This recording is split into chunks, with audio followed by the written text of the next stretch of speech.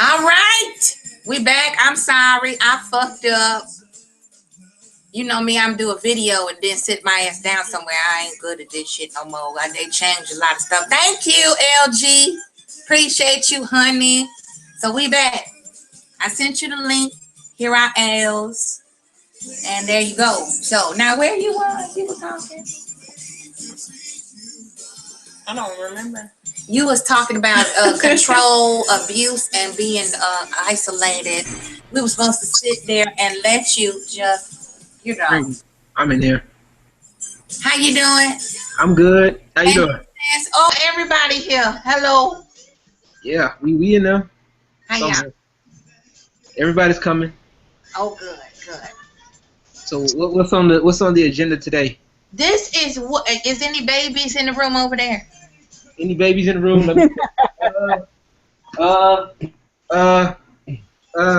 No. Good. Okay, this What the Fuck Wednesday. Yeah. Yeah, I see. Yeah, I see the title. And you have a wife. Now I want you to tell me what the fuck is wrong with these dudes that embrace and respect these hookers. Tell me, please. Oh, I don't know. I mean, I don't take them seriously. Me personally, I don't get it.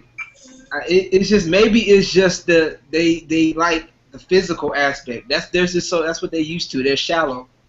You know what I'm saying? You know, I mean, ain't nothing wrong. I mean, they might look, they ain't gonna front, they might got the body, they might have all of that, but that doesn't last long. You know what I mean? You know, True. That's just me. I'm sorry. I have a question. Let me formally introduce my eldest she-cub. This is Ashley, the youngest, well, the second to youngest member of the Wolfpack clan. Do you understand? Yes, ma'am. Yes, ma'am. My original shotgun shotty. The new G to the old. Yeah, That makes sense. Yes, ma'am. Yes, ma'am. That makes sense. That makes perfect sense. All right. So now, when you go to pick your wife, when you chose who you wanted, was you looking for thought-isms? No, not. I'm gonna put it like this. No, not at the main. Like, no, like she going around doing all the things to everybody. Nah. If anything, it's gonna be for. If she gonna be doing any of that, it's gonna be strictly for me. You feel me? It's not something. You know, we've glorified. I think we've glorified stuff that's supposed to be behind closed doors. That's what I think. We've glorified things that's supposed to be done, you know, behind closed doors, stuff that nobody really supposed to know about. You know what I'm saying? Stuff that, you know, I ain't gonna sit up here and lie. No, ain't no dude gonna sit up here and want no boring chick, especially if you talk about spending the rest of his life with her. You know what I'm saying? So, but there's got to be a balance, and then that's a problem that a lot of people ain't doing. They favor the thought, and they want a thought. Now say it again. It has to be a what? A balance. Oh, one more time. A balance. That's what it's got to be. Church is in session. Keep preaching. Well. It has to be a balance. It has to be, you know, like the song say, you got your lady in the streets and the freaking sheets. That's what a lot of guys want. They want, you know, they want something that, you know, at behind closed doors that something that's exclusive to them. You know what I'm saying? There's no way that some guys gonna want what everybody's got. Now, do you think it's appropriate to have the patience of a rock with a thought or a hood booger or a basic bitchery type of woman? Now, I'm just being real. You know how I do. I get gritty with it. So I'm sorry about your beautiful Christian ears. But you know I got a feeling. I understand. Look, I understand perfectly fine. You ain't gotta cut. I love you, but I need to get that spirit off of me. Look, it's out there now. You shoot. I got a question. Go ahead and speak on it. I'm trying to be respectful and nice and shit. You won't let me talk. I'm sorry, y'all. She get it from her mom. You she don't mean no harm. But you won't let me ask the question. Okay, the legacy want to speak. Okay. Yes, ma'am. Yes, ma'am. Go ahead.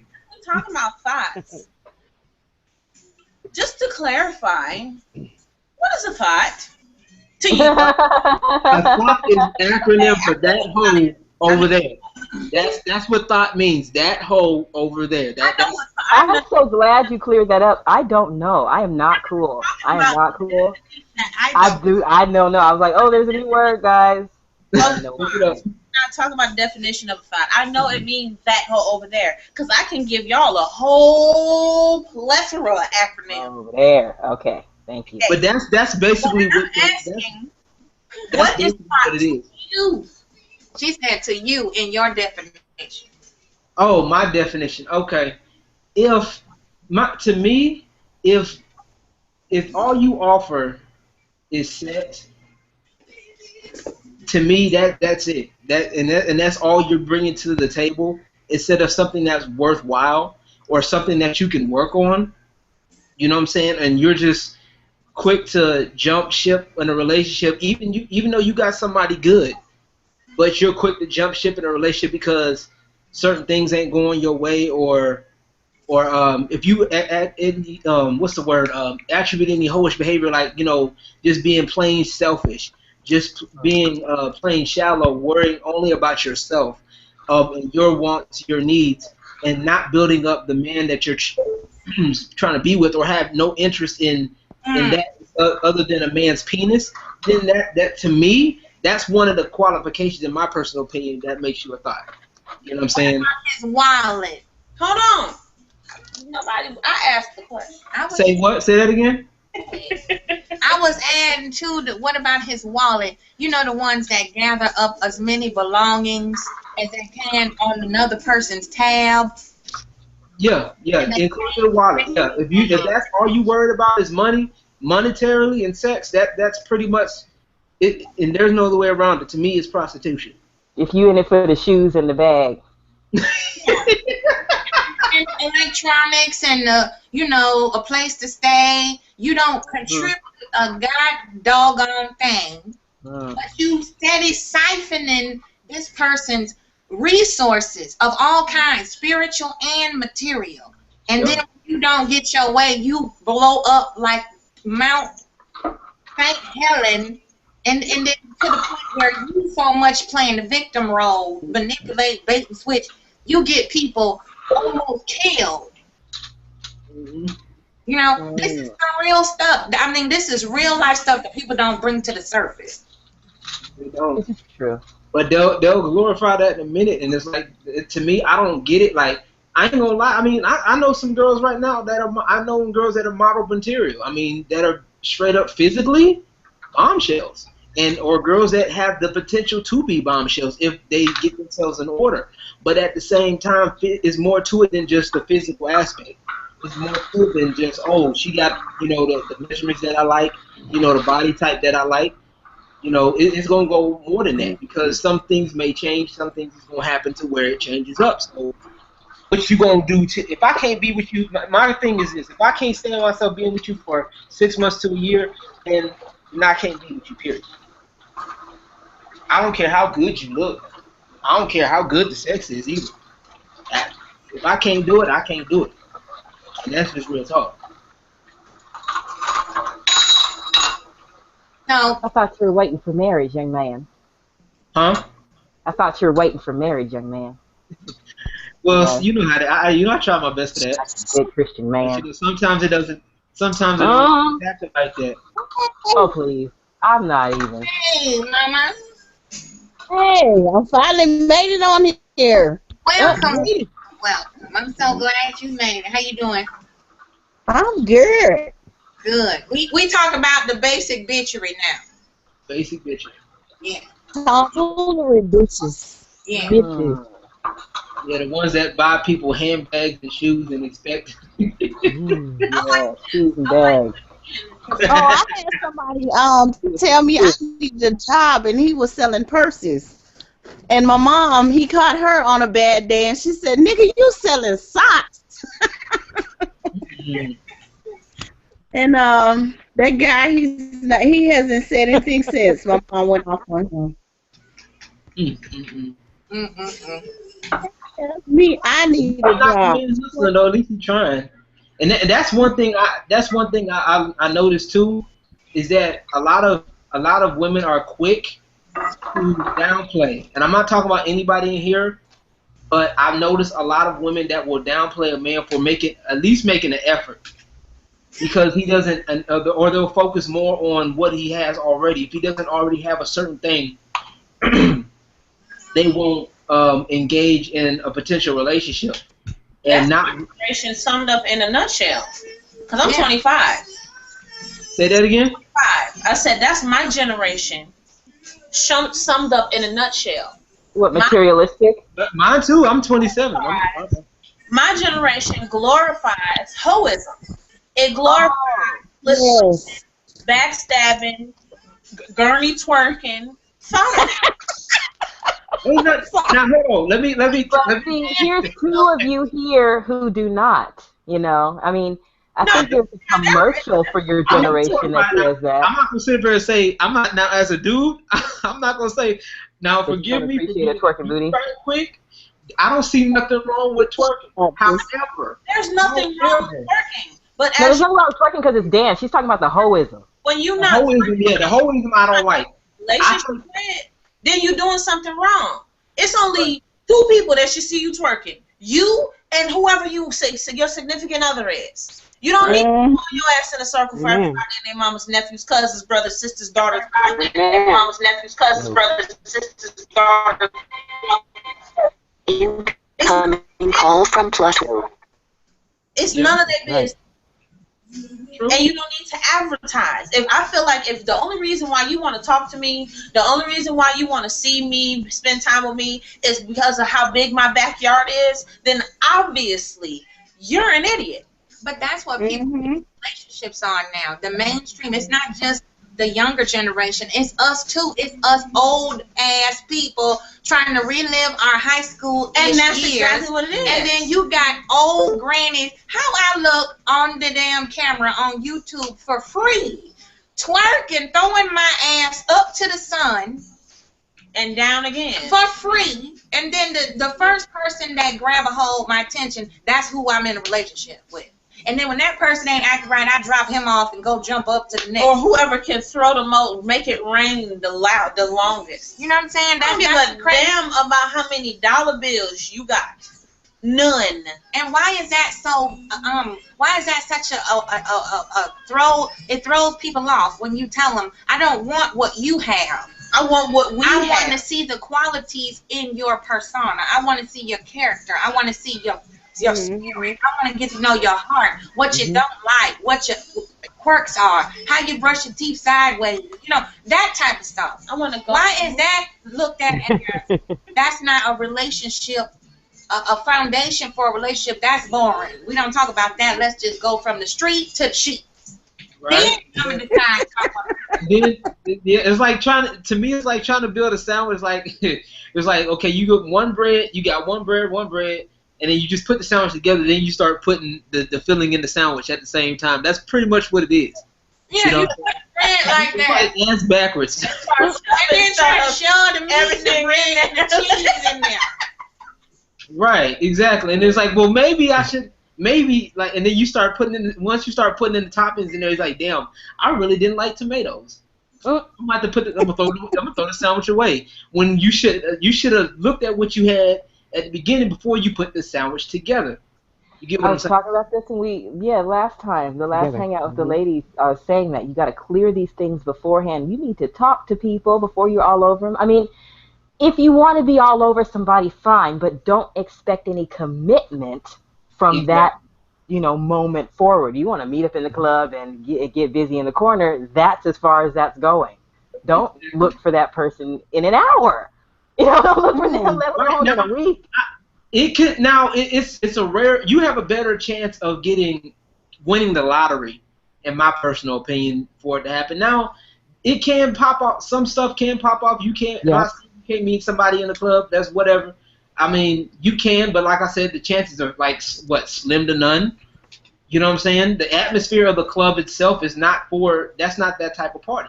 You know what I'm saying? For going with your friends and you know, putting on your cute clothes and being stupid and having some drinks and just, yeah, it's for letting loose and unwinding, I would say. But, you know, for some people, it's a desperate booty hunt. I mean, just like YouTube, unfortunately. For some people, for you, it's a way to network and grow and be a DJ and share music and share, you know, your lifestyle and your philosophy and da-da-da-da. For other people, it's a desperate booty hunt. It's a desperate booty hunt every day, everywhere they go. Or trolling, or, you know, halfway or sideways talk. Yeah. As we've seen within the past couple of days, the past few weeks. Much bullshit. You know, you know how that goes. Yeah, it's been epic. And then we've had to, I know you saw the video that I posted up in the group. The one where... Yeah. I see all the news. I'm reading all the papers, you know, and I have. I'm telling, it's so funny because when I saw this link, I was like, oh my god, what's fuck Wednesdays? We already have fucked up Fridays. I have so much shit. I really do not need to be encouraged to be talking none of this shit because these people are acting the ever-loving fuck up.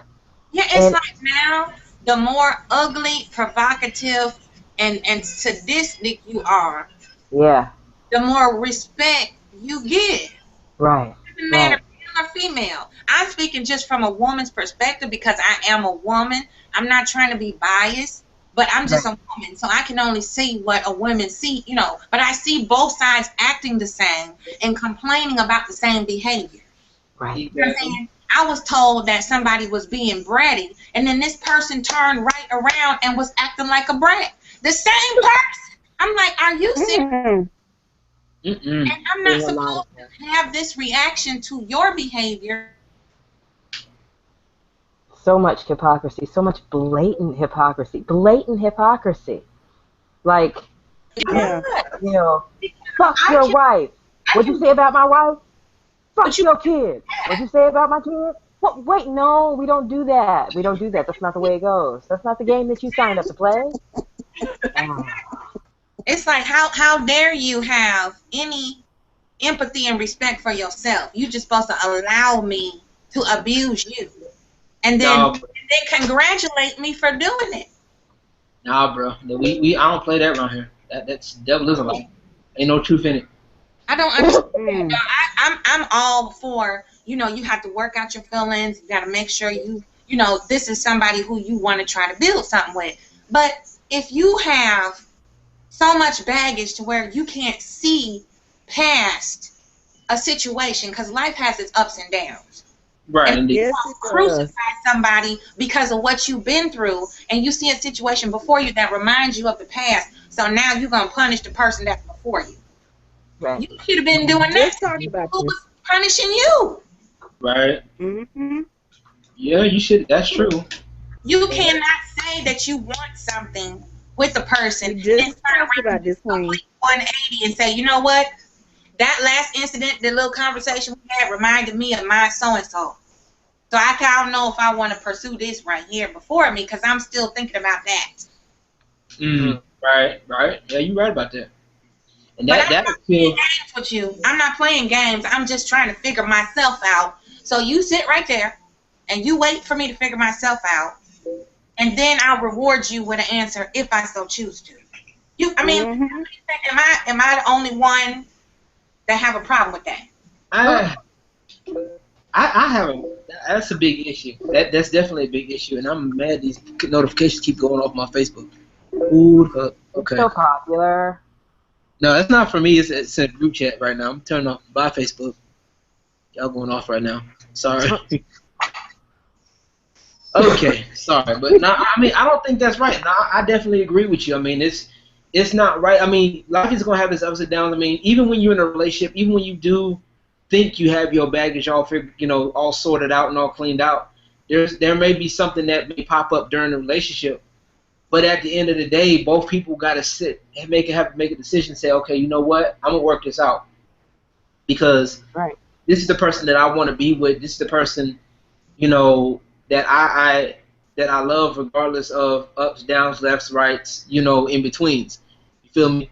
So to me, I think what a lot of things are, a lot of people are running at the first sign of trouble. You know what I'm saying? Bingo. A lot of people are running things that may be red flags, but they can be fixed. You know what I'm saying? Things that could be that can be fixed, and sometimes all somebody needs is a person to be there. You know, just being there for that person can mean a whole lot, especially from a guy's perspective. You know, a lot of, especially, you know, we're still looked at as, you know, we can't cry, we can't, you know, really express our feelings the way we really, really want to without us being labeled as, you know, gay or sweet or X, Y, and Z. Or weak, or a simp, or whatever the terminology, rhetoric is. That's where I'm pissed off. Exactly. And it's kind of our share of damage. We all have our crosses that we have to bear and have to deal with and do the work on. You feel me? We all have to drag that baggage until we decide, you know what, I don't have to carry this with me. This is not mine to carry. We have a choice to either deal with it, do the work, and release it, or we have the choice to hold on to it forever and punish everybody who is willing to help you lighten your load. Indeed. Yeah. That's right. And I mean, and if you have somebody there that's willing to do that, I mean, that, sheesh, you should be, and I'm talking, this goes both ways. Like, if you have somebody that's there to help lighten your load in life, that's a blessing, especially nowadays. That is somebody you should not take for granted. If that's just something that should be always on the top of your head, like, dang, this person there, I done cussed them out last night over some bullshit that I did, you know, over some stuff that had happened in my past, and they still here. Man, look, let me, what do I gotta do? Let me come out of my pocket for something, you know what I'm saying? Or something to show your appreciation, you know what I'm saying? Or at least keep that in your head and stick around, because not a lot of people have that patience, especially not anymore. And it's not taught. Like my fiance's mom, my soon-to-be mother-in-law, was telling me about some money stuff. Like, she was talking to me about finances and stuff like that. And she was telling me how, you know, finances are important and, you know, all that good stuff. And, you know, and I respect that and I understand it. You know, I understand that finances are important. But I still believe that there are things that money cannot buy. Money cannot buy peace, happiness, you know, support, love, genuine support, all of that stuff. And money can't fix, you know, a lot of issues that you may have with you. It can't, you know, it can't. I put it like this: money can't get rid of your baggage. It'll just buy you a bigger suitcase. Hello. That's what I'm talking about. You know what I'm saying? I'm putting that on Facebook. That was good. I'll put that on Facebook. Yeah, that was good. Oh my goodness. We was talking in Wonderful Wednesdays. And that's what I came up with. Money just buy you a bigger suitcase for your emotional baggage. Hello. That's it. Look, if you put that up there before, it don't matter how big your house is, how bougie of a neighborhood you live in, how proper your neighbors are, how many Harvard and Green Ivy degrees you got. If you're not doing the work, you will wind up by yourself, with yourself, in that hell you built right here. Like that child that went off over by the school over here down at Berkeley that ran off, you know, little gay child. They went up shooting up a sorority talking about women won't give him sex and so he's going to kill people. It's the child that was born with everything that anybody could want or need. But he had to take himself out of here and a whole bunch of other people because he didn't want to deal with his shit. Yep, and it's sad, really. I mean, it's going to take. People going to have to understand, like, money is cool and all that stuff. Money doesn't define a relationship. Nobody have. A lot of people want. A lot of people just look at relationships as like social statuses. Like, they want to be the upper crust of the social ladder. I've noticed a lot of women will get in a relationship with a guy with higher status, and they just because of the status that comes with it. Be looked at as, oh, you're so and so's girl, or oh, you're so and so's, you know, you're so and so's this, that, and the third.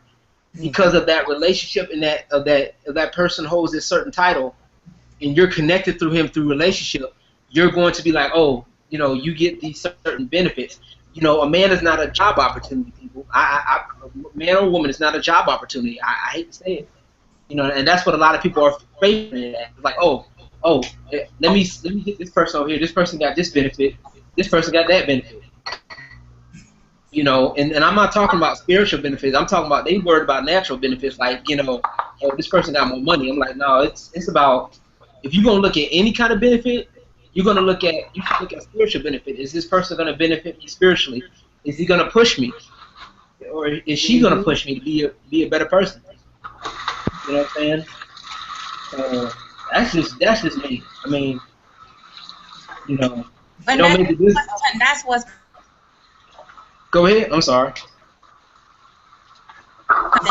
Connect people who have the same struggle, who have experienced the same thing. You ready to, give it an investment of having that quality of empathy and understanding. Right. Where you're not going in with a judgment. You're not going in with a preconceived notion of, what this person got from the flow of, they got so many issues, I can't deal. Right? I got my own plate or whatever. You going.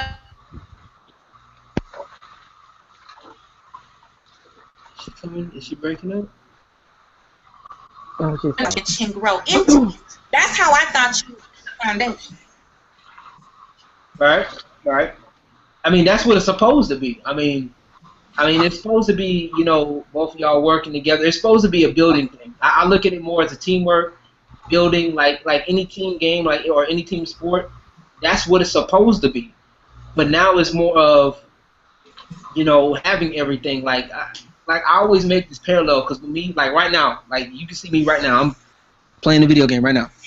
But I've always like, if you play a game with all the cheat codes that give you everything you ever want, it's gonna be fun for a while. You know what I'm saying? It's gonna be cool. The game's gonna be easy to play because you got everything. But after a while, the game gets boring because you have everything. Yep, no challenge. There is no challenge at all. There is nothing. You've already got unlimited ammo. You can just shoot everybody and don't have to worry about, only thing you have to worry about is reloading. That's the thing with life. Life is similar the same way, because you can't sit there and be with everybody that has everything, and you haven't worked with that person.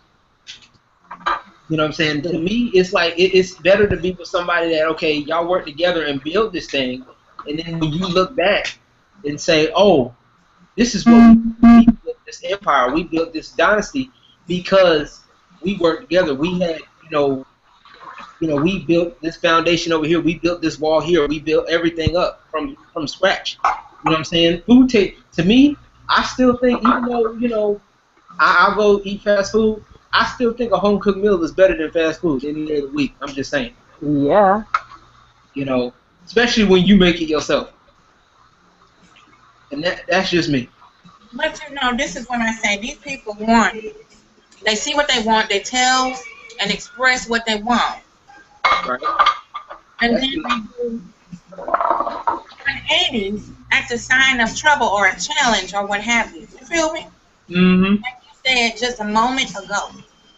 Now, why would you line up and outline everything you want, and then when it's presented to you,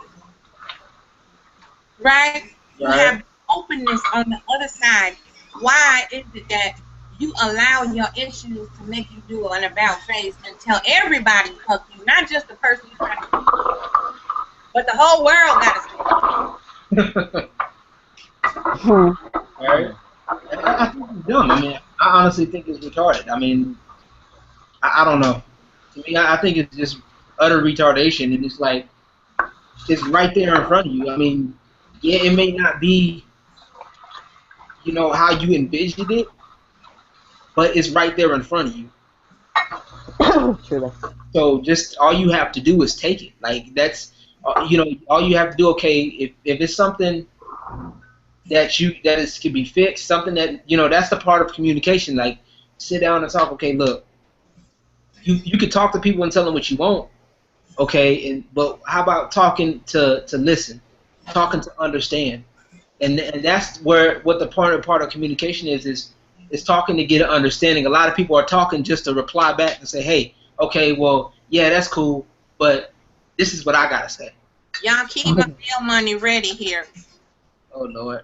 Keep the bail money ready here. Cause I'm Girl. Okay. Tonight. You in Chicago, don't they have that bullshit? Don't have me flying out like Ashy Face trying to show him up. Because I could. It's a medium. It's not that big. See? Okay. Well, okay. Well, I will, you know, this is a red. I'll take it easy. I'll take it easy so I can still make the phone call. Honey, we got to get Angie. Honey, shh. We got to get Angie. I might fire up that peace pipe back there. We should. Hey, we have to get her. It's gonna be fine. It's gonna be fine. No, we don't all need to be in the same room. I tell you, it'll be problems. Problems for some Miss people. Saucy is awful quiet now. I know you got a lot on your mind. I hear you, girl. I'm listening. I'm listening and watching. Here. Look me, like I said, I'm over here. I'm over here. We got some what the fucks we've been sharing for a little while now. You need to come. Oh, I got a what the fuck, and I think Miss Jenny knows what. I think Miss Jeannie knows where I'm about to go with this one. Oh yeah, lay it on me, baby. What is up with these people in this particular sector of YouTube? What is called Black YouTube? What is up with these people in the sector?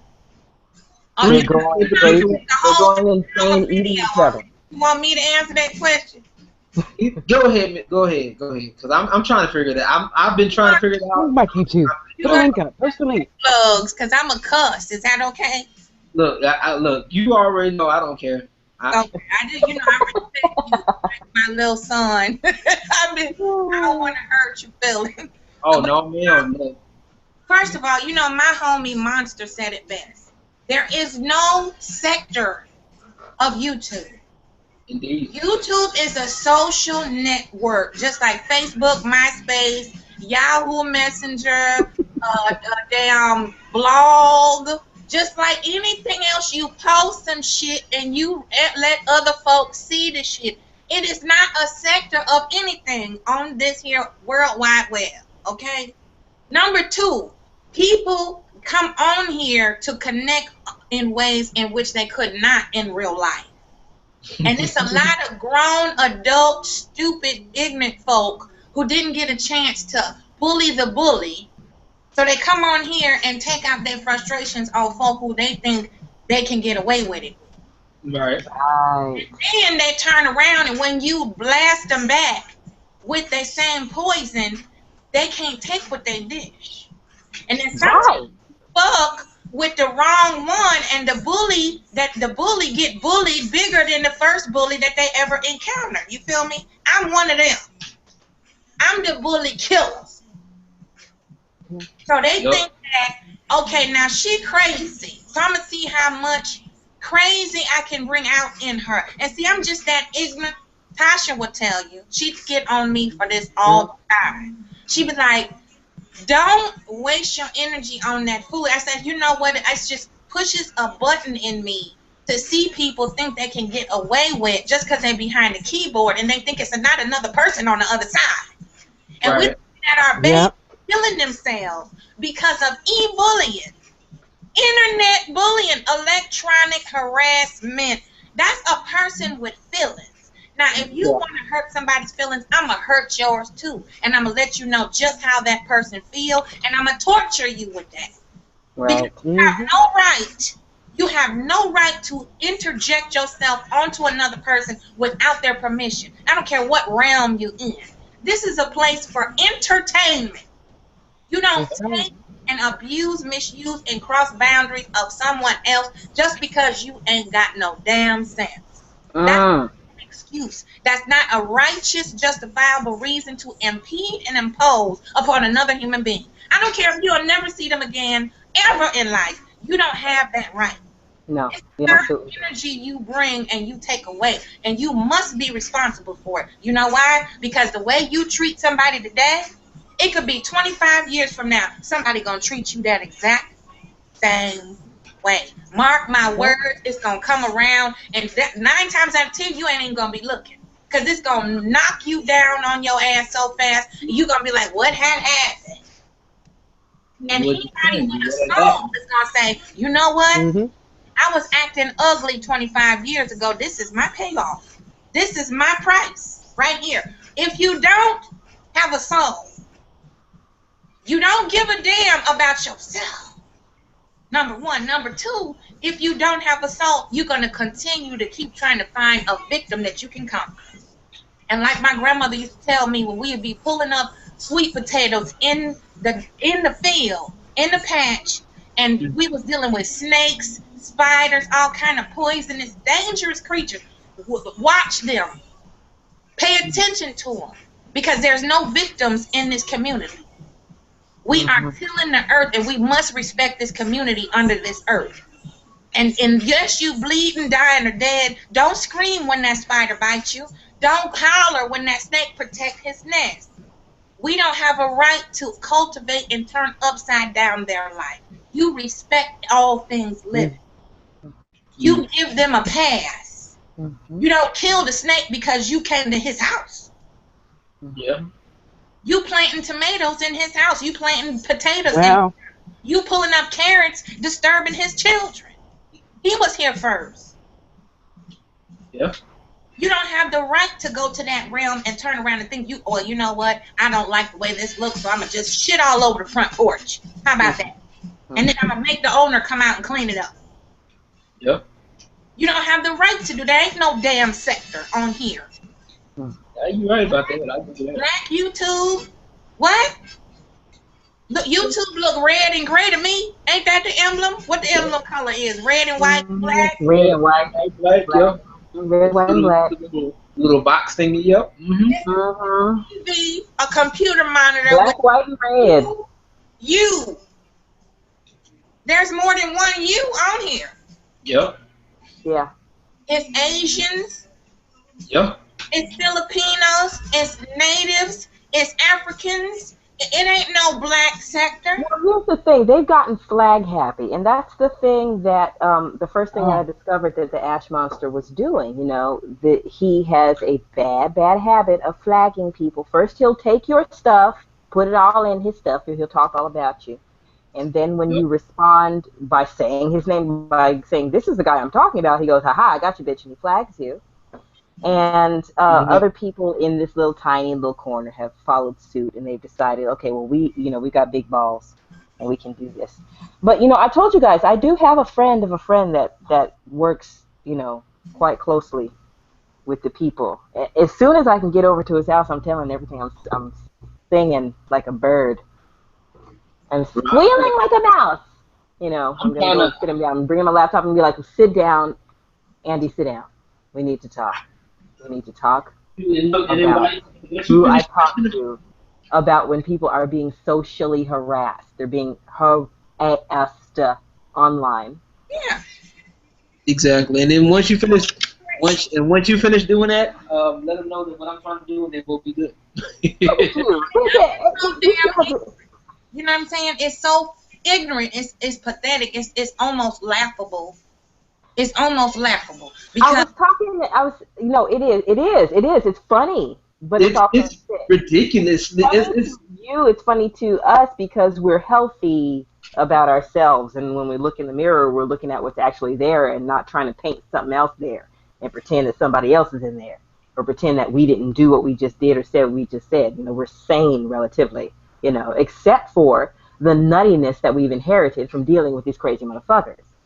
But for them, it's they're power tripping, and this really means a lot. Like for you, this is like an outlet. LG, an outlet for creativity. Angie, an outlet for your social, compassionate community, motherhood, sharing your spoken word thing. Tasha, I see your jewelry, Tasha. I be seeing. I pay attention. I read all the papers, and I look at these. I'm like, oh God, I gotta get one of these pieces. Like Tasha is spreading her love in her way. Everybody's spreading their love for other people. This is not, they're not healthy. I think this is what you were talking about. You're talking about the thoughtism and dysfunction. Dysfunctional people can't cultivate healthy situations, and there are a lot of them, and it's clogging up the works, Mm-hmm. for people who are functioning well. And so this is just, what we have to discuss. Like, acknowledging it helps, because then it's like, look, we get to say, okay, let's call this for what it is. Let's call it for what it is. Let's give it a name if we can. Right.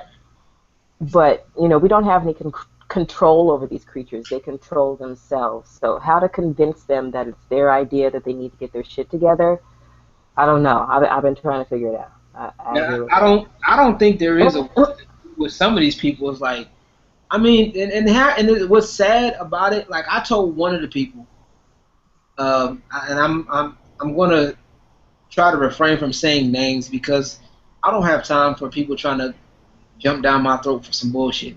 Let's just call a spade here, people. But Jeannie, you know which one I was talking to. Matter of fact, the one that we had worked with to get rid of Sirloin, or to talk about with Sirloin, and it's like he was talking about that he wanted to get out of this sector, but it's like at the beginning of this year, and I'm like, okay, cool, and I told him, I said, look, this is what you got, I was gonna let him know, hey, look, if you really want to get out of the sector, this is what you got to do. You want to just cut the crap. If you and your team gonna want to get out the sector, then you tell your team we getting out the sector. Let's do this. We gonna stop this. Stop all the. If I'm gonna do my skits, I'm gonna do my skits. That's it. You know what I'm saying? Just leave it at that. Don't do nothing extra. That's it. That's all you got to do. Mm-hmm. And it's like he's so stuck in back and forth, and going back and forth with these people. It's like I've gotten to a point where I'm like, you know what, forget it. If that's what y'all want to do, stay there. I'm not. No, that's what you want to do. You're that stuck, and yeah, you're getting views. Yeah, people are liking your stuff, but at the end of the day, you're getting views based off of BS. And then, you sit up here. Matter of fact, he fell for that trap. I saw that video where he fell for the trap. Oh, fell in a hole. A deep one. That's the other thing too, man. That's the other thing too. Keep having fun fucking with people. Keep having fun while somebody's digging a hole for you to fall in while you're not paying attention, riding around on your high horse, waving. And that's how Jeannie did it with the first round. You would think back, what was it, Jeannie, about almost 2 years ago now? Yeah. When you lured it into JT's group, and we came around back way and made him go off on his own, finally. And these was a thing that killed me, too. These some hard-headed motherfuckers. Woo! So fucking convinced that how they act, this demonic spirit that they carry is normal, is healthy. They really see that as healthy behavior, that it shouldn't be mocked, it shouldn't be brought to the surface and exposed. What you mean? I should be able to say and do and act inappropriately at any time I want towards whomever, and then not get corrected. I get to choose the behavior and the consequence that I have too. That's crazy. Wow, that's crazy. This is why I said, they need each other, because they support each other's dysfunction. Outside of each other's little sick circles, this stuff does not get a pass. That these people do not get to walk around, around their social circles, church, the kids' school, the ex-wife, the current, whoever. You don't get to just walk around telling everybody that you're going to rape them in the ass.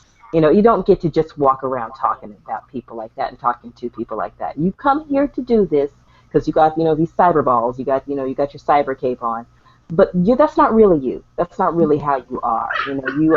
You're pretending this. You're practicing this. You like to be this. You wish you were, Captain Long Dong. You just walk in the room and everybody goes, "Oh my God, it's so and so's penis."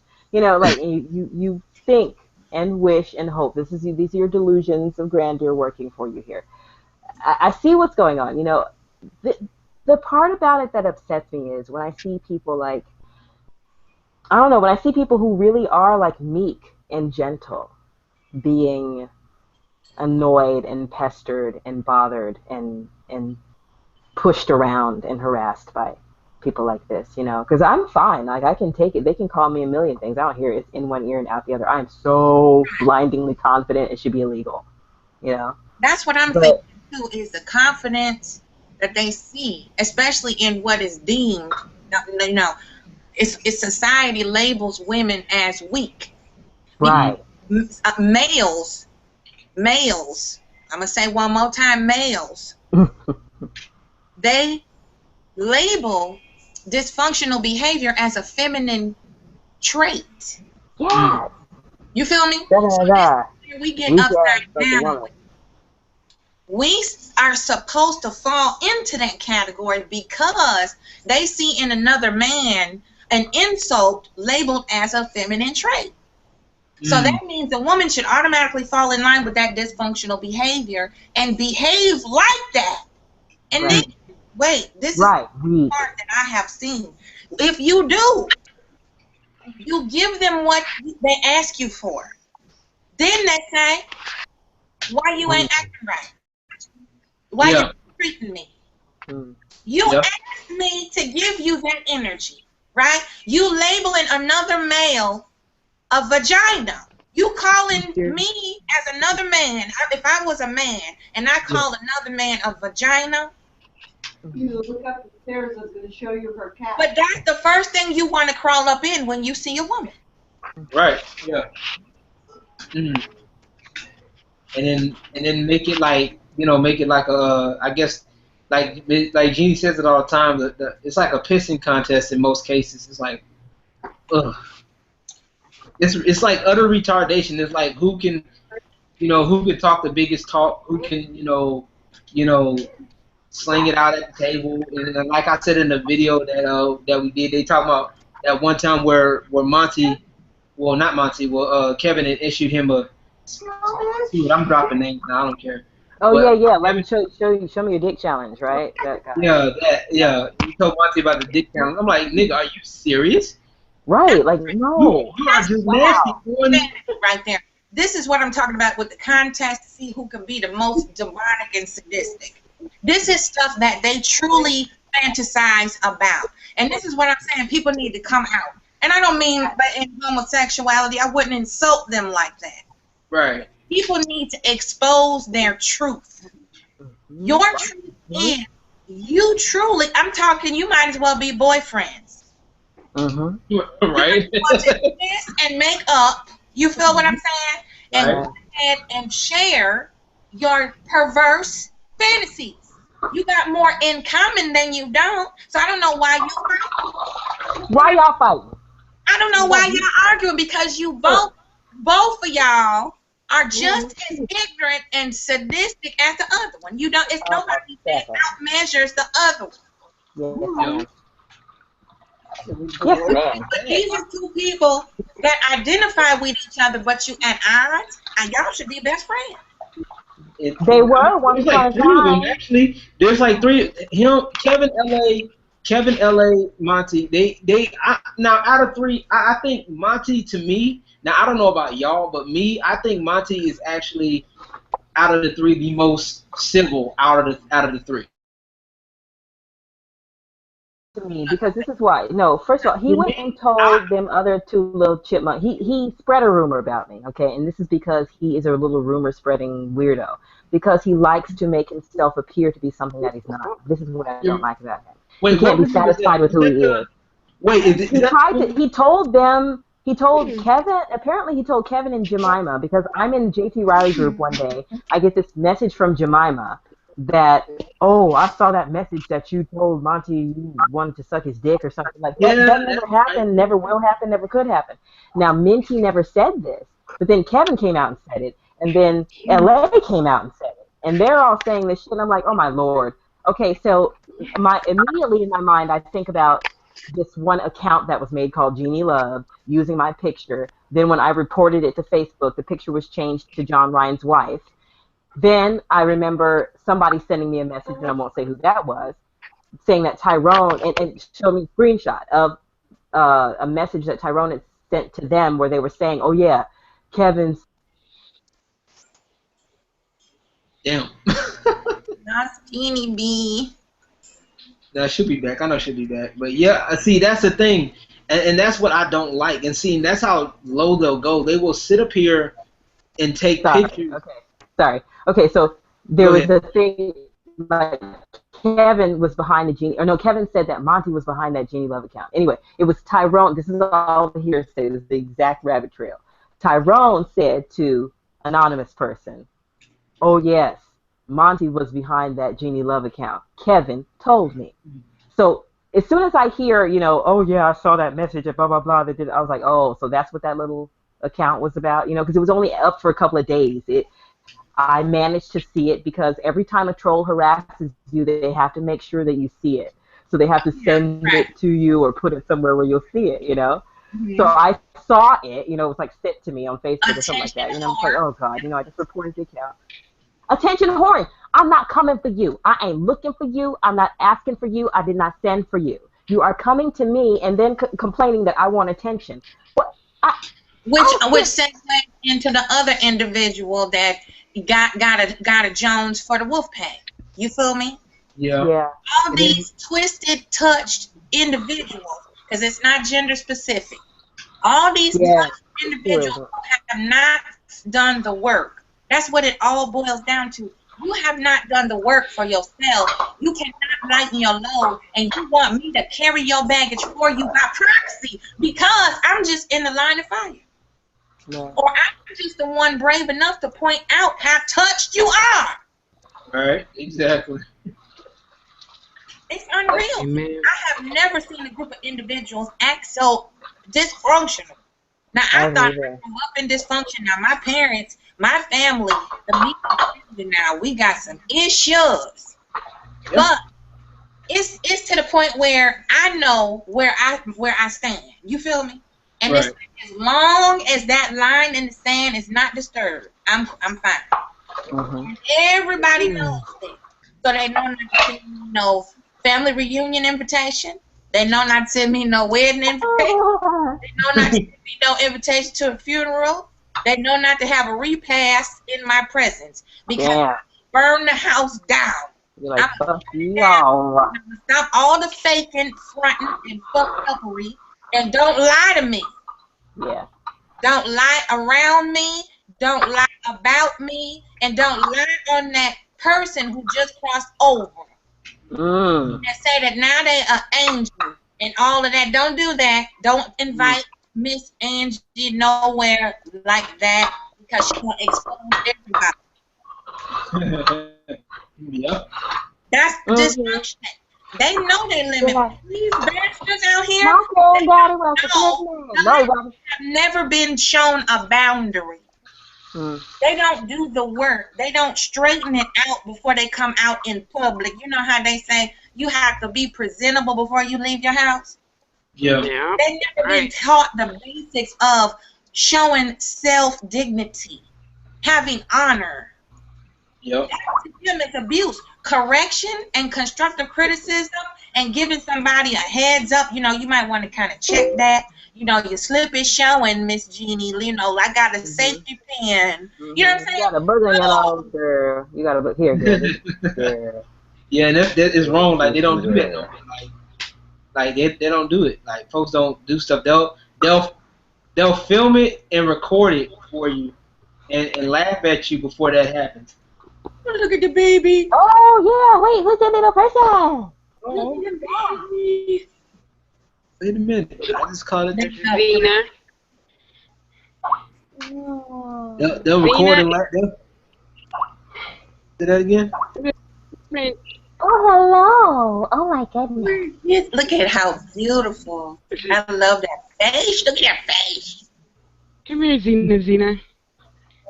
Come here. Say hello. My name is Zena. I walk on 3 legs. It's a boxer?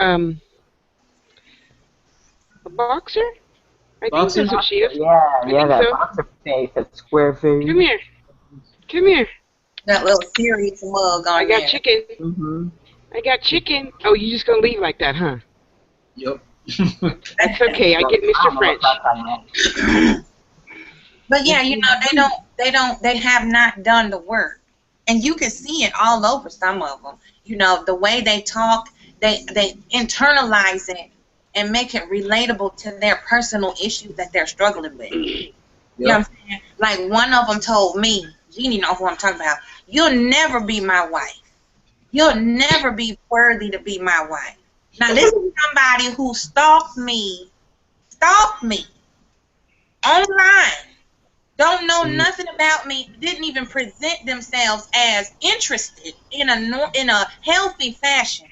Just automatically chalked it up to a loss and decided he would harass and stalk me because he knew that there was not a chance on this realm that he would ever sniff the dog shit on my lawn. So now he mad No, at you. truly mad at you because you're not an option for them. I was thinking about this earlier today because I was thinking about how I was watching the Holcomb shit and they were talking about how we go in on Sisters too, blah blah blah, and I was just like, I've never watched this show, maybe I should check it out, blah blah blah, just checking everybody out.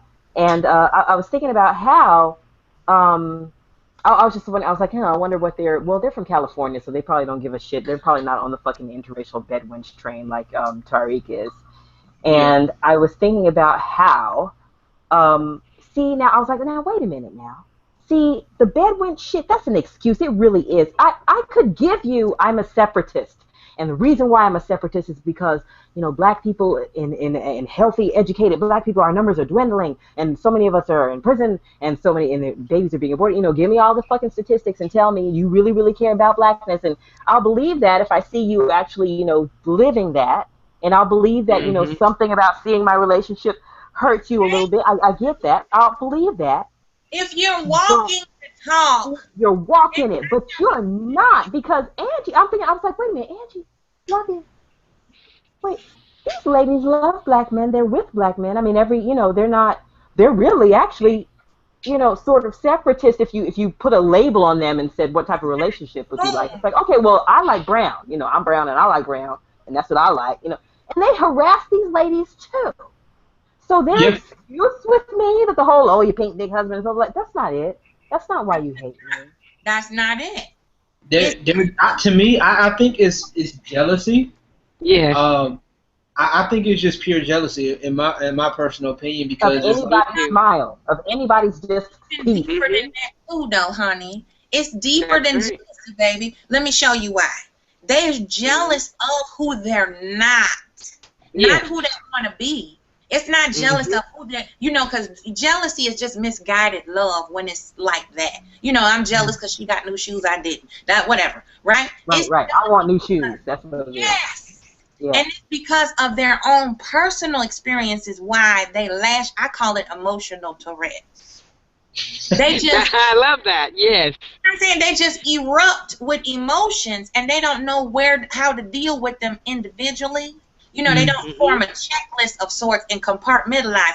Okay, I'm in a poor marriage, or I have a poor job. I don't like where I'm at in my life right here. They don't have the tools to vocalize it and productively cultivate it into action. You feel what I'm saying? So they just erupt. It's like a pimple. If you eat too much sugar, your skin gonna just blow up. You know what I'm saying? You just go itchy and all that. They just erupt into this fit of rage, anger, pain, all this together, bundled in one ball, and then they expect you to just have a catcher's mitt on. Okay, I got it. Okay, let me take that from you too. Okay. Right.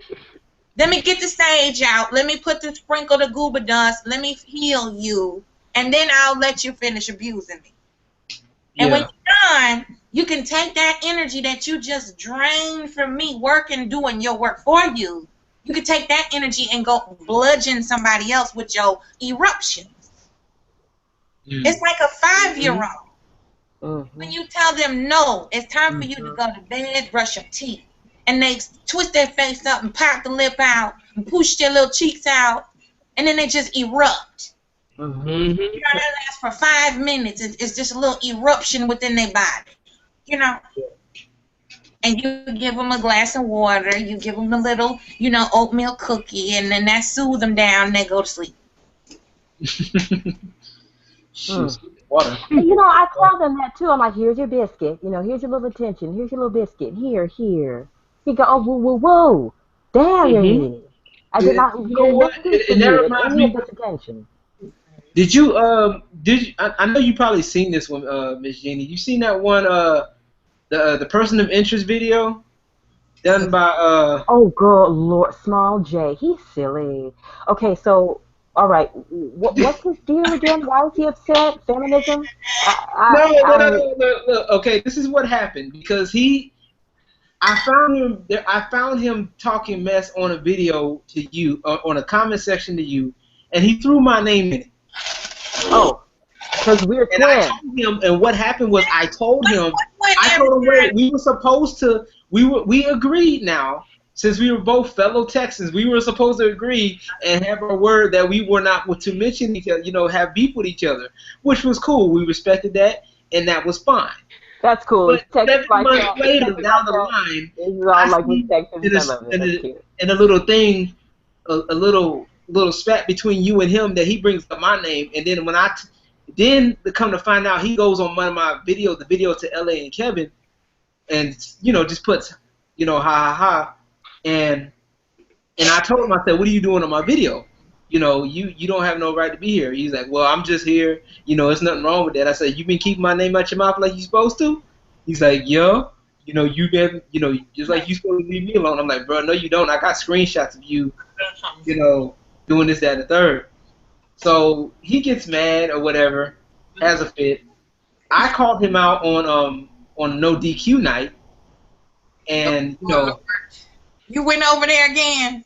yeah, I go over there. Look, I go. The reason why I go over there, Vic, and that's fine, but I wouldn't go over there, child. I go over there because they're a part of the Dynasty Network, so I check on them. No, that's cool. That's cool. I mean, look, LG is impartial. Anybody who want to join the network is fine. He's like, look, I'm gonna have to order a halo for this child because he can talk the pitchfork off the devil's tail. Do you understand me? There's no way I can open it without cussing everybody on that dial. You hear me? seriously, like Yes, y'all ma'am. acting stupid, and let me tell you, So- let me count the ways. So I told him. I told him. So we kind of got into a little spat, right? And so I guess he had got mad, and then he made that video called "Person of Interest," and he tried to use code words: person A, person B, person C, and person D. Funny thing about that video is he got so caught up in the person, the whole person A, he got so messed up. So where he had to backtrack. He had to backtrack and repeat some mistakes.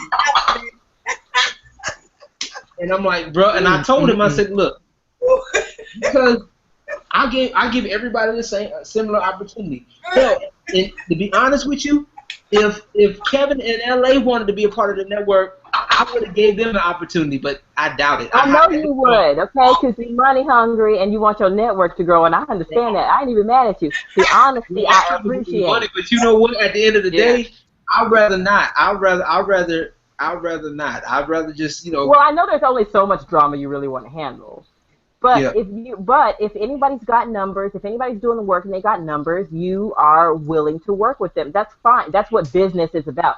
Business Right. is about the numbers. It's about growing whatever your platform is. It is not about giving a shit about the personalities or the morality of the people around you. That's not your business. They let them deal with that on their own. Your thing is the business. I got you on that. I kind of, you know what? That I actually mix that in with my business because to me, I think if your morality is up there, then your business is gonna more often than not is gonna be up there. That's just the way. But there's certain patrons that you got to refuse, baby. I'm sorry. It's just certain. Thank you. That's what I'm saying. But I'm not I encourage refusing that. I because- appreciate that. But if you're working with TRS, honey, then you got to because it's not that they're. I'm sorry. No service. I'm about to, I'm really just like, No common sense, no service. Right. Ooh. Lord, don't remind me. You just cannot absorb, baby. That's just. Mhm. You'll It's learn that when you get a little older. When your patience run out, you be like, honey. Oh, you my gotta get the goodness. hell I out. know. I forgot. That's right. We old hags. he's a young, spry gentleman, so he can Yeah, take I'm some trying bullshit that we can't take. Catch you in 10 years, okay? Or some of that bullshit. I'm kind of feeling the same way. Like when I see some of this stuff like going on, I'm like, oh my god, are you kidding me? Again? It's like, Yeah. stupid. And it's like, you know what? I'm really just tempted to say something. It's like, oh god. Now let me just focus on. Let me like work on me right now. I gotta work on me. Let me. Right. Like never mind. But then when he made that video, like I said, then made that video, and I'm like, dude, you know, I think he's mad at the fact that, like I said, he's not included because I've worked with and I talked with Tyrone and I told him, you know, I'm able to talk with people. Like I said, just because I'm able to talk with people and, you know, I may not agree with everything, but I'm able to talk with people civilly and we can say, okay, this is where we disagree. Okay, fine. Go our separate ways instead of always sticking around and waiting for people like Big J wants to, you know, sit around and wait for people to be destroyed. Like, who sits there, waste their time and energy to watch somebody else be destroyed? Like, what kind of bullshit is that? Like, who sits up here and just, I'm here just to see TRS burn?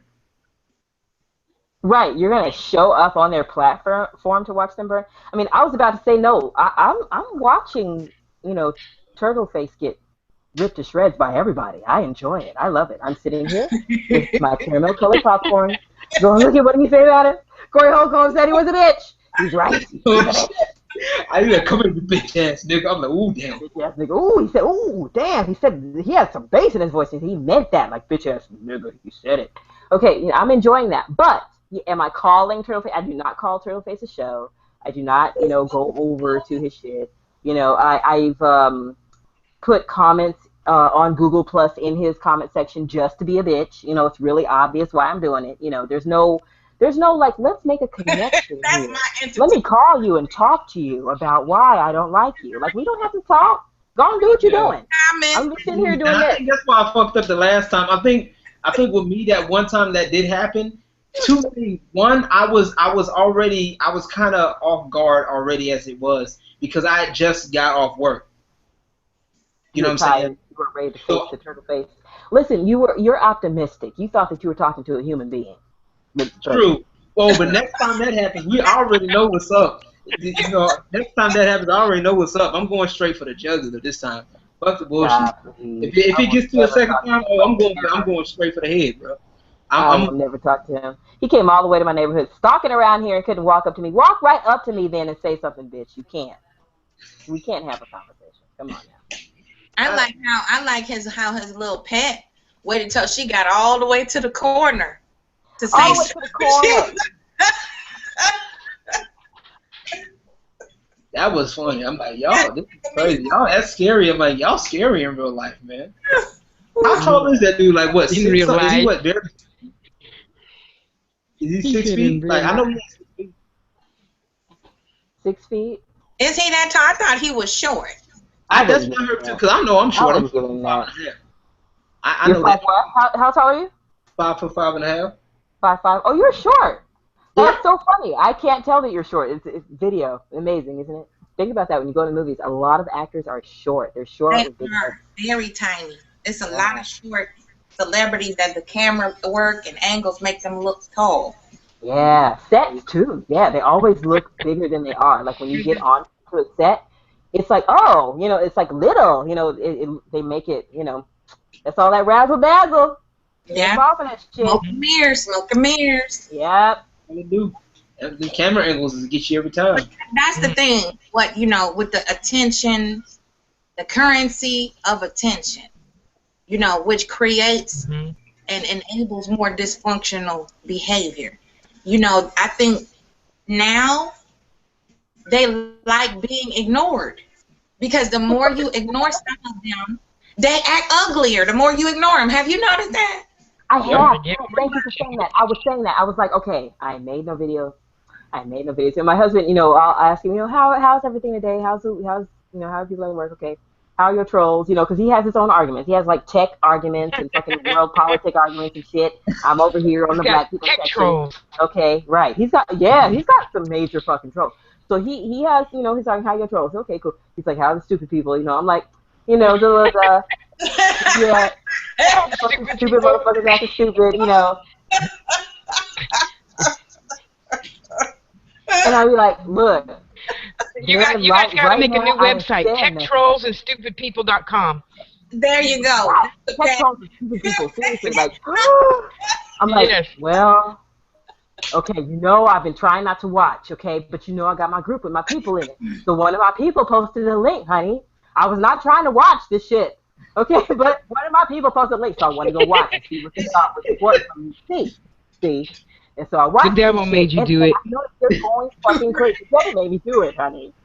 They're going nuts. Like, it's like, I haven't even said anything. Like, I feel like, you know, they remember Jeannie was the ringleader and telling everybody what to do, and I'm so terrible, and I'm so mean, I'm this bitch, and I'm horrible, and I'm making shit terrible. I'm breaking all their systems down. I'm here to ruin blackness for them.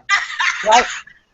I'm here to You know what? And this is what I said in the video. I said, in that response video I did to the other guy that Kevin had tried to pay to flag us down. Trying to pay somebody to flag I mentioned Kevin. I told Kevin, I said, look, no, Jeannie didn't send us, but if anything, you should be praising Miss Jeannie because the good Miss Jeannie then got you some attention.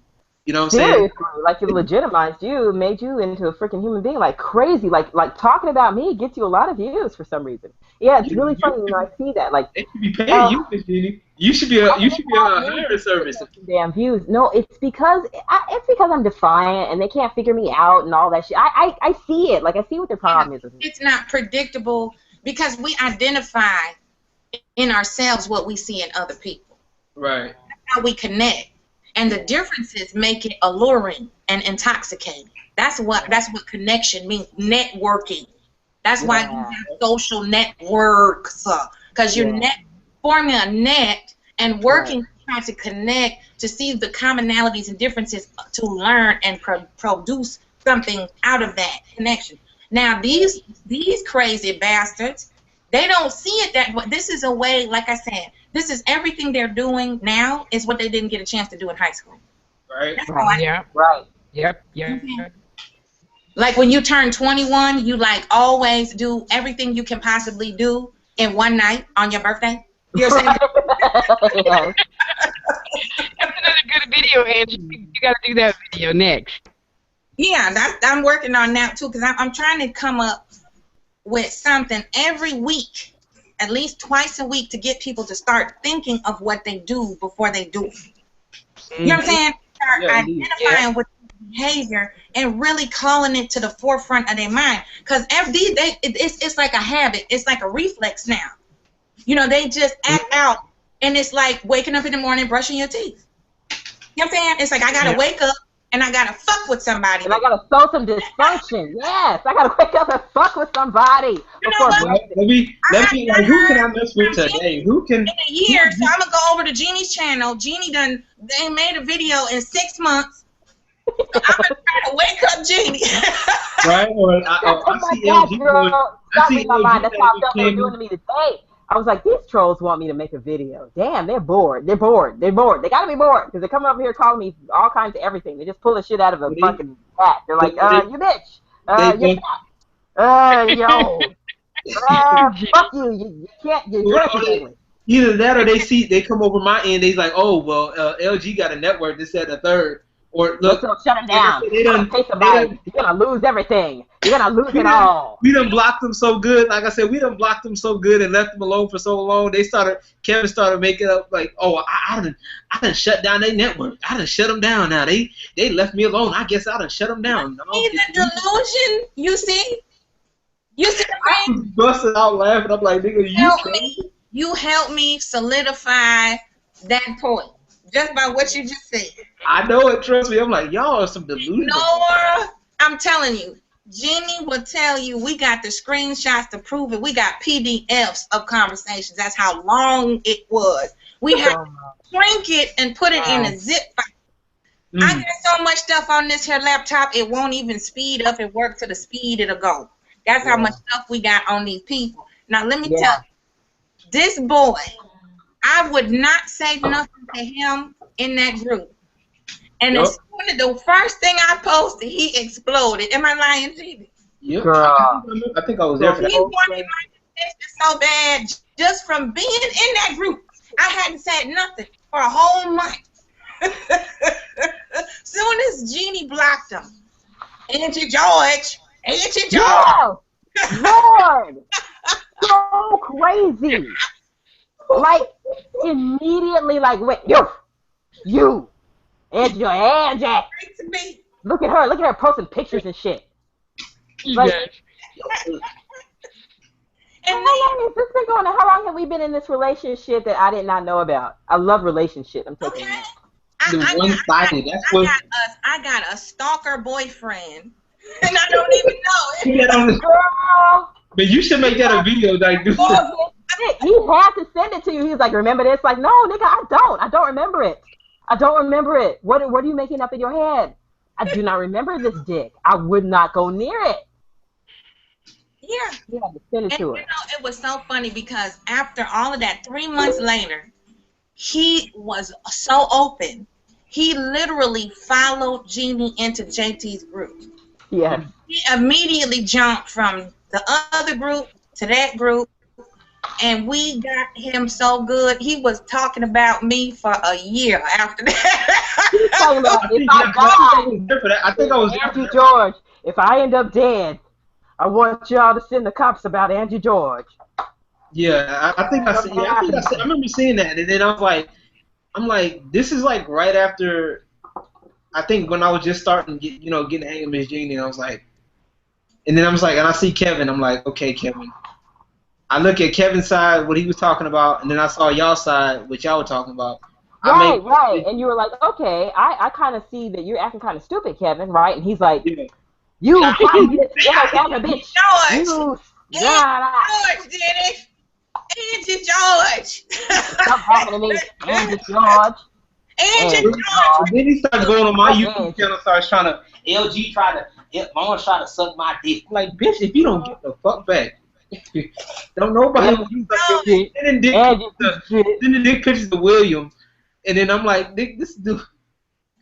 I'm like, nigga, why the fuck are you sending a picture of your penis to another nigga? The fuck? Please, man. Oh. Yeah, he's losing it. So, yes, in answer to your question, yes, see, you answer your own question. They're going crazy, LG. They are going crazy. That's what's happening. The little sector or whatever. It's dwindling, too. It's diminishing. It keeps shrinking. LG. Just I had turned him up a notch there when you came in the picture. Mm-hmm. He was mildly stalking, but we revved him up one notch. We got a hold of.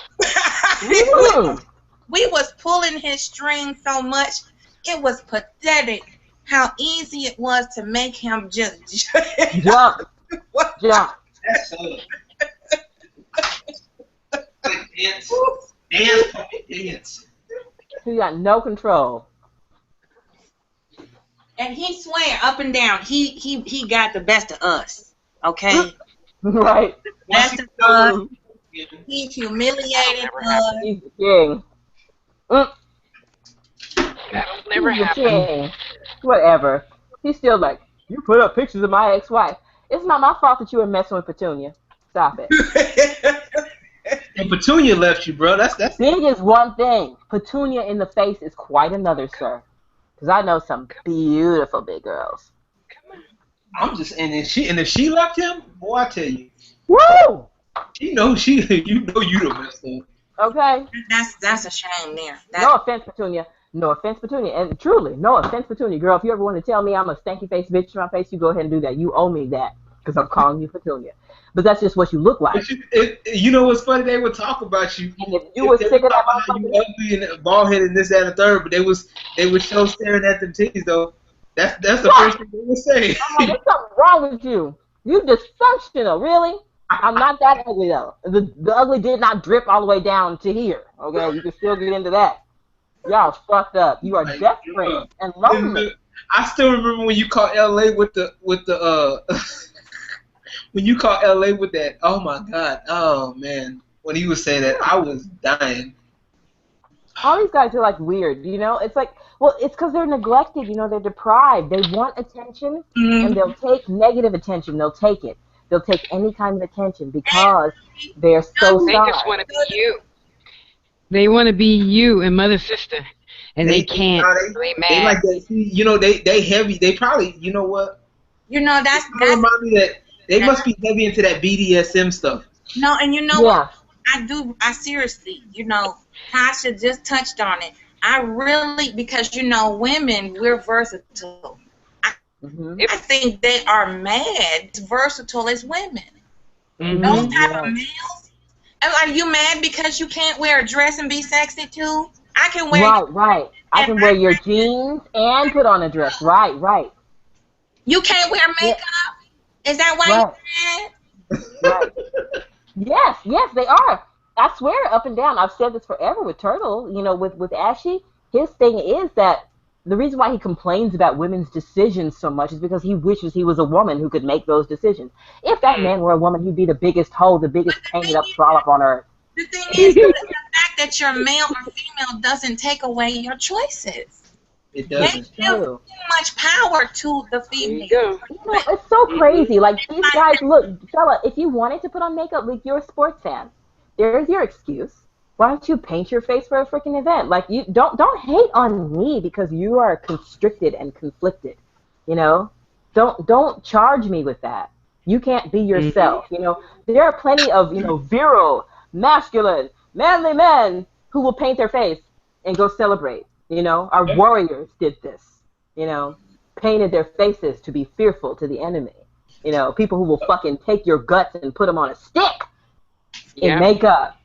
You know, like, don't charge me because you're so limited in your understanding of the place where you are. You know, you're so stuck right here in this, you know, and you feel like you got to, you know, fill this out. Like, in order to be black, I got to be this, and this. You got to have, you know, in order to be a man, I got to be this, and this. You got no courage. Right. Check the box. You got to have a certain haircut. You got to have a certain this, that, and the third. Right. My homeboy, like right now, my homeboy back there, Zach, just recently dyed his hair red. Oh, dude with the bright hair. You know I love that shit. You know I love a colorful fucking rainbow person. I was like, yeah. He dyed his hair red. Now I probably wouldn't do it. I probably wouldn't. No, you wouldn't. You couldn't carry that because that's not you. You don't want to carry that, you know? But I mean, now I probably might do like the tip, like the highlights, like make tips or something. Maybe I don't know. I might do a little something wild, but maybe stay tuned. You might just stay tuned. See, you're encouraged by your homeboy's bravery. Yeah, and see, we do that for each other. But the other thing too, this is why they hate bitches like us, is because we encourage other women to be themselves fearlessly, you know, and they want to be able to give us our confidence instead of us being able to generate it from within, you know. And they hate me for, and I know they've said something about me playing video games. I don't give a crap. I don't give two shits. Why isn't that? That's a multi-million-dollar industry. This is another what the fuck issue I have. What the fuck is up with these type of individuals? Because it's both do it. They don't want to see another person confident. They don't want to see another person self-assured, where you wake up in the morning and you are pleased with who you are right then. You wake up and you're happy to be in your skin. You're happy to be in the place, the space, the moment.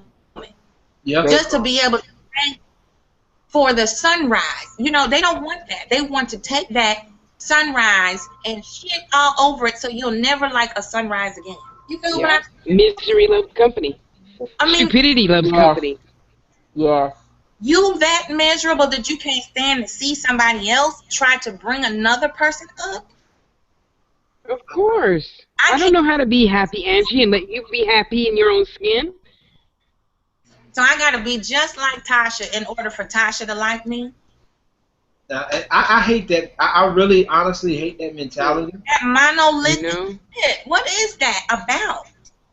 I don't get it too. I really don't get it, and I don't like it because it's like that troll Alquan with his skipping self. You know what I'm saying? Oh, well, you say you're Native American. You're Native American, but you look black. You dummy. Have you seen? You idiot. Native American. First of all, this is the earth, okay? This is the earth, okay? All of the people are on it. All of the people you know are on the earth. You fucking idiot. You know, all the terrain across the earth, it varies, it changes, but it's one breathing earth. Yes, there are black Native Americans. What is wrong with you? Where's the line? Where's the line with you? You think that the lines on the map are actually there? we put them there in order to make ourselves comfortable so that we are able to navigate. But the earth knows itself. It doesn't need those fucking lines. Are you kidding me? Yeah. You're not. You are just learning this. You are just learning about your skin and the skin that you're in. This everything that you wear, all the traits and the characteristics on your body existed before you. You are just learning about this. You cannot walk up to this woman and tell her who she is. Who the fuck are you? Jeannie, Alquan knows who is black, who is not. Alquan knows who deserve to be black, who don't. Alquan is a desperate, lonely bitch of a man. Wait a minute. He can even tell you what you ain't. Oh, Lord. Come on now. He is the originator of blackness, honey. Lord. Come on. How ridiculous I hope that that's sounds. sarcasm. And he ain't my daddy. Is he? He ain't my daddy. No. He ain't. I hope that's sarcasm, Miss Angie. Oh, yeah, honey. You know me better than that. No, but this is what they tell us. You know, this is why I made, my little black lady. Hey, black lady, here are the rules for you. You know, this is what you want to actually tell me. You're sitting here acting like, and yes, for ladies too, who permit and cultivate, these types of dudes, who feel like you're supposed to come along and give me all of my qualifications and everything that I'm supposed to do and everything that I'm supposed to respect and everything I'm supposed to admire, everything I'm supposed to be, everything I'm supposed to cultivate, everything I'm supposed to appreciate, everything I'm supposed to look like, wear, sound like. I'm supposed to get this printout from you? Who the fuck are you, though? And that's a double standard right there. They can tell us how a lady should act. Ladyhood, Wolfpack, y'all out there. Yeah.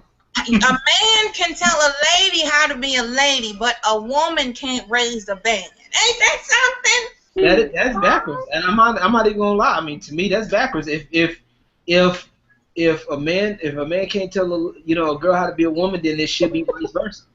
You know what I'm saying? And I think a lot of people are put on that logic because they don't want to be told what to do.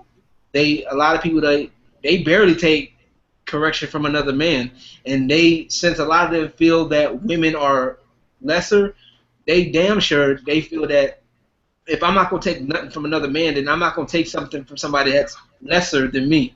You know what I'm saying? Which is bullshit. Why anybody can teach anybody anything on any given day. You know what I'm saying?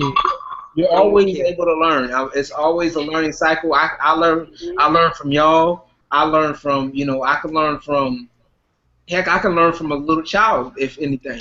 Right. You know what I'm saying? Well, learn this. Get up and go back there and close them cabinet doors for me. Which one? Oh. What, me right here? Oh. I'm in me. It's just I'm in me right now. Oh, it's just bothering you? That's so funny. She's like my husband. He does not like any drawers open, cabinets open, no lids that's not on right. Like, why you put this lid on wrong? You gotta put the lid on tight. I'm sorry. It just was funny. Nothing. I'm borderline OCD. Sorry. That was a quick snack moment. He had to run and make his snack, so he left the cabinet door open while he ate his snack. Yeah, I did too. That's true. And give me some water. Add some water. I peanut butter and jelly. I saw peanut butter and jelly. The lights off too. I mean, you turn off all the lights. I sure did. I'll leave it out, but I put it up because I had to make a run before this anyway. So hello, put this thing out. So yeah. Oh my. Hello. Hello. Who is this beautiful person? Bill. Don't mess with Bill. Bill. Don't mess with Bill. We'll figure out who Bill is. I don't know who that is, but I know who Bill is. Yeah. Oh my goodness. He came and left. Okay, bye, Bill. But no, if we're supposed to be so much weaker, if women are so much weaker, this is the thing that gets me too. Why is it that, men who feel like, if they can beat up on a woman or if they can, overpower this weaker creature, that means that they're stronger, I just, these guys are full of shit in their perspective. Like, I could have respect for them if their philosophies were sound, if they were true. Exactly. Right. know, If it was valid, if it made sense. yeah. They don't have no rhyme or reason to the standard they're trying to put to somebody else because it just doesn't make sense. You're trying to hold me to a standard so you can control and maintain some type of dominance over me. Yeah. That means you're taking away my free will, and I have a problem with that. Right. And it's also because they got a lack of power. To me, it's like a lack of. It shows for what they lack, in my personal opinion. And it's like you can see like those that are always trying to worry about, well, you're supposed to listen to me, you're supposed to do this, you're supposed to do this, that, and the third. And it's like, but are you going to do it? Right. They What lack you what doing they're now? What trying to I'm doing all do. this. Okay. They lack because then that turns into a slave master thing. They lack Just do what I say. That's right. Lovey said they lack control, and that's what it is. They lack control within. They feel like they're in control of anything. So then they feel they have to control something outside of themselves in order to feel balanced. Exactly. Oh, is that you, Miss Lovely? I was wondering who that was. You know ain't nobody else gonna check you about no cabinets but me. Did he close his cabinet? Like, nah, you got my OCD working, okay? You know this woman was in the military. She can't take no shit out of order. You know, when Lovey makes sure she want order in the court, honey. That's her domain is the kitchen. So you got to have that neatened up and tidy before she come around, because she gonna put you right around for inspection. Yeah. That floor, sanitize that floor, take the garbage out. I have, you know what, that real talk, I do have respect for those that are in the military. I never would do it. My brothers are in the military. I can't do it. I'm gonna have to make a video on it. I can't, but like I really, I can't stand it. That's just me, but I respect those that do it. I mean, because y'all doing something that I can't do without. Don't get me wrong, somebody come in my area, they trying to start something, I knock them down. You know, I might have to take, do something else, but, other than that, people yelling in my face thing, I don't do that. Nah, bruh. I don't play, homie don't play that. I've gone through enough bullshit in my life to deal with that. Sorry. Yeah, I don't think anybody, I don't know, it's almost like, there are some countries where, you're required, where young men are required to do a couple of years, in the service. A lot of European countries do that, but, yeah, it almost seems like that here. I don't think I know anybody who doesn't have a family member who has been a service member. Yeah, my brother, my dad, a couple of my aunts, a couple of my friends' parents. Yeah, everybody. My dad was in the service too. I think he got out. I think they got out. I think it was higher tenure. I think he got out. One of the two. I forgot what it was. But I was little, so don't judge me. I don't remember. So crazy. But it's like I said, it's just a respect thing. I got a best friend that's in the military, so hey. Matter of fact, Coley was ex-military, so. Is he? Yeah. So I got a few friends too. Yeah, a couple of musician friends of mine. I can't believe it. Me too. I'm like, I don't know what you've been through. My friend Jason right now, he's posting pictures and he's like, I'm doing this and I'm. He wants to stay fit every day, and he's full beast mode, he's warrior mode, and I'm like, you go for it, you do that. That sweat looks good on you. I'll be right over here. Right over here. I can pull off the voice for it, like the whatchamacallit, I'll do voiceovers for your army commercials, dude, but I ain't going over there in the desert. I can do the voiceover for the commercial, This here is General Get Right. And I want you to join the U.S. Army. Yeah. Don't believe the movies. We don't talk like that. I'm sorry, that was funny. That's only in the movies. That's only in the movies. I don't know. You, this love, you kind of sound kind of close to it right now. I'm just, or is that the country accent? That's just a country accent. Yes, ma'am.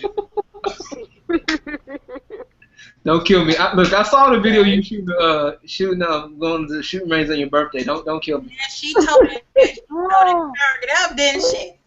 Yeah, it was funny because the dude whoever was doing the camera wasn't focused on her shooting at first. They was focused on some other things. That was my Post the link. daughter's I want to see it. best Post the link. friend's mama.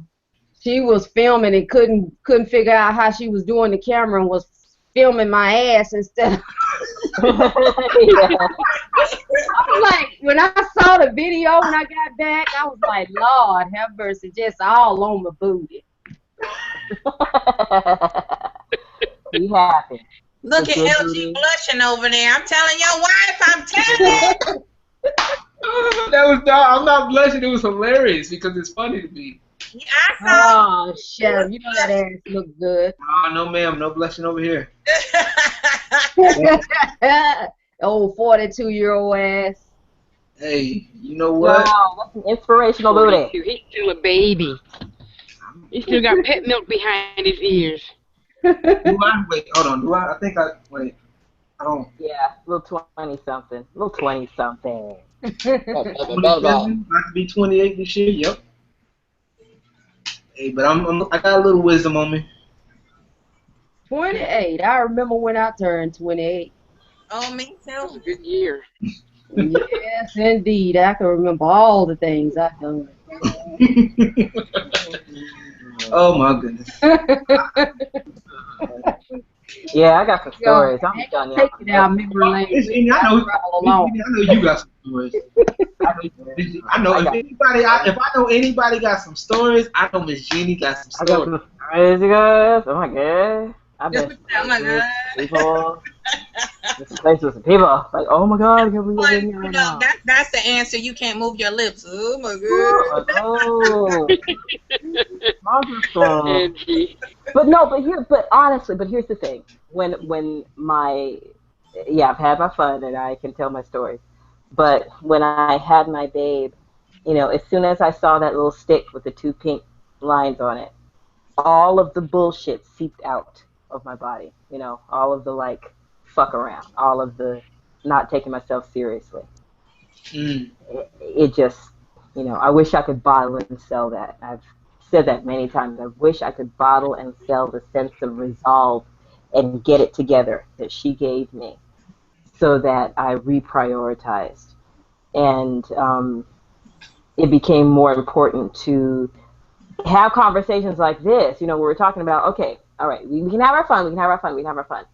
But with the seriousness, though, what's really going on with our mental health and our development and our progress as a species? What's cognitive understanding. Yeah. Are you developing where you truly see the seriousness of life, and are you living to appreciate the moment, or are you living to try to create a negative moment where to make suffering? Because we already have enough suffering in this world. Enough. Yeah. What are you doing to ease anyone's suffering? Right. Are you contributing to someone's suffering? Are you really? You know, that's what you're doing here? You know, you don't like to suffer. You don't like that shit, do you? Right. You know you don't like it. Why would you inflict that on someone else? Why aren't you using your gifts? We all have some. Why aren't you using your gifts to ease someone's suffering? Or at least your own. You know, don't punish me. Right. Because you're not acknowledging your gifts.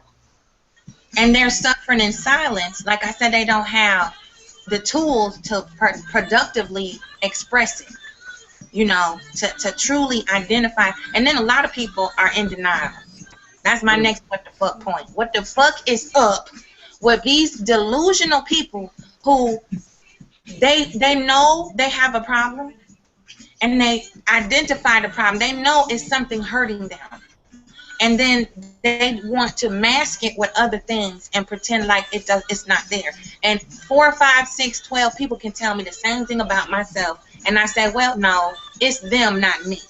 But I'm seeing the same brokenness I'm causing and seeing the pattern, but I refuse to address it. Why? Because addressing and accepting it means I'm by nature required to change that. Mm-hmm. It's a natural expectation of my village. When I acknowledge my mistake, they naturally expect me to stop doing it. Right. Because the first time is a mistake, the second time is a choice. Indeed. Amen. You don't never make the same mistake twice. Right. Never make the same mistake twice. Because if it's a mistake, that means you didn't know no better. Right. after you do it again, you knew what you was doing. This is why I tell my baby I don't like apologies. To jump in and do it again, and then you want to punish me for your 1, 2, 3, 4, 12 same choices you made. All right. This is why I tell the kid, she's 12 right now, and she knows, don't tell me you're sorry because I don't believe you. If you did it, you meant to do it, you wanted to do it. If you have a regret, it's that you got caught doing the thing that you were not supposed to do. It is not that you did the thing, because you did the thing. It's done already. All right? Acknowledge that. Accept it. You wanted to do it. You wanted to get away with it. You wanted to take that whole thing of frosting into your room and eat it. And because I'm your mother, I found it. I found this container because we have that connection. And I have to talk to you about sugar content in your blood and all that, okay? But don't tell me you're sorry. You're not sorry, baby. You're not sorry, okay? You're not sorry. Don't mean nothing. You got away with it. You were the whole time. You were not sorry for 1 second. Right. So don't lie to me. Don't lie to yourself. You don't mean that. You have no remorse. None. Right. Or at least I put it like this. If also too, if you're trying to fix it, there's a difference between that somebody that's trying to fix it and somebody that's not. And I do one thing about me is that I understand that people have different of ways of handling or getting better at something, and even then, like, you know, sometimes they may still fall. You know what I'm saying? Or they may still make that mistake. Of course. But at the same time, if I'm looking at a person and I'm seeing that, okay, well, at least you're trying not to make that. At least you're trying not to, you know, you're trying to get better. Yeah, trying to change the pattern. Because trying to change the pattern. I see you. You know what I'm saying? That's respectable. But if you're not, there's a difference, and there's a difference between that and somebody who's not trying to change the pattern. There's a big difference, and sometimes it's almost, you can almost see it in somebody who does not want to change a pattern. There, you can see somebody who does not give a shit about, you know, like, we can go back to the thoughts. A lot of these girls, you can tell them all that what they're doing wrong and tell them what they need to change. They can be in church every Sunday, but at the end of the day, if that's what they want to do, then you can't get mad at them because they don't want to change. They blatantly said, look, I don't want to change.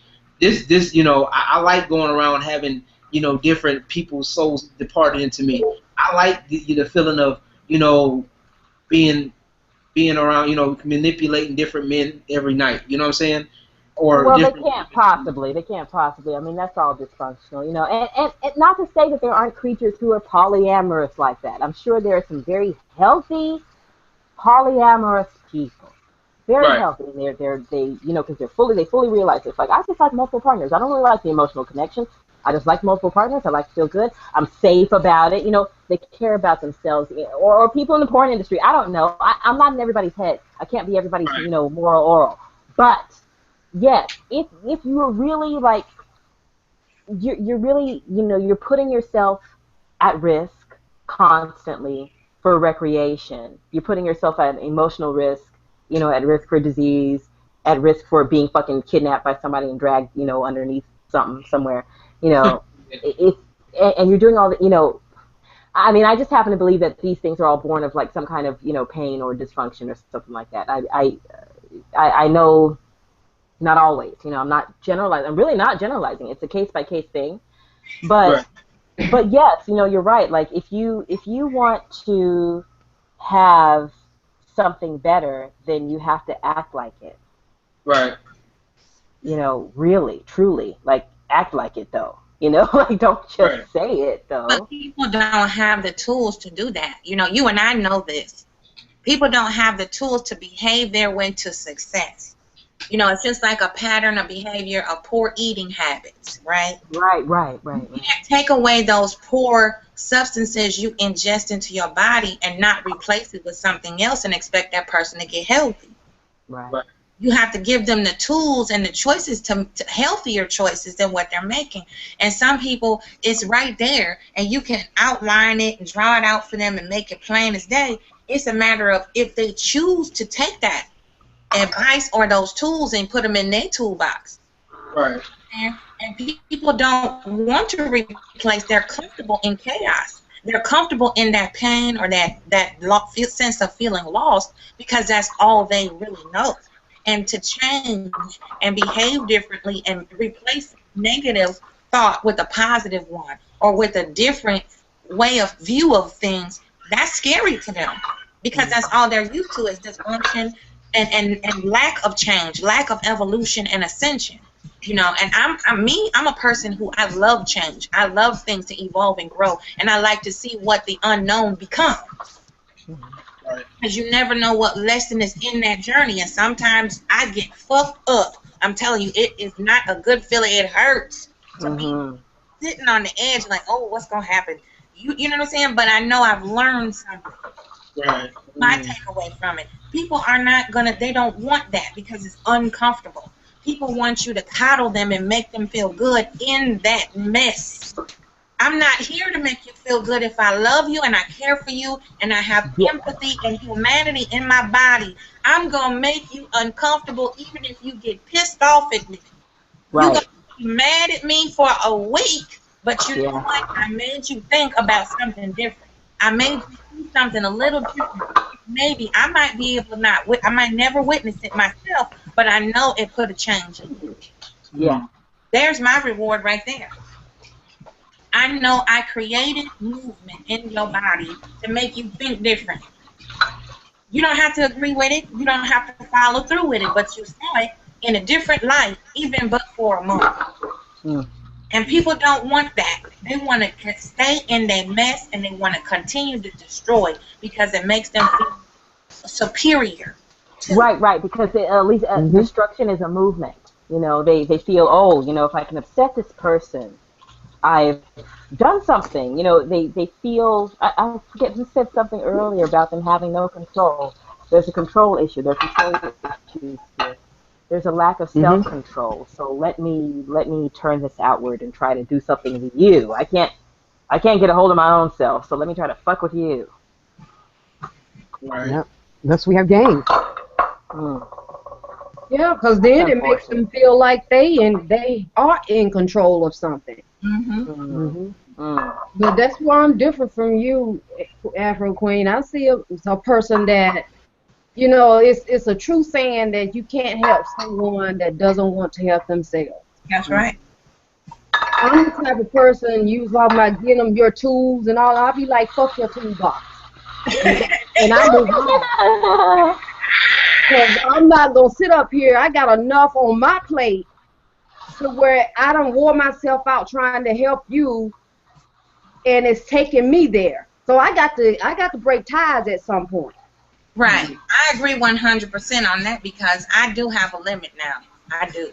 We healers, Tasha, you chime in, big sis, please, because us healers, we got limits too, though. Okay. She like, That's why I said what I said. I'd be like, man, fuck your toolbox. Go on. Hit bye. Yeah, I've learned my lesson. Well, Miss Lovey, you so mean, Miss Lovey.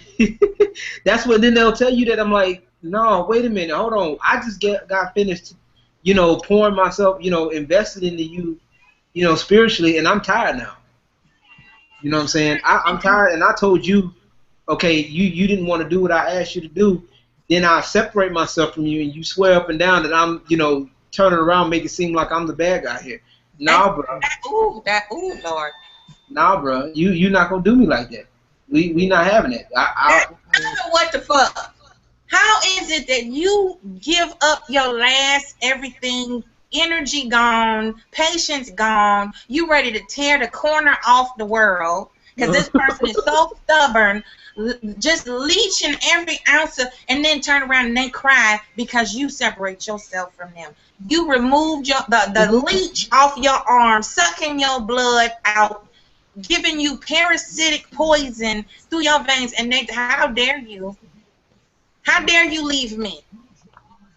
I don't get that. It's like, yeah, like I'm doing what I'm done sucking.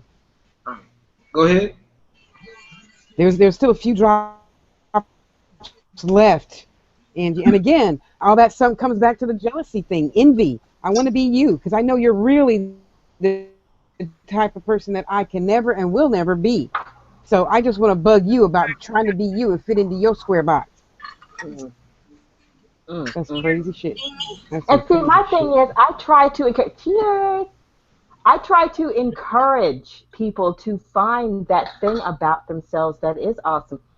You know, part of what I love about dealing with like so many drag queens, you know, in the drag world, like this is, and it's funny too because this is like a 10 years ago thing. You know, I used to stop at the Boulevard and hang out with the gay, you know, the gay clubs were the clubs that would let us in when we were underage, you know, Yeah.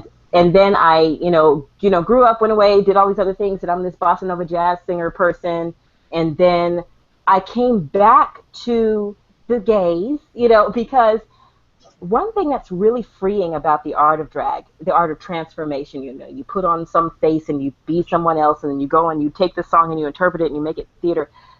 There's no judgment as to, you know, I mean, sure, maybe one patron will go, I like this act or I don't like this act, but there's no one telling you you're not allowed to have this kind of act. You're not allowed to be this kind of person. You know, there's something very freeing in that. So you can be whatever it is that you want to be within the art form. I feel like, you know, I try to help people to get there. They don't have to, you know, put on a fucking pound of makeup and an evening gown and go out and lip sync to a song or sing a song or play a fucking instrument or something. But whatever it is that holding back thing that you're doing, you know, that inside thing that you're doing, that fear that you have, you know, that wall that you're putting up, I try to help people to, you know, break those things down. Problem I'm running into with these idiots is they scared. You know, they really don't want to deal with what's really there. That's right. They're scared of the unknown, the different, you know. Yeah. I mean, Well, that's you know, I think it's safe enough. Come here, butterfly. I want you to meet Miss Jean. Here is your giggle box. Where did she go? She fell off? Aw. This is my butterfly. Hi, butterfly. There you go. Okay. But no, it's the same thing that draws them, you know, that thing that they're repulsed and they're drawn in at the same time. I'm trying to help their asses. Like, look, come on out the closet, fool. Come on out. Come on out. Nope. I know you're a clown in there. You're in there putting on a damn nose. It's and, scary you know, and cold out there. Leave me alone. I'll just stay here. Yeah. Be safer. Nobody will kill me because nobody will know. I'm good. You go ahead. Head on, Miss Jeannie. Go ahead. I'll watch. I'll watch from afar. You know. And then bad and jealous. Oh, I you know, feel she's you. this, that, and the third. She's this. I never understood that. Like, I mean, you're trying to, you know, you got somebody that's trying, I guess, to put that help you, because that's the problem with a lot of people nowadays. They don't want to help no more. A lot of people are not into helping. A lot of people are not into, you know, building anymore as much as they're used to. And right, like they see you laying on the street and they'd walk right past you. Like I can't get into that, you know. Like there are a lot of I see people like that now, especially now as a network. Like they're worried about.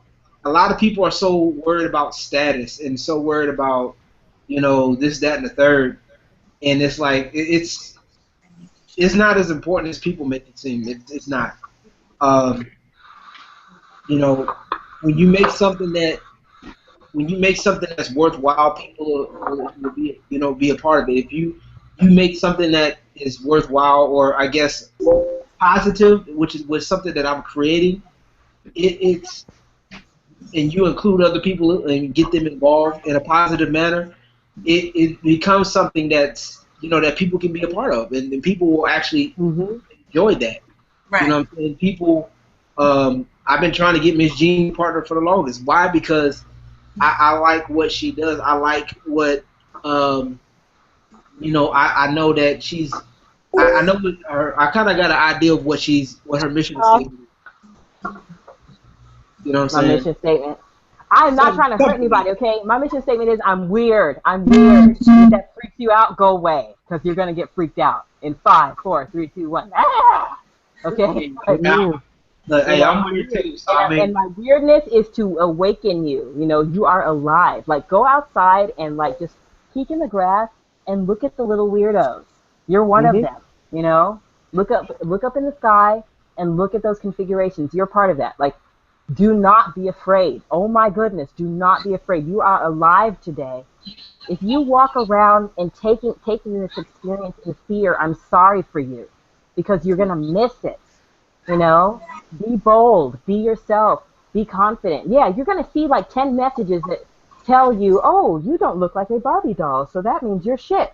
That's because somebody's trying to sell you on something. Don't listen to that idiot. The person who fucking runs that company looks like a goddamn Jabba the Hutt. You know, you're not even like, look, dig deeper. Like, you're here. Oh, man, I can't take this like weakness for life. You know, stop blaming me because you're so damn scared. Ask questions. That's one thing I've always tell people is to ask questions. You know, people get mad at me a lot because I would ask so many questions. Like, they were like, oh, man, you talk, man, why are you asking all these questions? Like, look, I'm trying to know what I'm getting into. Right. You know what I'm saying? I'm trying to know you as a person or as a business person or whatever. I'm trying to get to know you. Like, I'm serious. Like, you know, I'm not going to just jump into anything. I want to have an idea, and if you can't tell me, you know, then there's no point. Like, for example, like when I'm teaching or having people teach me something, I normally would tell them, okay, well, I'll ask them questions. Okay, well, what is this? What is that? When they're teaching me something, because that way I can see what they know, and if they don't know, like with me, if there's something somebody asks me, you ask me a question about YouTube and I don't know it, I'm gonna find out and then I'm gonna bring it back to you. That's a part of my makeup. That's a part of what I do. Follow through. It's a mechanism of follow through, you know, that you have, and that doesn't exist in mainstream humanity anymore. You know, it's about how much information I can collect, and then if you want it from me, then I'm gonna dangle just enough so that you're still coming back for more. But at the same time, it's not for purposes of information and helping, it's for purposes of control. Indeed, yeah. You know, I know more than you, so, you know, you're going to have to, I'm your only source. I have the monopoly over you. So, you know, now you got to, I'm your master. You know what I'm saying? Right. Knowledge is power. Knowledge is power. That's one of my favorite mantras. Knowledge is power. The more you know, the more you have. I love Mad Max Beyond Thunderdome. I love that movie because Tina Turner's in it. And she is an entity. But one of the most important, you know, like lessons for life there for me is that, the Master Blaster combination, you know, that brain. That brain was really important. And she wanted to separate that brain from that strength because she needed the brain. She wanted control of the brain. She wanted control of the knowledge. She needed control of that. You know, the knowledge is power. Yes, it's like what the thing that keeps this little dysfunctional circle going, you know, this little corner that we all are observing, you know, that we kind of got sucked into, you know, by nature of its own dysfunctional vortex. Yeah. People are so nosy, you know. People are so nosy. That's what got Minty falling in that damn hole, thinking that he had, like, outed somebody. Oh, look, this is LA stepdaughter. And I knew when I looked at that picture, I was like, no, honey, that's just the same tribe. That's just same tribe. That baby is just same tribe. That baby has similar features to LA's lady. Same tribe. That's all. You can look and look. You look, you can see, you know, the surface. But then if you really look, that's not that lady's baby, you know? Yeah. Her eyes don't curve all the way. It's not quite the tone. It's not quite the jaw. It's not quite. But same tribe, yes, because we're on Earth. And we'll look like each other, you know? But the way Minty fell in that hole is because, he's just not willing to be, to take the time to investigate, to take the time to care before he's just so damn nosy, you know? He's just nosy. And he just wants to just make something happen, you know, like it. Calm down, back up. I know, ooh, scandalous, ooh, how scandalous this would be. Oh my! But where's your sense of humanity? When I looked at that, I was like, this is a damn shame. First of all, I couldn't confirm this because that don't look like that lady's baby. And second of all, how rude of you, how sad of you, how small of you to not care for this lady's baby enough to not want to just hold that information and not do anything with it, even if you did have it. Because this lady's baby doesn't have anything to do with the shit that you're doing. This lady's baby has nothing to do with these pecker contests. Exactly. But you don't. It is sad. Like, and I mean, they'll take anybody's information, and it's sad they'll do that. Like, I mean, really, that's how So you know sad. you're dealing with people that are just really mentally out of there, because which will lead into another WTF moment, I guess. Is why are these people sitting up here going as far as taking or harping on personal information or past faults, past things that happened in the past for them, and then to try to glory, to try to make you feel bad. You know what I'm saying? It's like, you know, they try, like, say, for example, they'll try taking pictures of Monty's wife or whatever, and and doing stuff like that. I'm like, to me, that's disrespectful. You know, Snake Loke, when me and Snake Loke had that little confrontation or whatever, when he took that video of me and you, Miss Jeannie, and he talked about he was gonna threaten to do, doing all of this stuff, and I'm like, why would you even go that route? You know what I'm saying? Why would you even? Right. Like, where is your what do you get out of it? Exactly. I mean, what is the point of sitting up here taking somebody's personal information? I mean, even though it is the internet, but that doesn't give you an excuse. You should still have a sense of morality and say, okay, well, you know what? I know this is personal to you. I'm not going to sit up here and take, a picture of Miss Angie's kids and post them on the internet or do any defacing pictures. I'm not going to sit up here, take pictures of Miss Angie's kids or anybody's children, and take a picture of a porn thing, and Photoshop it up to make it look like and make it look like she's making fun of somebody's daughter or somebody's son. This speaks to that deviant behavior that she was talking about. Saying like they just seem to be wanting to like out filth each other, and it's very sad to see. It's very, very sad to see this waste of breath. Just this waste of life.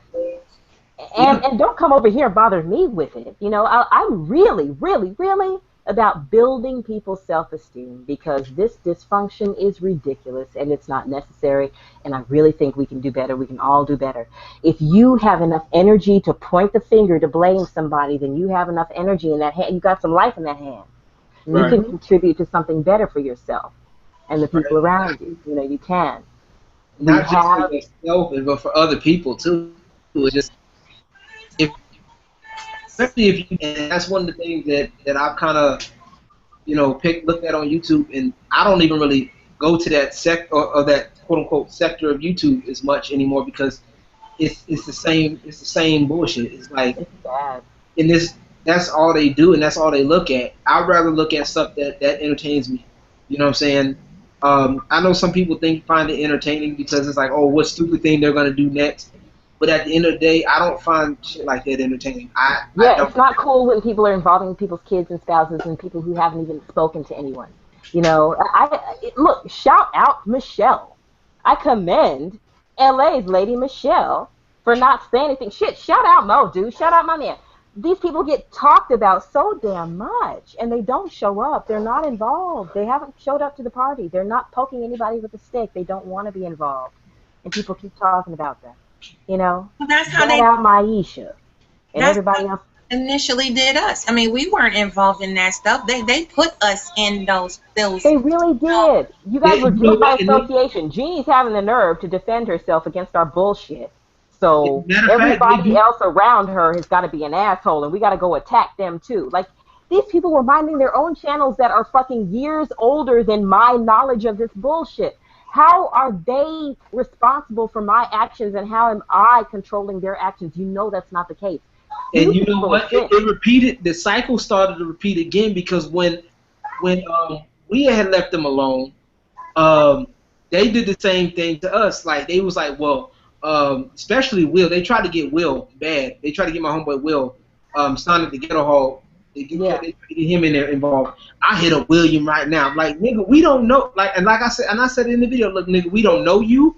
We don't have no time for you. I'm not at your beck and call. We not your flagging posse, nigga. We don't know you. We not try to help you. I don't want you. Don't bring that shit around here. they're very quick to make relationships with you. You know, they're very quick to be like, aha, I caught you, and now we're together. It's like, I don't, whoa.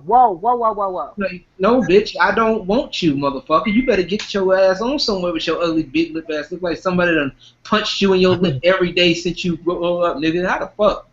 These motherfuckers don't play. They play with the wrong ones. Beasley said it best. They play with the wrong nerves to fuck with. Yeah, I'm the type. Hey, man. Hey. Like I said, fuck your toolbox. No, seriously, Lovey is not having it right now, child. They have sucked all the compassion out of her body. As far as I knew, like, Lovey was the person who was being sweet to me and being defensive of my baby and being like, I see what they were talking shit about your baby. That's not cute. And inviting me in the JT Riley group so I could speak my mind. She's like, hey, girl, you can just come over here and speak your mind. They have sucked the compassion out. She's like, fuck y'all. I'm sorry, Miss Lovey. I'm sorry. I'm gonna apologize because I feel bad. I'm like, damn. Anytime it gets to that point, I feel bad. It's like, cause I ain't gonna lie. That's not a place you want to be in. It's not cool. They're making, yeah, right. No, Angie had addressed this. Like, the build a bitch.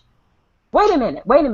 I was over here cool. I was cooling with you, smiling, laughing, having a good time. You want to build a bitch, and when she shows up, you act surprised. That's not playing fair. Yeah, you make somebody want to end you. Yep. My response is inappropriate to your poor behavior and poor choice of treatment for me. Mm-hmm. Nobody is responsible for teaching you how to treat me but me. Right. I'm responsible for teaching you how to treat me. Right. And if I let you go on, when I lay down that boundary and then I take and muff your ass backwards.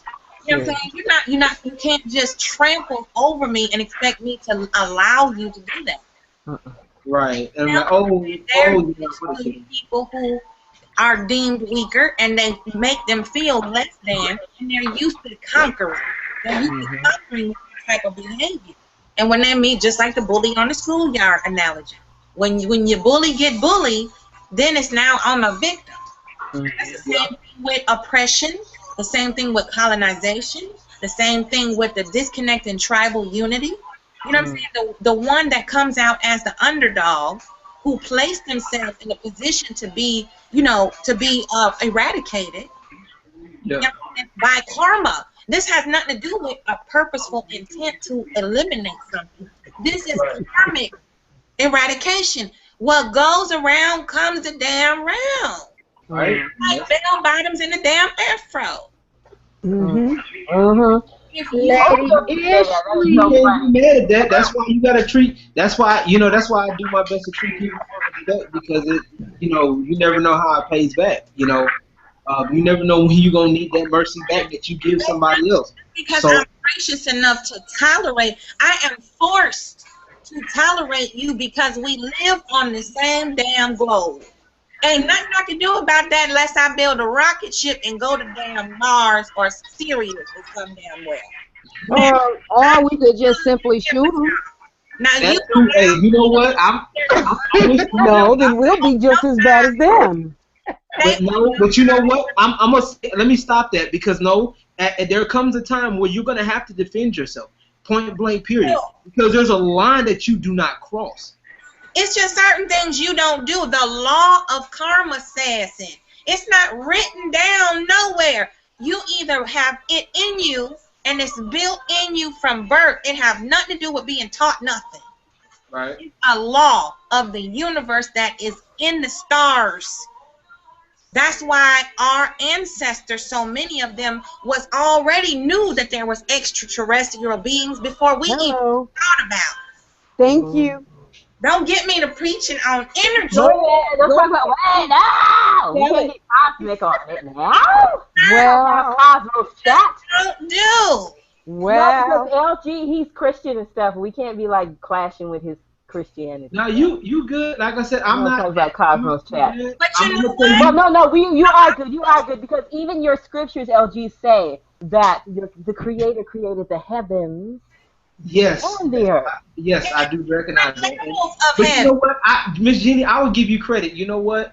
Miss Jeannie, I'm gonna give you credit for that because not too many people will do what you just did, and I just your respect just boosted right there. I give you have more respect for me now because you just did that. I give you that. I appreciate that. Because I defend you in your position. Well, if you look in the I appreciate it. Bible, No, but this is part of what your sister Angie is talking about right now here. Like, we live on this fucking planet together. We are here together. We are trying to, and there go Lovey, okay? We are trying to. Lovey is carrying the torch for Jesus with you, okay? We are trying to. This is the collection plate. Oh, hey!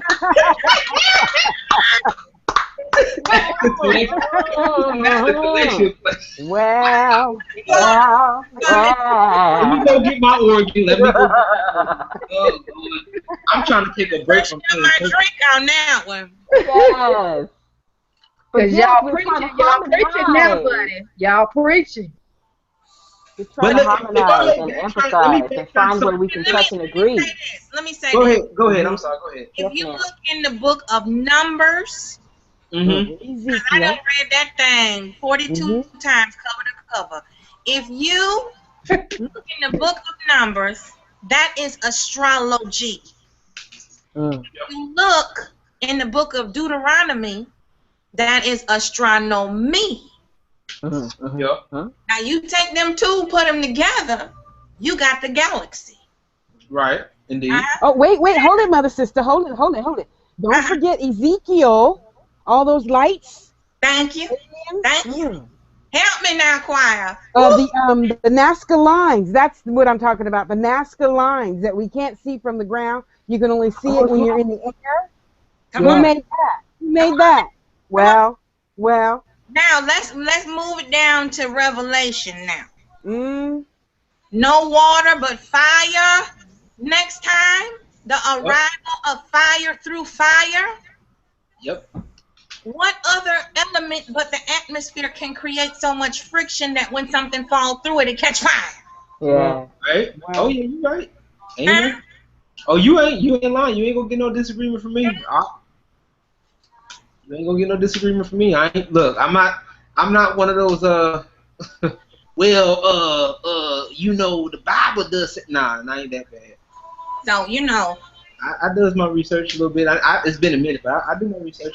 It's a many things people can spit on and condemn and try to use as a tool to control. Many things, absolutely, like guns, for instance, right? Lovey, for people like her and my husband, it's a hobby, right? But for other people, it's a tool to fucking kill somebody. For her, she's like, keeping her eyesight keen. She's keeping her hand-eye coordination together. She's. But for some people, they're like, they got something negative in mind. Like the same thing with the scriptures, with the word. It can be used as a weapon, and I do not like that. And that's what steers me away from organized religion. And that's my point, is the Bible is a tool, and then in that word, it says, don't hate the word. To be interpreted, right? Yeah. Interpretation is, and then not only that, because when you have different versions and different considering the first version in different languages. And then also because it's also in different languages, you're going to have things that are already lost in translation. Right. Yeah. Things that nothing can be the same. Maybe a certain way back then, and also certain custom changes. Right. And so back in the gap, you had people that had multiple wives. Now in this day and time, that's not necessarily considered immoral. Right. So you got a lot of different changes that you got to equivalent to. Now I'm gonna go back to something that Miss Lovey said, and I actually agree with her when she was talking about we could just shoot them. And the reason why I agree with it, because there comes a time, and it ties into because there comes a time where there's a certain line that you cross, that people cross, and where you ignite their rage, and you do certain things that are, like, for example, taking pictures of their loved ones or their babies, their kids, and stuff like that. For some people, that's a trigger. Mm-hmm. For some people, taking their address, their IP address, and doing all this shit and trying to take from them, that's a trigger for them. You know what I'm saying? Or you making these threats to them and telling them, well, this is what I'm going to do to you, or I'm going to come to your house, this, that, and the third. Right. You open the door for that. And then some people, that's the only way they going to learn is if they're faced with that danger, like, oh, snap, Jeannie's really about that life. Jeannie really going to kick my ass. Let me change my act up. Or some people don't even learn then. It's some people you just got to off them. Even biblically. Like, you look at the children of Israel, they fought. People think Christians today are supposed to be these weak, mamby-pamby type. No, we had some fight in us. If I turn the other cheek, a bullet is gonna come out from the other side. That's what's gonna happen. But no, like even God even said himself, like God said, look, I deliver these people into your hands. Like when they were traveling in different places, God gave them these people. What they had to do, they captured and killed these motherfuckers. They killed them. They went in there, killed them, women, children, and took, in some cases, took what they had. If I'm wrong, stop me if I'm wrong now. You keep preaching here. So if we're children of the Most High, and I put it like this, if we're children of the Most High, and even biblically, God is depicted as a God of war, as a man of valor, man of war. Why is it a problem that we can't have that same trait? We can have every trait but that. We can be loving, kind, gentle, this, that, and the third, but we can't have that trait right there. That's BS. I'm sorry. Because like I tell anybody else, let somebody come for you. Let somebody come to your house or pick on you and yours. I bet you it's gonna be a whole different you then. Yep. You ain't gonna be pastor nobody. You ain't gonna be bishop nobody, reverend nothing. You gonna be that nigga. That's I'm gonna look outside myself. I'm gonna have a twin standing right next to me, look just like me, and both of us gonna whoop your ass and drag you up and down the highway until you scream mercy. That's what's gonna happen. You come on here. Look, I'm gonna lay hands on you in both the natural and the spiritual. I'm gonna bless you. That's what's gonna happen. I'm gonna bless you. Then look, the Bible talks about blessing in multiple forms. I'm gonna lay hands. Yes, exactly. Like that Fred Hammond song, you gonna be blessed in the city and in the field. You know what I'm saying? My hands are not gonna be laying on anybody because they're gonna be wrapped around the grip of that pistol. Yes. Yes, we have a few different little pretty babies, and we love them. It's true. If I want to get you from a distance, But if I can get my hands on you, I don't know. I've had interactions with both, where you're far away or you're close together. If I can get a hand on you, and I'm sure that you don't have anything that I can catch, I might want to sink some claws in. I might putting the paws on. It feels. Reach out and touch him. Go ahead. Touch him just a little bit. Need it in there. I know I got you. And if I could put paws on you and shank you a couple times. Get a handful of hair. They ain't wasting no time. Y'all can do it. Y'all can have a pause. These paws. I know. You want to get them before they get close. I know. I'll be dragging you, but that's when the hands will get on you. I drag you after I kill you. You be dragging them, I know, after you already got them, got him. All right, now I got to drag him. I got to drum him and put him in the back. Batter up. I'm not playing. I don't play no games. Nor should you when it comes to you and yours. I mean, now, especially where we at now, I mean, like, that's why I've been telling, been talking with colleagues, like, look, we gonna be getting out of here, bro, because they folks is crazy out here. Are you guys in the crazy part? Where are you right now? We're in Durham. Okay. Yeah, we a little bit in the hood, but hey, it is what it is. I'm not. I'm so not in the hood. I'm in Sherman Oaks. We in there like swimming right now. We're around a bunch of Russians and Jews and. Everybody's here, but it's primarily Russians and Jews. You run the Russians. Oh, see, the Russians don't play. No, we around here with the Russians. No, it's true that they don't play. It's very funny that Ashley had messed with the Russian chick here. I was just waiting for that to turn sour. I was waiting for her to put him in a box. I'm like, man, you don't fuck with them Russians, man. From what I heard, he was gonna put himself in a box. That's what I heard too.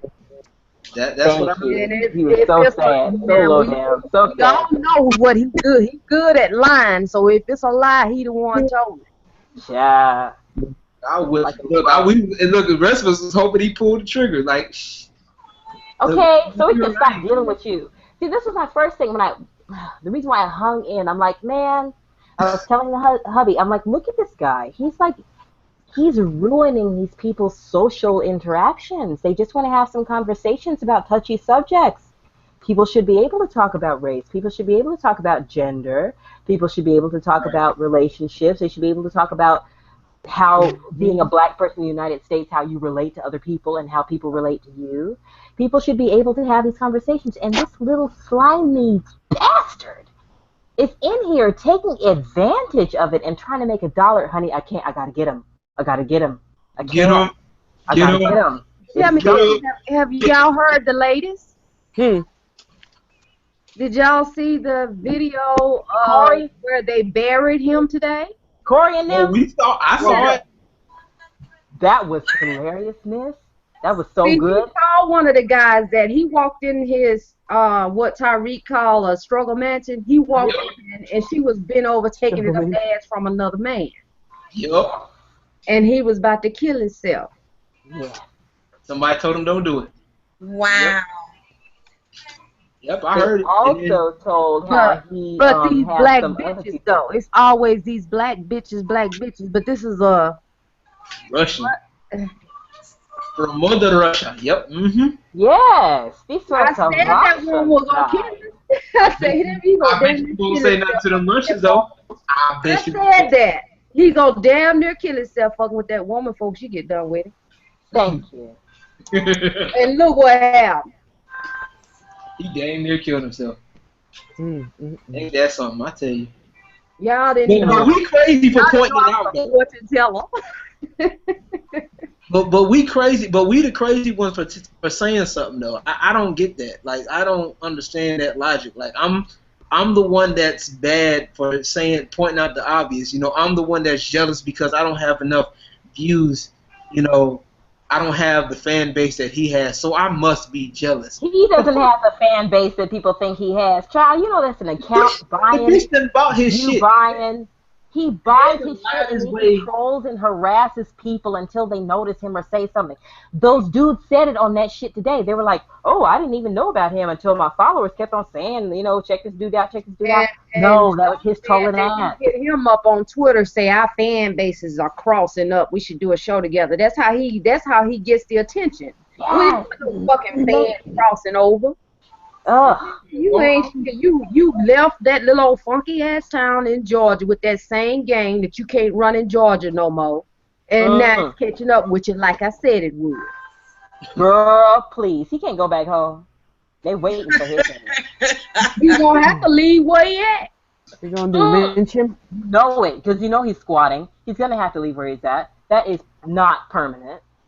We know this.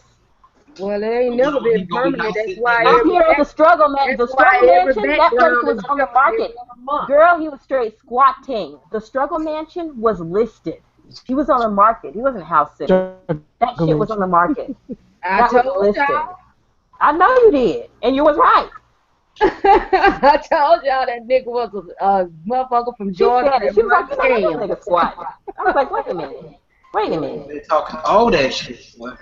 Talking tall, and here's the thing, you know, my issue, you know, was not only is he messing with people who are meek, you know, not necessarily people like people in line here who will tell you where to go and, you know, how to get there, what train to catch, but he's messing with people who are meek, you know, picking on them, whoever, like obese columnist, this person, or Thais777, that really bothered me. She's a lady who was like, she's dealing with some health problems. She decided to relocate to another country. I consider that to be very bold of her, you know, like I don't know. I mean, I'm like, I don't know whatever kind of support system she has at home. I don't know her very well. I just know that this man was taking advantage of the fact that he felt like no one would defend her, you know, just dirty, low down, dirty.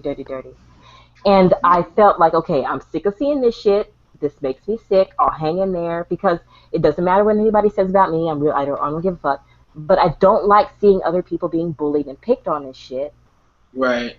And now he is getting everything that he gave to everybody else. Everything. You know, I'm so glad. It's like I got strings back there just making it dance.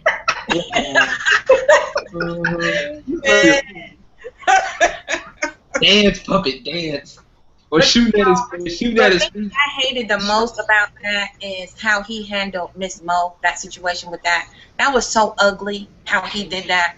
You know what I'm saying? It was like he talks about how black women, this and that, they always air out their dirty laundry. Everything's public with black women.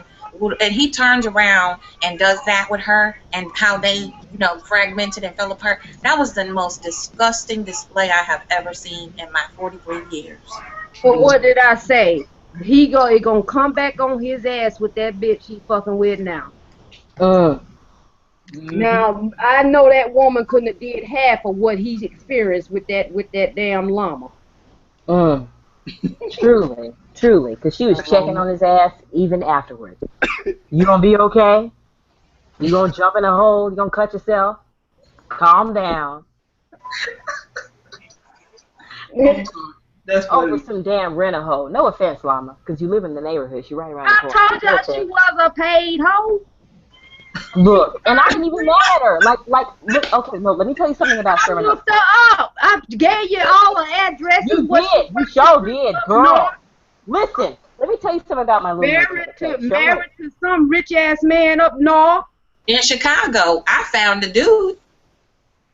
That's right, the Chicago connection. Yeah, he's a plastic surgeon at Northwestern Hospital. I did my interns there. Girl, see, it's a small world. Lake Forest Hospital. Small Lake world. Forest, Illinois. 20 minutes outside of Chicago. Listen, within a 5-minute walk of me, I have 3 different shops where I can go buy. Now, this is a suburb with families and shit like that, We got restaurants, we got movie theaters, and stuff like that. But there's also 3 different shops where I can go buy dildos, lingerie, whips, stuff like that, because I live in a Russian hooker neighborhood, okay? Wow. Which is, fairly high class. That's why she migrated there. It's escort. It's escort. Yeah, it's escort. You have to call a number. These kids aren't hanging out on the corner or anything. It's not like that. No. You do have to call a number. You got to at least have a phone. Yeah, but you had to spring for that connected, baby. They hooked her up when she got there. Ah. And then they saw his dumb ass. And took him and rung him out. Yeah. That was a plan. That wasn't no by chance meeting. If you remember when she said, when I first saw his videos, I really didn't like him. But now you all up in the house love the hell out of him, right? Yeah. Y'all saw a motherfucker you could take advantage of and run a game on. And they took his ass all the way down to the ash that he is. Took his ass, okay? Cheers, Chef Lana and your sushi. Okay, go on, fish. Okay. Put the juice up. Do what you gotta do. Montel Williams said, "This is how we do it." Lord have mercy, y'all mess. Now he'll see this and say, "That damn Love It Too something crap. Knew the game and wouldn't even tell me." That's what Turtle accused you of in the first place. You knew they were talking about me, and you didn't blah, blah, blah, blah. Hey, black bitch, you didn't tell me you were supposed to be psychic like your friend, queen whore. And you were supposed to call me up and tell me everything. Tell me they was coming. Black bitch, and you should serve me. That's why. But I know why she didn't tell me, the bitch, black, ugly bitch. I know why she didn't tell me. She didn't tell me because she wanted to fuck me and I wouldn't let her. Oh, yeah, that's what it was. She was trying to fuck me. All those times she never called my show. All those times she never looked in my direction. She was trying to fuck me. And she got 5 million subscribers and I got 2. She was supposed to come to me. Yeah. Lord. So I had to go buy subscribers. I gotta pay for Twitter tweets. I gotta tweet my way over to that black Did you see that leak? What'd you say, Afro Queen? I got how many Twitter tweets? Man, I can't even play. I can't even practice my damn. Y'all over here to jack me up now, man. I'm gonna take it there. I am ignorant. I will take No, cause fuck it. Cause seriously, like fuck it. You know, we have been very adult about this. Okay, LG, we've been very good about this. You've been very Christian about this. Okay. I have too. Everybody's been kind. No, Lovey, you have. That's true. You've been over there. You've just been like. I'm not gonna say it because if I say that, look, I'm already. Look, I'm saying I'm looking back at this man right now. Like, he put up the oh Lord hand. He was like, oh Lord. look, I'm doing the finger like the blackest finger. You know? No, I'm looking at this man now and I'm like, see, that's exactly what you get. You done try to call yourself trying to do me, and they don't play with me. Because like I said, next time I go up there, next time I call in your show, I'm going straight for the jugular, motherfucker. Don't play. I will not call him. I have never called him. No, that's the thing. No, he wants you to call because he needs you to contribute. He'll be running dry. You see these nails? I will go and grab him by his fucking neck. I am not playing.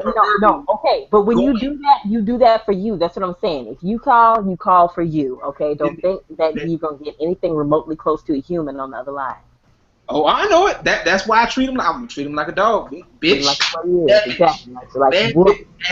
Bad dog. Bad. I just want to see you do tricks. I just want to see you do tricks. Roll over. Roll over. Play dead. Play dead. Wow. Stay dead. Play dead. Stay dead. No, black bitches won't come to my show. I don't even know them. I don't even know her. You want me? I don't know why she mad. I don't even know her. Her name is this. Her name is that. He don't know me. Last week. I don't know why she mad at me. I don't even know her or what I did. Tell them to come to the show and talk. Let's talk about it and squash it. I don't know them. I don't even know them. And then 3 days later, the bitch wanted to fuck me, and I wouldn't. And she was stalking me, and I'm like, girl. That is the most preposterous bullshit on the face of the planet. Really? No one in their right mind would look at you and look at that creature and think anything remotely close. I mean, I can't go to a scenario where you were asking him for any sort of attention. Not even to rub your feet, not even to wash your car. I could get a psychic reading from him because if I look at his forehead long enough, you know what I'm saying? That boy got that shiny forehead. You know what I'm saying? I could see my future in his forehead. All the way up to here. You know what I'm saying? I'm this type of person. I'm this type of woman. I'm not a woman that goes so much off of the looks of a person. Yes, ma'am. You know, you ain't got to be all dapper like Denzel. The best looking voted man of the year or whatever award. But nothing remotely near nothing that look like that. You got black spots on your chest and your legs. I mean, like, where they do that at? You got white stuff on your kneecaps and your elbows. Do that, Evan. I'm telling you, nigga, it look like nigga. And then you sitting up there like this, laid out on a fucking lawn chair with all this shit showing, all these black spots and ash, wiggling your toes, getting motherfucking grapes dropping in your lips like you on a motherfucking Bahama, motherfucking beach some goddamn word, the best looking thing in the world, talking shit. Nah, the nigga looked like he just sliding in a pile of bricks all his life, nigga. The white girl came out from in the house and was feeding him. She was feeding him while he talking all this shit, right? And you know what she was thinking when she was doing it? See, everybody was looking at him, not her. She was, I got this ashy ass nigga now. Okay, seriously, did you see? No, that's so true. When she walked in, when he was like doing that little, wave away. And she like chuckled to herself. She's like, you waved me away when I got all your money, you ashy motherfucker. You talking about the same chick that was bouncing around in the video? Looked like she couldn't keep still. No, this is the first one. Oh, the Lana. first one, no, because I seen the new one. The new one, I guess he got, I guess, some other white chick before old girl messed with him over it. The new one is about 12 years old. Oh, no. It ain't that one they called it at 2 in the morning. Lord. You remember the one, the 12-year, what was it, 12 or 13, supposedly called at 1 or 2 in the morning on his show? Yeah. Oh, yeah. Who put that picture up there? I did.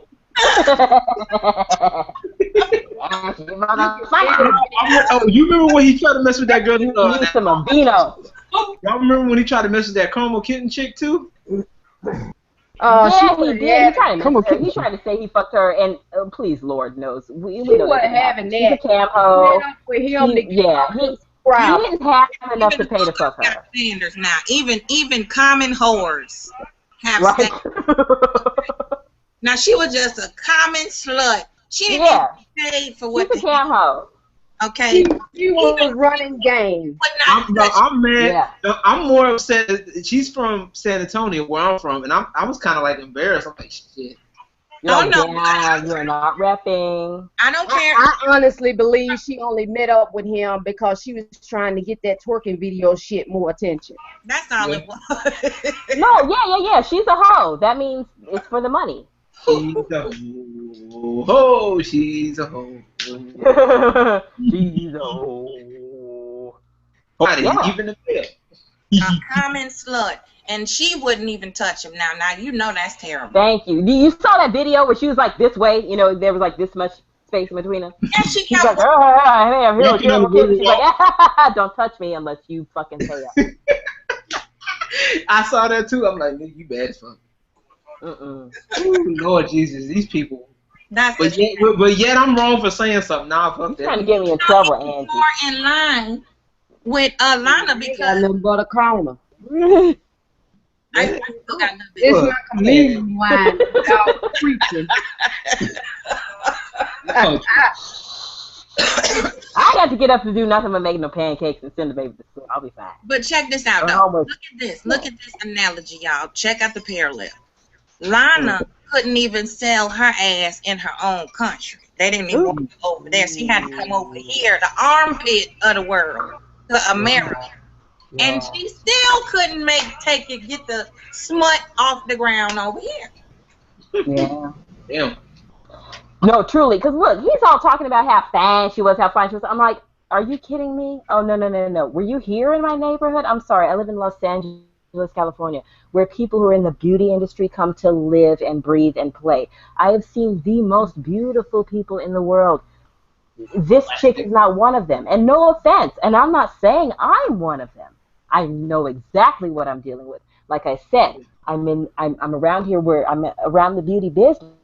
I know exactly what tricks and smoke and mirrors can do and what you can work with. That chick couldn't work. I couldn't cast her as anything. You know, and no offense, Lana, you know, because do what you got to do, girl. But I'm just saying, if I were a casting director, no, you wouldn't even be cast as the Russian hooker on CSI because there isn't anything alluring enough about your face, you know.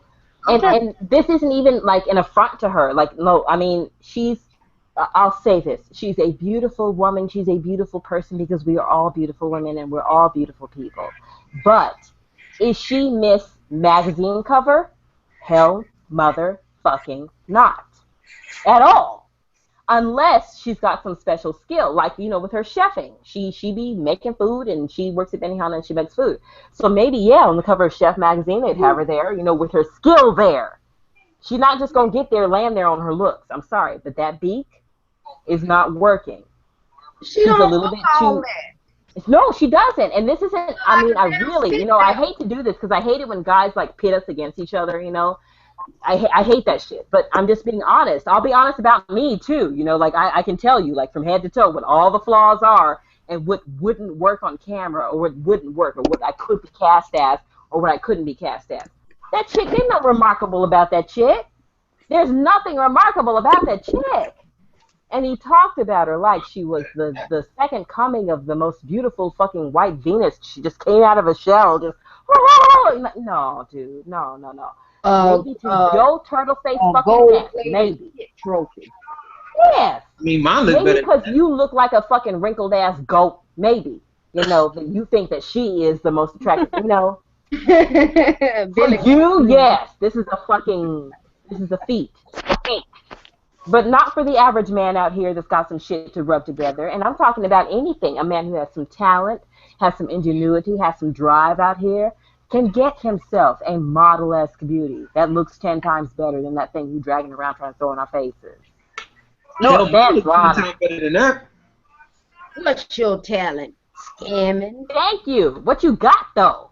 Because beauty is a dime a dozen around here. It's all kinds of cute. You know? You need a job. Because getting donations ain't going to work. Donations is not a job. I mean, donations is donations. Donation. I put like this: a donation, especially for what his line of work, quote unquote, on what he does. He's not worth donating to. He's not worth donating to. What does he do?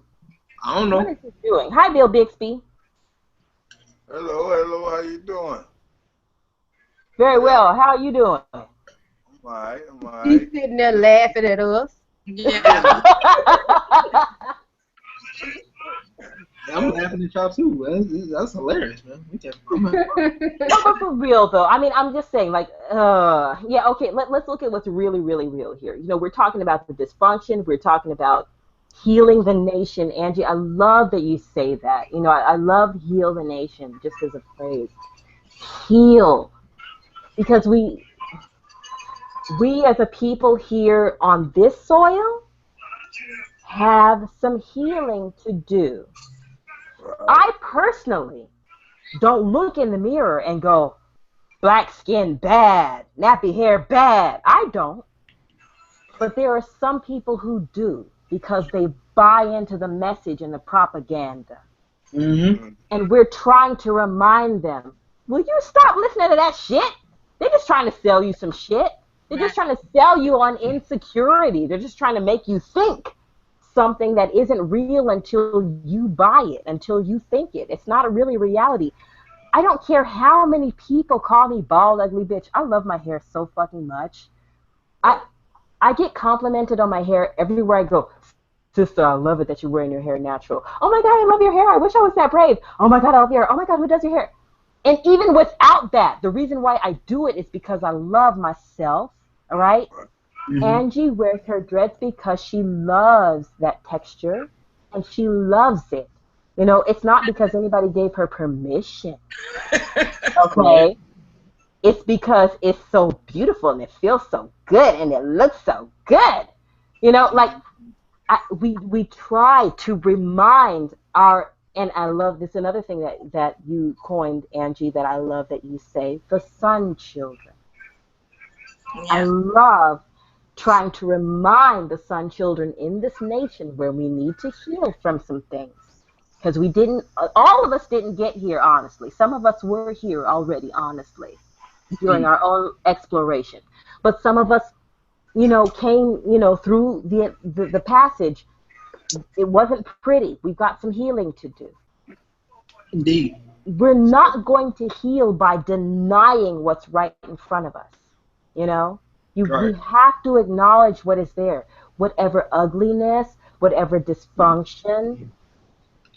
Like, we have to acknowledge what is there. I can't stand it that we have these fucking emotional vampires among us. Oh God. Who they can't acknowledge what is there and heal through that acknowledgement, through going through the pain. They're fucking cowards. It is. It's very cowardly. You know what I'm saying? That's what bothers me the most. You know, it's the fact that you know, they refuse. It's not that they can't, it's that they won't. Because they're here for a purpose. And, you know, sadly, we have to accept that, you know, some of them motherfuckers just gonna stay the way they are and they're gonna wind up fucking each other up. You know what I'm saying? That's just part of the law of the food chain. You know what I'm saying? We're seeing that. We're seeing them eat each other. Right. There's others who keep coming back for a reason. You know what I'm saying? Those that want to come and drop off a little bitch or a little, you need to act like a lady, or you need to stop cussing, or you need to stop this, you need to stop smoking, ladies don't do this, ladies don't do that. They keep coming back for a reason because it's something that they need there where they can't express it in a way of, you know, how civilized people do. You know what I'm saying? They have to drop off something in order to take something away. You understand what I'm saying? Yeah. Just like a bank. You know what I'm saying? They gotta deposit, but then they still need some change back. You know? Yeah. Just let them know that it's like some of these dudes, especially, like just let them know, hey, look, it's okay to vent, it's okay to cry, you know, it's okay to do what you got to do. I mean, some of these people, you could tell they weren't loved as a child growing up, and it's evident. You know what I'm saying? And it's just that, especially with the internet, that's one of the reasons why I love the internet, because it's like you can find people that can help you, and you know, just because you're not, you're right. You can find your tribe. You can find your tribe. Exactly. You can find it. You can find it, and just because you don't have it locally where you're at, and instead of you just you know, feeling helpless and, you know, just going through life feeling helpless, you have a way to help. You have a way to get information, get help, get all of these things. So why sit up here and just try to go the route of e-bullying or being that person? You know what I'm saying? A lot of people talk this big shit because they lack a lot of stuff. You know what I'm saying? You know, a lot of people, I think a lot of people that are always quick to talk about, you know, sex, or talk about, you know, oh, girl, my dick's this, that, and the third, or what, this is what I can do to you, this, that, and the third. They talk that big shit to make up for what they lack. You know what I'm saying? I think that's what that is, and I'm not just talking sexually. I'm talking in various assets. Like, you know, when we talking about the whole, this so-called what we did, the circle that the stuff that we've been pulled into. You know, it's evident that these people are lacking a lot of shit. Like, they're lacking. Oh yeah. Some people are lacking a lot of mental health. Some of them lacking a father, a mother. The first thing that they lack is social ability. They don't know how to socialize with other people. They really don't. They think that, you know, if this conversation to them, they would have to come in and start slinging mud. Exactly. And then that's the only thing. Socializing. You know what I'm saying? Exactly. Instead of sitting down, shutting up, and saying, look, you know, this is what y'all need to do. This is learning, you know what I'm saying, and getting the idea of what needs to be done. I mean, just because you weren't taught it, that don't mean you can't learn it. You know what I'm saying? Right. And that's real. To me, I just feel that that's one of the reasons why I show an appreciation for people, or at least patience with people, because I do understand that not everybody has that same mental capacity. Yeah, we're not all on the same wavelength, which is okay. But you know, they can be flexible. Be ignorant to the fact that, you know, what is that proverb that says to reject anything that you don't know about is the highest form of ignorance? Yeah. And the highest form of intelligence is love and acceptance. So I believe the Apache said that. So it's like, you know, it's a level that people plateau at, and they don't want to acknowledge anything different. Like I said, that comfortability that they reach. You know what I'm saying? Mm-hmm. So it's like, if you feel where I'm going with this, they have a comfortable level of stupid. Yeah. You know what I'm saying? They got a comfortable level of dumbass that they use as a shield to protect them from learning anything, because if they do, there goes that law of karma. A requirement is made to change that. Then they enter into an agreement to fall back and be weak and say, I can't help it. But you can help being a dumbass, though. Right. You don't. It's easy for you to be ignorant and blissfully stupid, but it's difficult for you to say, you know what, this is really not getting me anywhere, and I'm still here 15 years later. I have not made any changes. Nothing about my life is different, and I'm fine with that. But then you lashing out at everybody you come in contact that's not like you. Mm-hmm. Right. You can't have that. I mean, it's. And that's the problem. Everybody got to realize everybody ain't gonna be like you. I mean, hell, and some of these people that I've dealt with, I wouldn't want to be them if they paid me. You know what I'm saying? I wouldn't do it. If somebody paid me to be stupid, I couldn't. Right. I couldn't do it. Now, you know, I can't do it. To be stupid all my life, stay stupid, I can't do it. Right. What what I know about people is people get stuck at their abuse level. So however that abuse comes, wherever they stuck at that age, they keep growing, somewhat, but they can't just let go, because what they was taught from love was, this is where you stand with it. Why is their stance? They just, you know what I'm saying, like, it's just gonna take so much heartache and headache for them to really get it, you know what I'm saying, to even understand what this trip is all about, you know what I'm saying. They'll never just really fully just try to get to understand what the fuck is this all for, you know what I'm saying. So that ain't really what they here for, or even care to even be a part of, you know what I'm saying, from my point of view. Nah, yeah, and you know what? I definitely agree with you on that. You're not gonna get no disagreement from me, because, like I said, especially after seeing what I've seen, shit, man, look, like, I've never seen so many people stuck on stupid in my life. I used to work at the Alcohol and Drug Abuse Council in Birmingham, Alabama. One of the things with addiction, they say that people can get trapped at that point where the addiction started, that they can get trapped at, they stop maturing at that point, right? Yeah, mental. Yeah. There can be that same thing, where people get stuck in abuse mode.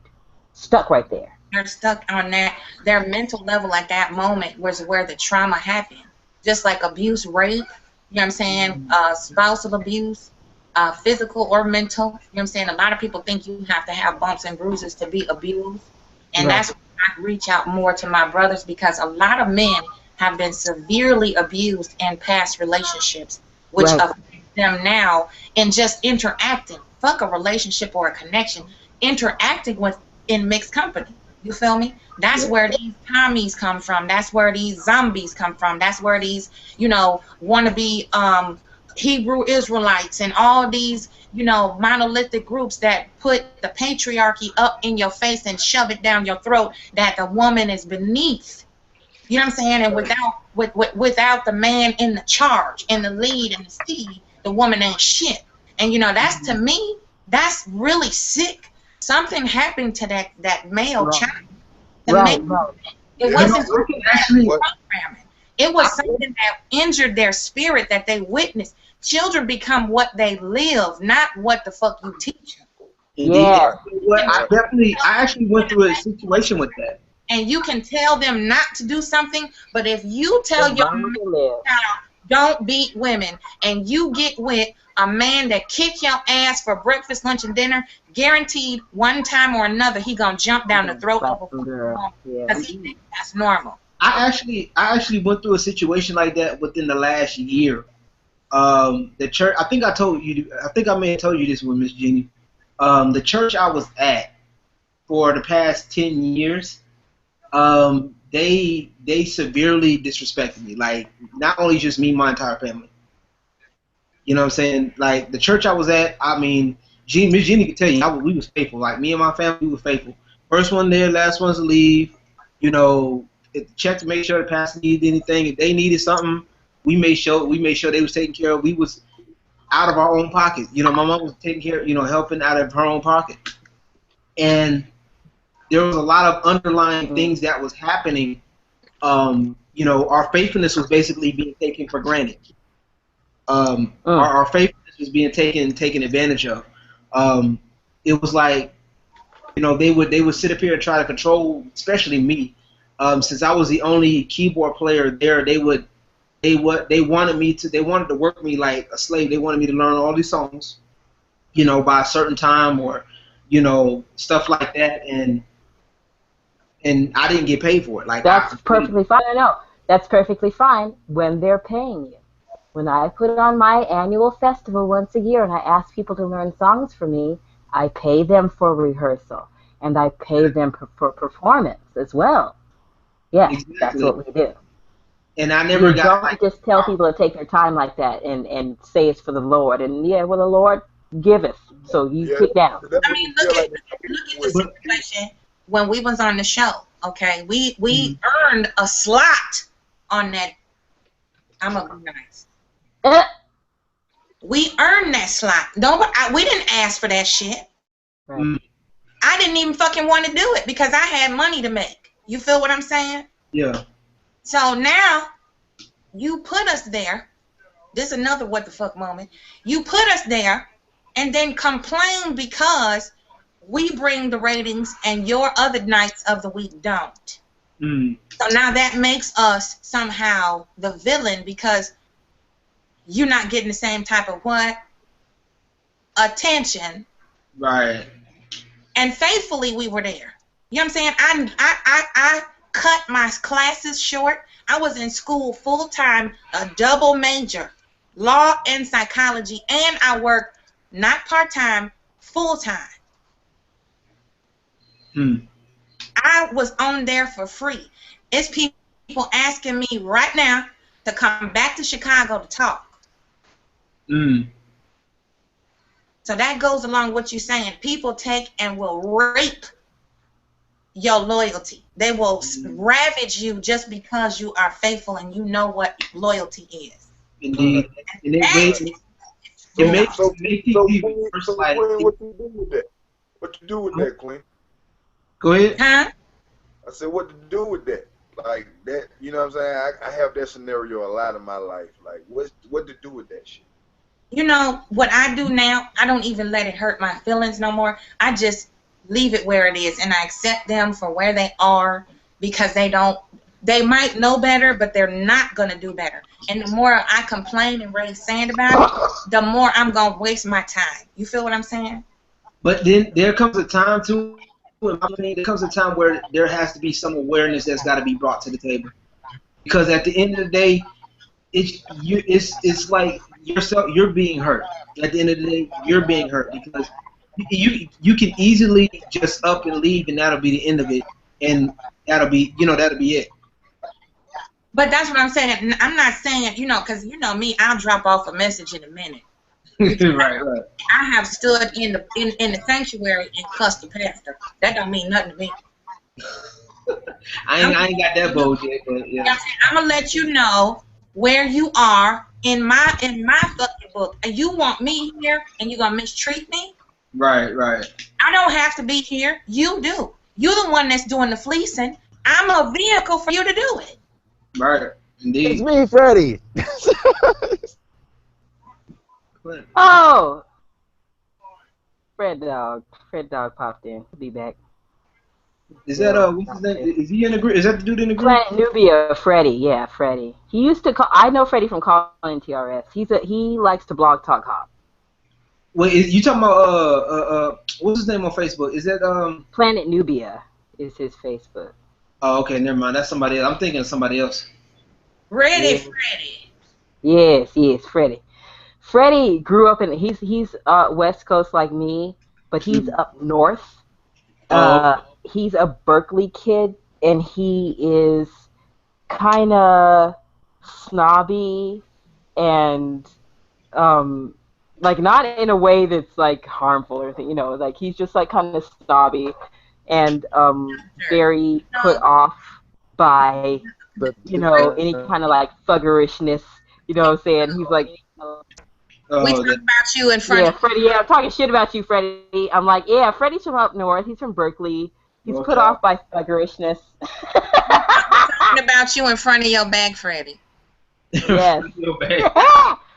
Listen, my mama would say that. She's like, look, okay, you can talk about people in front of their face, you can talk about people behind their back, make sure that shit lines up. Otherwise, you're going to find yourself in some situation. Yeah, that's why I say that we talk about you in front of your back, honey. Yes, in front of your back, But yeah, no, Freddie, Planet Nubia, yeah, he's in the Facebook group. I think he's hold on, he's in there. He's in the No Catfish Allowed Facebook. Yes, he's Ricky Adams in there. Yes. That's who that is. That's who I was talking. Okay, cool. Okay. Yes, Fred Dog. Okay. I'll take it. Thank you for liking my picture. From my perspective, he's a sweetheart. He mean well. And he's a little bit sheltered. My poor baby, he he can use a little bit more life experience. You need to get out more. Yeah. Yeah, Lord. To really just open up a little more and accept the differences of individuals and not try to put it in his lens. He need to look through other lenses. Indeed. Yeah, that would definitely help him go a long way. No, what I love about Freddie though is that he's willing to have these conversations, you know, and he's willing to be open about his flaws and not be like, oh, how dare you address this? You know, he's willing to have a conversation with you, you know, which is precious within this realm, LG, right? Of like people who are just like will go off on you for disagreeing with them, but it's just not reasonable to expect us all to agree on every single point. So can we just have some conversations, please, where we're not disrespecting each other? And it would be, to be honest, I think it would be a little boring if it was like that. You know, if we all agreed on everything. If we all agreed and we're the same walk of life, right? It would be kind of boring. It would be like, you know, what is different about you? You know, that not everybody, you know, we all agree on this. Okay, cool. And it wouldn't make for, you know, there wouldn't be no show. Right. You know? No, truly, absolutely. Like everybody here, like, yeah, I've had differences of opinion with you. For instance, TRS on your network, right? There's ladies here on the line, they're like, fuck TRS. But you're like, hey, I'm neutral. They're just trying to build a thing. I got a network. Everybody trying to make some money.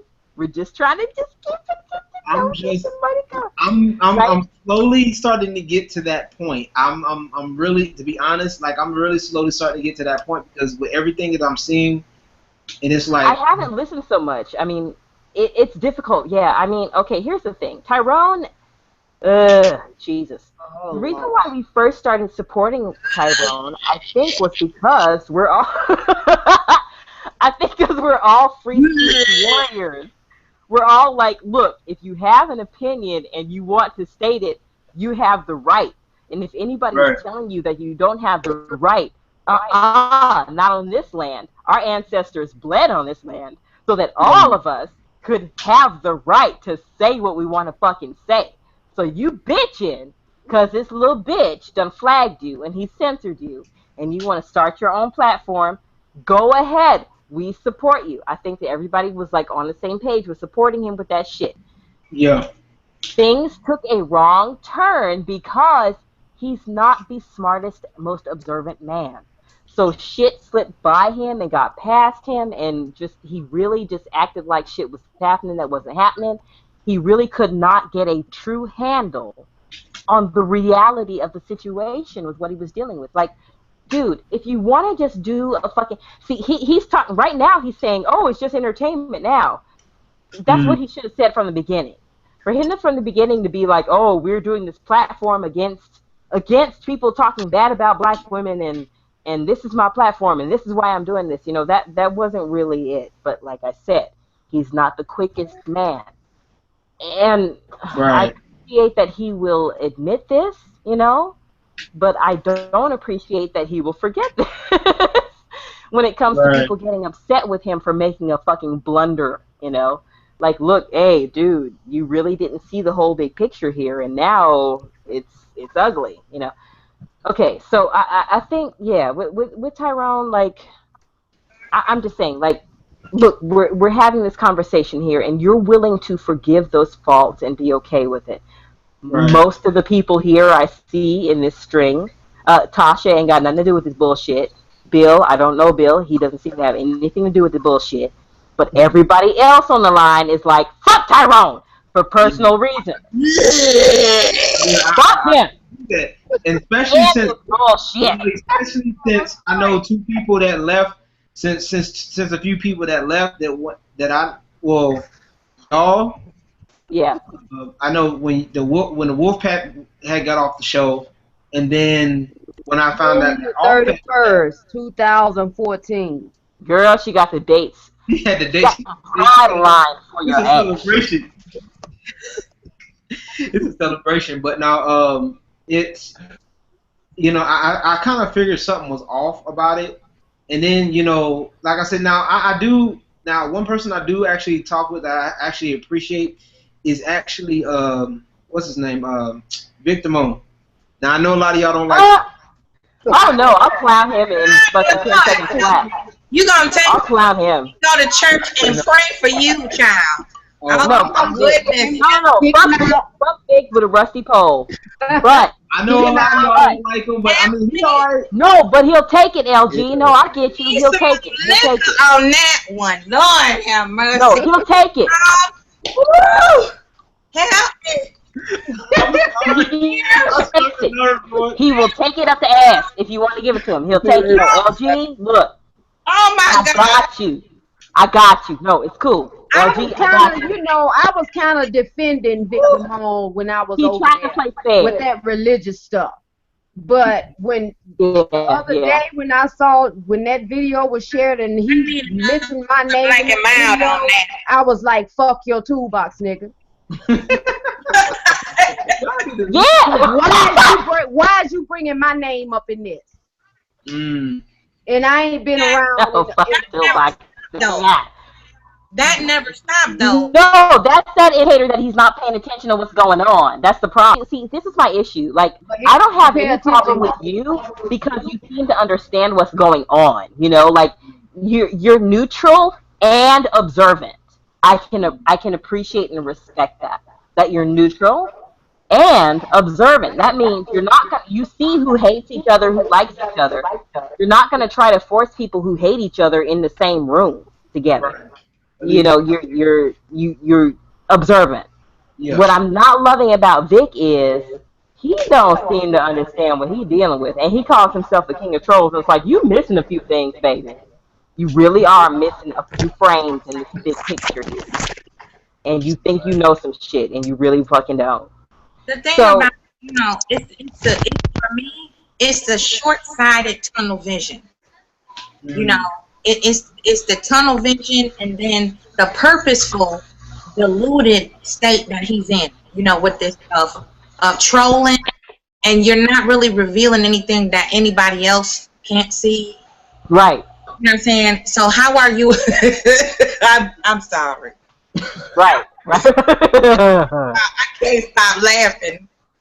He's delusional. The baby is deluded, okay? The baby is deluded. Delusional. It's just tickle me. And it is. It's ticklish. Nigga is fucked up. He thinks he know. It's like, oh my God. Wait, what? You think you spring in the fucking 6 o'clock news. This is not news? Oh, sweetheart. But LG, no. I get it. You can respect his openness. I mean, I can respect his openness. I can respect the openness. Like, he a fool, but he's willing to take you calling him that to his face. I gotta stop right there. Wait a minute. You like, fuck him. Okay, go on, girl. What did you tell me? I learned something this week from Griff. He said you gotta put people where they belong. Okay. I want Griff to say it because he said it better than me. Okay. What was that? You said you gotta put people where they belong. Remember when he was talking to me? Yeah. I say you have to when it like, cause like you were saying about the other guy, I'm kind of like that. Cause I sit neutral, but I observe everything, and I can go on either side. I can go either way. You know what I'm saying? And I look at it like you had to put people where they. Nope, he fell off. And he fell off. Well, I can see both sides too, and I ain't gonna go either way. I know we already know which way you go. We already know. I'm taking your phrase. I'm taking your phrase. Fuck your toolbox. I'm taking it. I'm on the side of right and no bullshit. Fuck your toolbox. That's what I'm saying. But look. This how I kind of look at it. Like, far as music goes, I look at music and it done took a turn for the worse to me. Mm-hmm. But at the same time, like Young Thug stay down the street around the corner from where I stay. Mm-hmm. I'm looking at this guy and his story needs to be told, no matter what it is. So, cause I look at everybody I grew up with. These guys have been Young Thug all these years, but they never had an outlet. You know what I'm saying? They never had a way to express it, and now we can get to the heart of the matter. So if we can release and say, okay, this is the picture, and this is really what it is, and so everybody can start getting back in touch with what really is going on. Because if all this shit is in the closet, it's just hidden, it's just on the dirt, it's just hidden, it's just hidden, it gotta explode sometime, and just what is going on now. So I just look at this shit like, hey, there's some shit that, I like some of his songs. You know what I'm saying? I can't lie, I like some of his music. But I can't become, I can't be a fan because what he stand on, I can't stand with that. But I understand that he's singing a song for a lot of guys who've been, who out here murdering people, who out here doing all this harm, all this horrific ass crime because they can't say they like sucking dick. So now that they can stand and it's kind of okay and it's out in the open, maybe we can cut some of that shit out. So everything has its place. Everything has its spot. It's just that I'm not gonna give energy to really, shit, but me really. You know what I'm saying? Because all this shit is gonna go on regardless I give a fuck or not. Exactly. Do you, but don't try to pull me with you. Yeah. Exactly. In other words, And that's what ticks me off when they bring my name up in some shit that I have nothing to do with. When I'm 0 dark 30 on your ass, ain't nowhere around. Right. No, I totally understand, and I appreciate that what you said about Young Thug. Like a lot of people, God, this is so my thing. I'm trying to give these guys permission. Like, look, I see you, sweetheart. I see you, sweetheart. I see you, sweet meat. I see you every week up at the club. I see you. You look just like. Look, it's okay. It's okay, you have a community, but you're never going to connect with that community. You're never going to find that peace unless you grab your balls and admit that you like what you like, or that you are who you are, or that you want to be who you want to be. Right. Massage, let it marinate. You know what I'm saying? I'm not mad at you. Not mad at you, because that has nothing to do with me. If I'm not fucking you, whatever you're doing with your genitals is none of my business. Why do I even care? It ain't my asshole. It ain't my shit. Thank you. Holy moly. And at the end of the day, like I tell you about this, and Miss Jeannie can vouch for me on this one, because, and I said this on multiple occasions. I don't necessarily agree with it. You know what I'm saying? I may not necessarily agree with it, but at the end of the day, I am not going to disrespect you for your choice. I'm not going to treat you less than the No, because you're the biblical scholar, right? So you're of the philosophy of, Leviticus, and it says blah, blah, blah, and, you're trying to deal with the earth here, and, these two positives don't make a thing, and two negatives don't make a thing. That's all I'm saying. I just read that the book say that this together is supposed to be what we're doing. Exactly. However, do I have to disrespect your humanity because your choice is different? No, I don't. I don't do that. I'll be less of a person if I did. I'd just be a religious motherfucker. I'd just be back into religion. You just be a religious motherfucker. I'll be no worse if I'm sitting up here constantly condemning you for what you're doing. I'll be no worse than somebody that's a murderer, in my personal opinion. You know what I'm saying? Somebody that just willingly, just goes out there and kills people for fun. You know what I'm saying? I mean, to me, I'm not going to, I may not agree on everything. You know what I'm saying? But at the end of the day, if you can't talk it out, if we can't come to the consensus and say, okay, look, this is what we going to do. This is how we going to handle it. You go your way, I go mine, and then that's it. You know what I'm saying? And don't force it down my throat either. Because I noticed there's a lot of forcing on throats on both sides. Yeah. I noticed. I've been noticing that a lot there's a lot of people forcing it down your throat. Like you gotta accept it. No, I don't have to accept anything. But I choose to. Why? Because one, I'm in a place where this this is where a lot of people have that right to speak on it. Yeah. It's unavoidable. You know what I'm saying? And free will is such a fragile thing. It's a fragile gift. It really is. It's a very fragile, frail gift that should be protected. And it's something that people don't appreciate because we've disconnected our bodies from our soul. We walking around with no soul and no feeling. So if I'm constantly looking through my lens and I have no different, it's going to be harder for me to not but acknowledge that the fact that they're different. Just because I don't participate in it doesn't mean that I have to condemn it and try to destroy whoever does. You know what I'm saying? I don't agree with it either. But I'm going to respect the person because they're human. They have a soul. That's a person. That's a spirit inside that body. Right. Yeah. And I have the free will to or to not accept it, acknowledge it, or even appreciate the fact that they're different. Okay, so wait, let me get this straight. Okay, so gay, you think that it's like bad for I can understand your perspective, Angie, because you're getting it from like a planetary sense. You're like you're on planet Earth and, you know, positive, negative, yin yang, and this is where it works. Okay. Also, LG, I get it because you're from the religious aspect, right.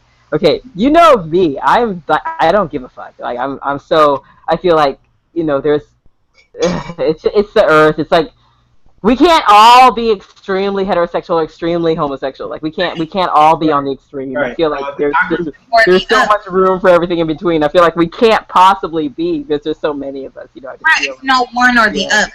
You know what I'm saying? It's for me to say what you should or shouldn't be because I'm feeding on your free will. You know what I'm saying?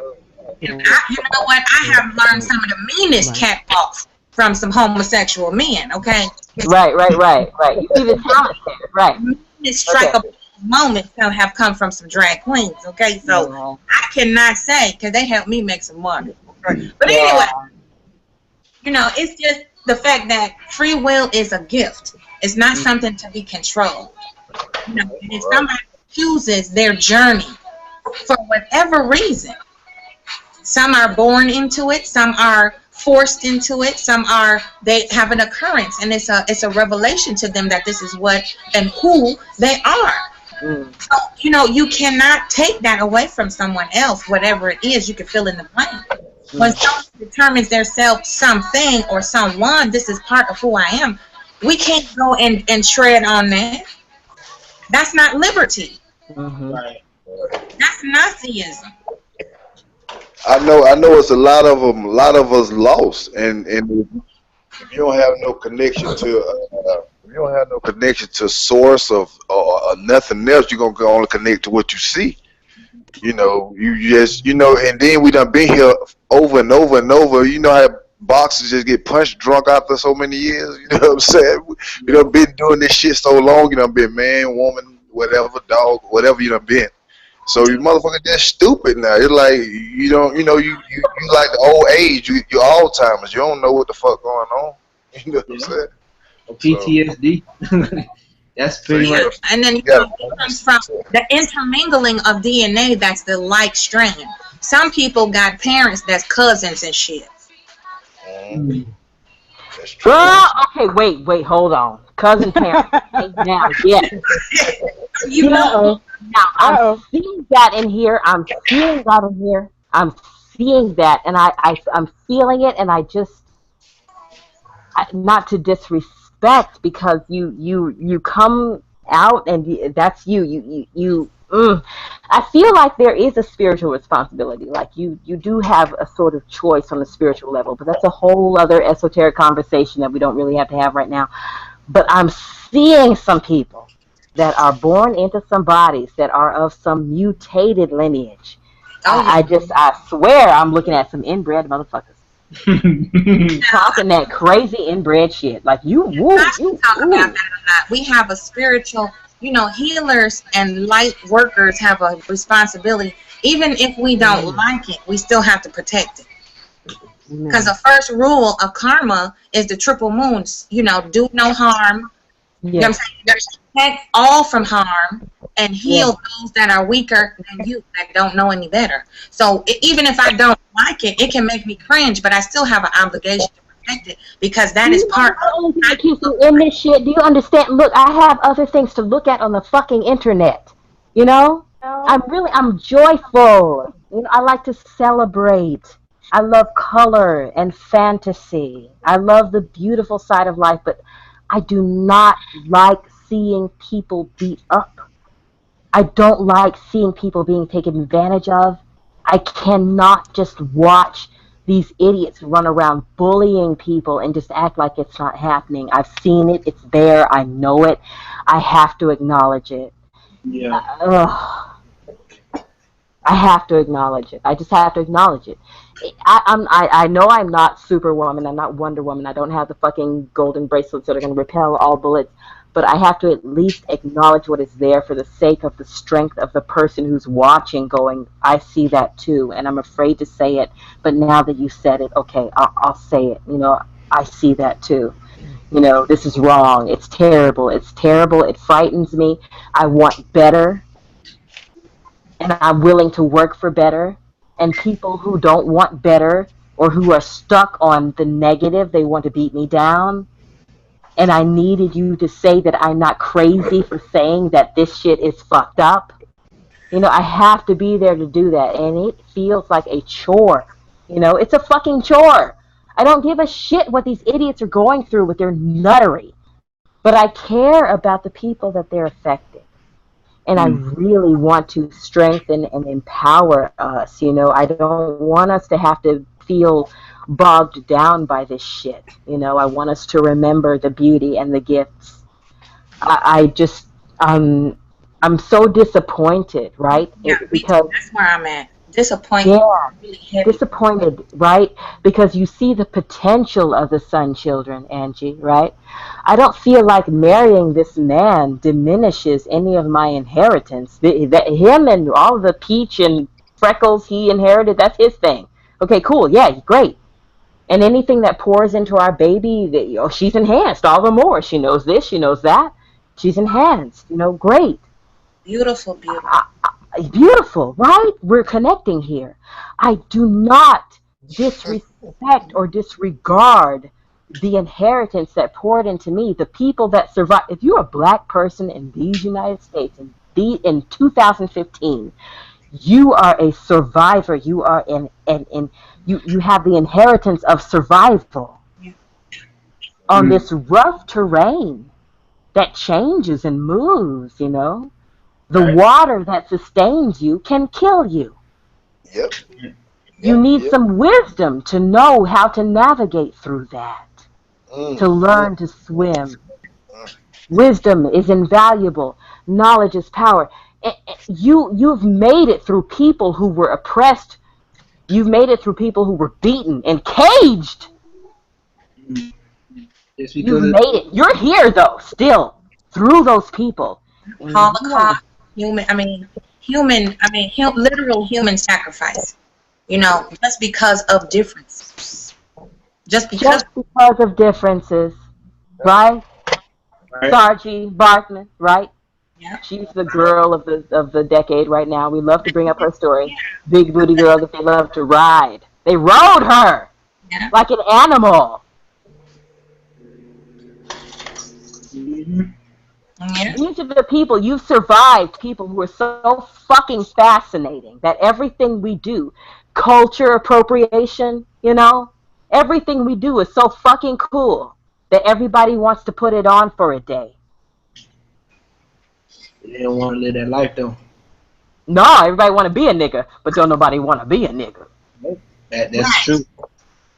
They don't want to walk the journey. They just want to taste and be entertained by the struggle, because for them it's dramatic and romantic, and that brings them excitement because they have so dulled down their existence to be utopia, and they're bored because all of them are the same. They all think alike. They all act alike. They never change, generation after generation after generation. Fucking suits. That's what they is. Some fucking suits. All don't look like suits.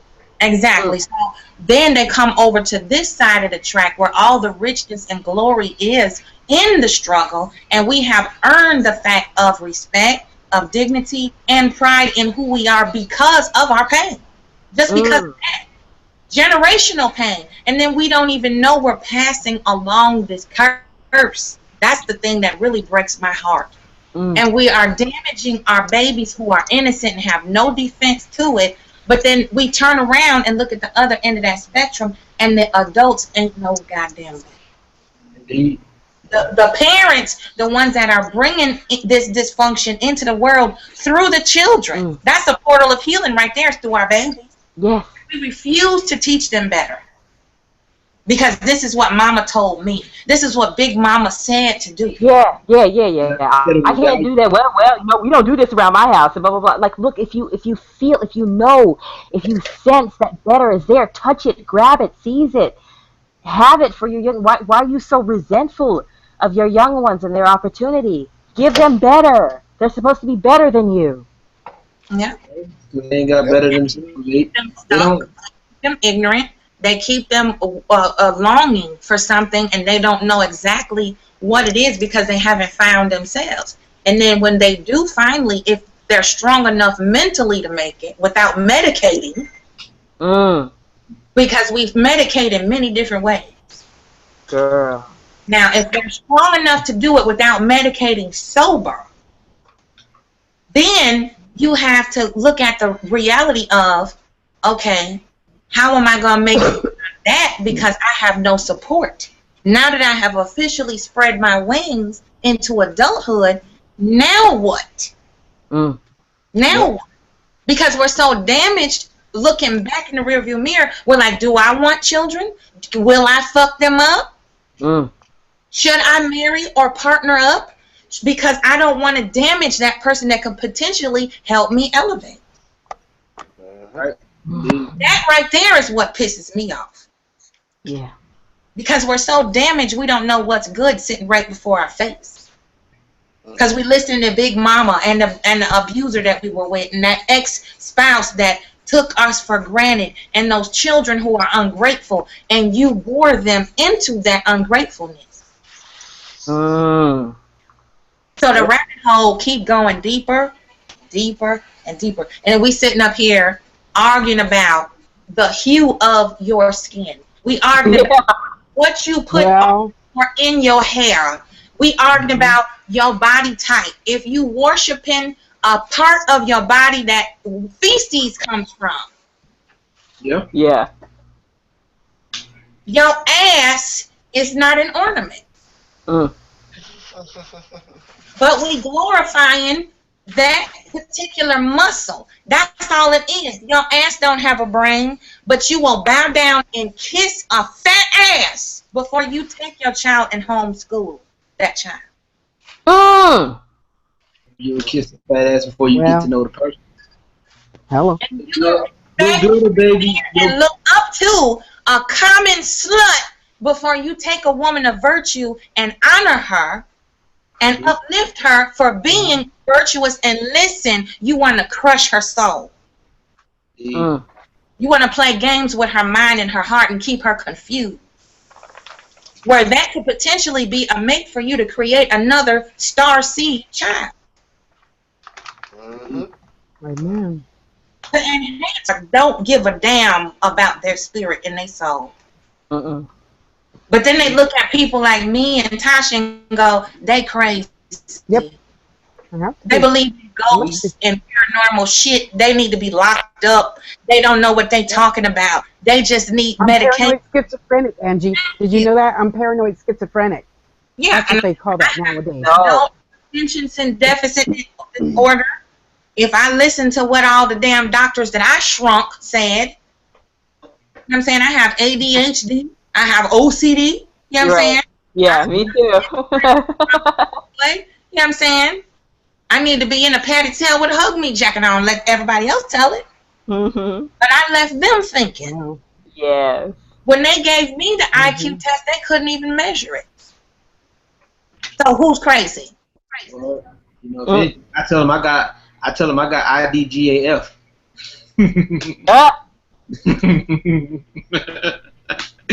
Well, I tell you, I should be a comedian. Truly, do not. There are no fucks here. No fucks here for y'all. I'm sorry. I can't. I mean, and you're right, and it's sad that we've gone to this point, and like people will make fun of there was a meme that was going around, and it's so true to this day.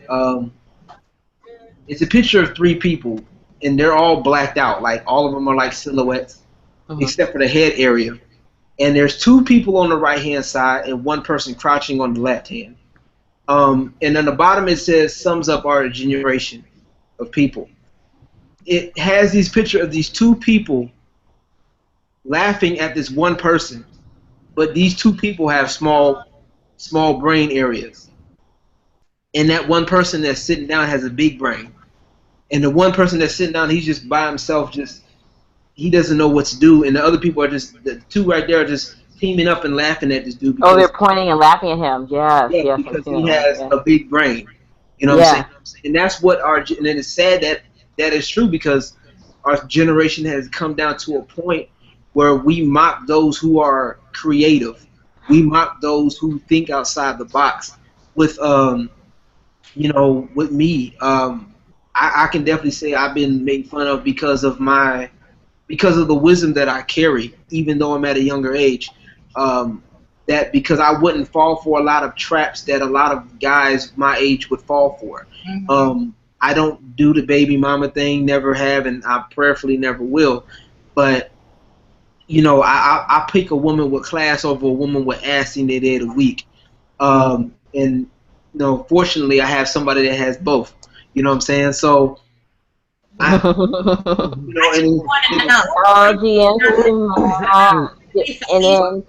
it's no disrespect to anybody who like curvy women, because I'm a gazelle myself. I don't need a backyard because I'm just good all by myself. My back and front porch match, where ain't nothing there.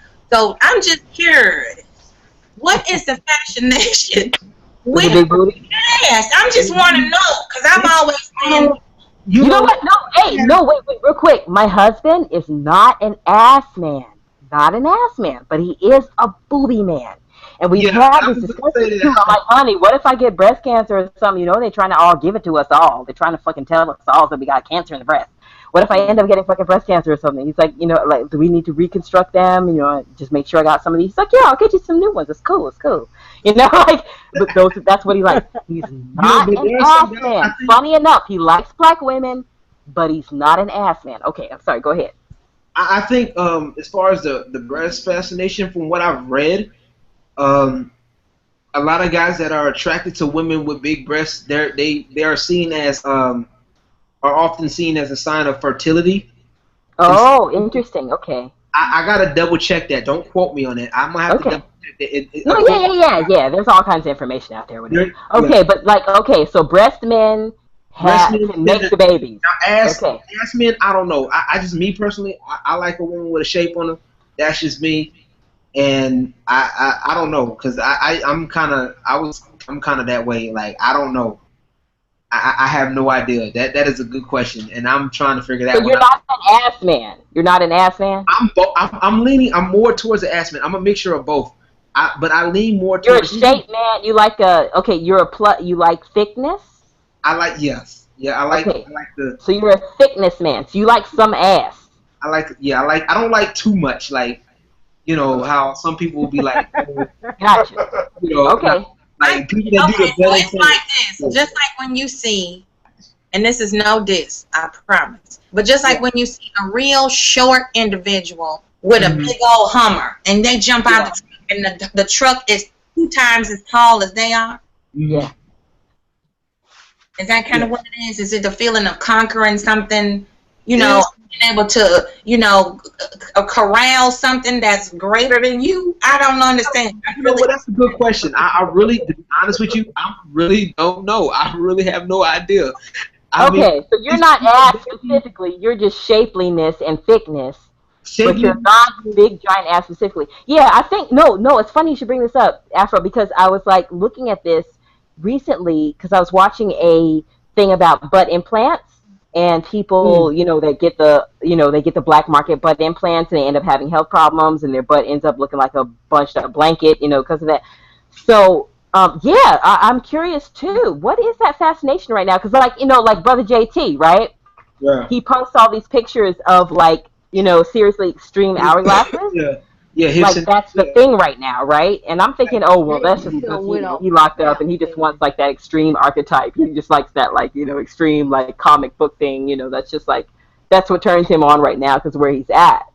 But yeah, I was curious too. Like, wow, there's a lot of girls who are ruining themselves right now in order to have this big giant butt, and like, is that really what everybody wants right now? I didn't know. Why do it gotta be huge? That's all I want. Yeah. Like, why does it have to be like insanely big? Because like I've seen plenty of women that have like plenty of women, especially like when women work out. When women work out, they tone up. Some women and have that naturally in them, and especially black women, like darker, like black women. African American women are more known for the lower body. You know what I'm saying? Like we was talking about, I can't remember her name. You was just saying it, Miss Jeannie. She left, but dang. I can't remember her name, but it was just this fascination. You're talking about Sarah Bartman, Sargie Bartman. Yes. There was a fascination with just like that. Whoa, look at that rump. Whoa. Yeah, because a lot of white women don't have it. Like a lot of white women don't really have that. Even if they worked out, they don't really have it. You know what I'm saying? I don't know. The women in my family have the funny thing about Sarah was they were looking at, the thing they were most obsessed with, the people who wanted to study her, was her elongated labia. Her inner coochie lips were really long. The Khoisan people, the Khoisan tribe of that like there's the Hottentot. Nobody ever calls anybody a Hottentot anymore. It's like Cambodia. Nobody calls that. It's a different name now. Burma. Yeah, right. Nobody's Burmese anymore. It's Cambodia. Okay, so nobody's a Hottentot anymore. It's Khoisan. So those people had like elongated labia. It's rumored or reported that part of the reason why they would have the elongated labia is because of pulling them the same way certain tribes will do the elongating of the skull, or certain tribes will do like, the piercing of the jaw or the piercing of the lips or whatever, right? Body modification. Oh. So there's a body mod thing with the Khoisan tribe with the pulling of the coochie lips. And people were obsessed with this, thinking that European people were obsessed with this, thinking that this was like, indicative, like they grew this way, and this indicated something about their brains being more primitive or whatever. European people studying African people thought crazy shit. I'm sure it was the same thing the other way around. Right. Because, Africans had their own scholars and doctors, right? And they probably were like, oh shit, look how white it is. God damn, what the fuck happened to you? Okay. So, with Sarah, part of the thing with her butt was like that shelf butt, and women in my family do have like that shelf butt that has like that like bump, and then it goes down like that bump in the butt. But yes, they were so fascinated by it, so thinking that this represented something about her sexuality being connected with something more primitive, that she had a more primitive sense of sexuality, more animalistic, because her body was made to be more animal and more like, fuck it, But Sarah, oh God, that story is so sad to me. So beautiful and so sad. So beautiful, beautiful in how they were fascinated by her, right? But it was so beautiful, but sad because they thought she was lesser.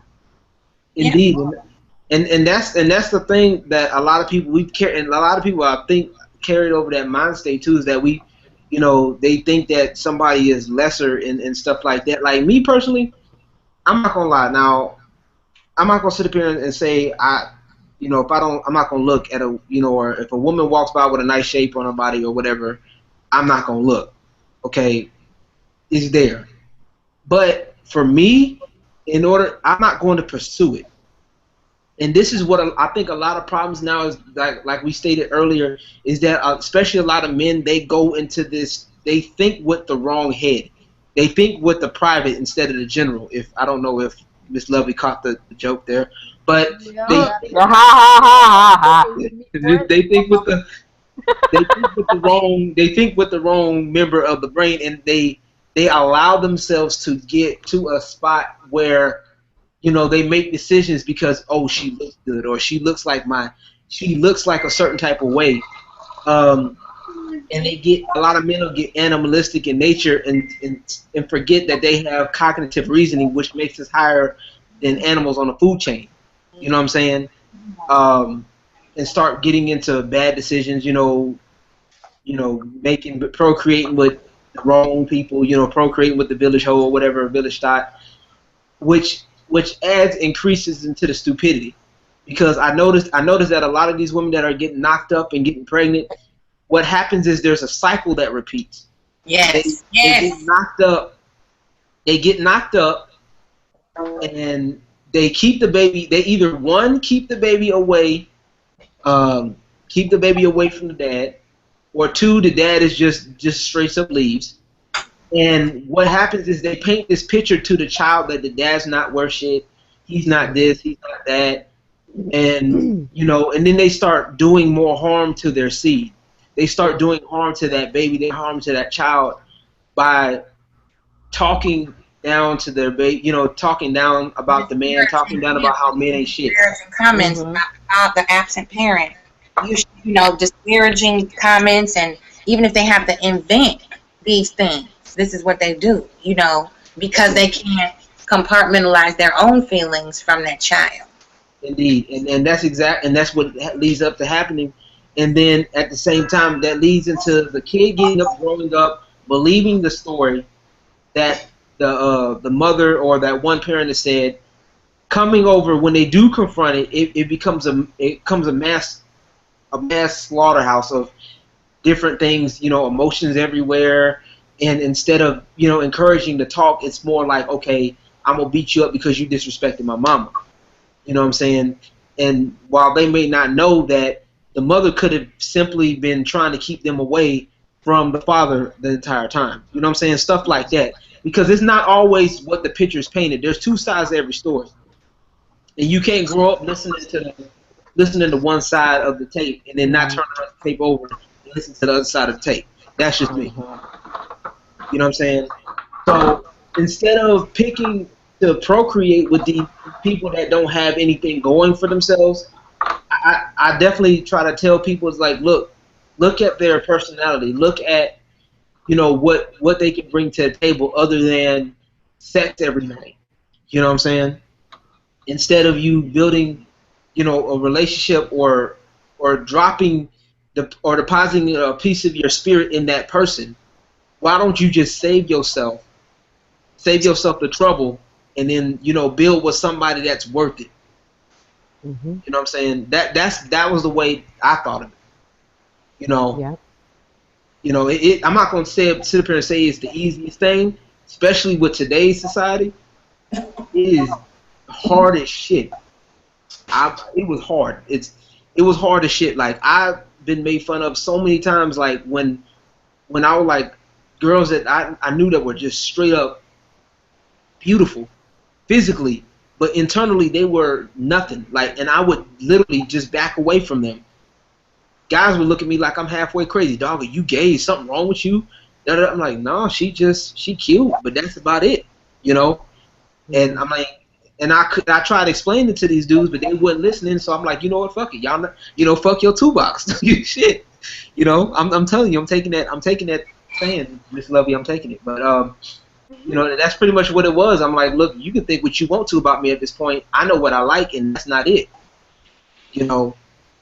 I mean, and like I said, it's harder in this day and age to be a person of integrity and a person of at least honesty. You know what I'm saying? To somebody and let them know, hey, this is what I want. Hey, I like you. Or hey, you can't even give a compliment nowadays without being labeled thirsty. You know what I'm saying? And I think that's unfair.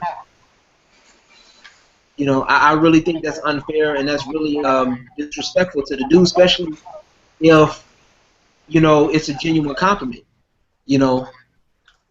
If, like, I'll tell Miss Jeannie, hey, Miss Jeannie, I like your hair.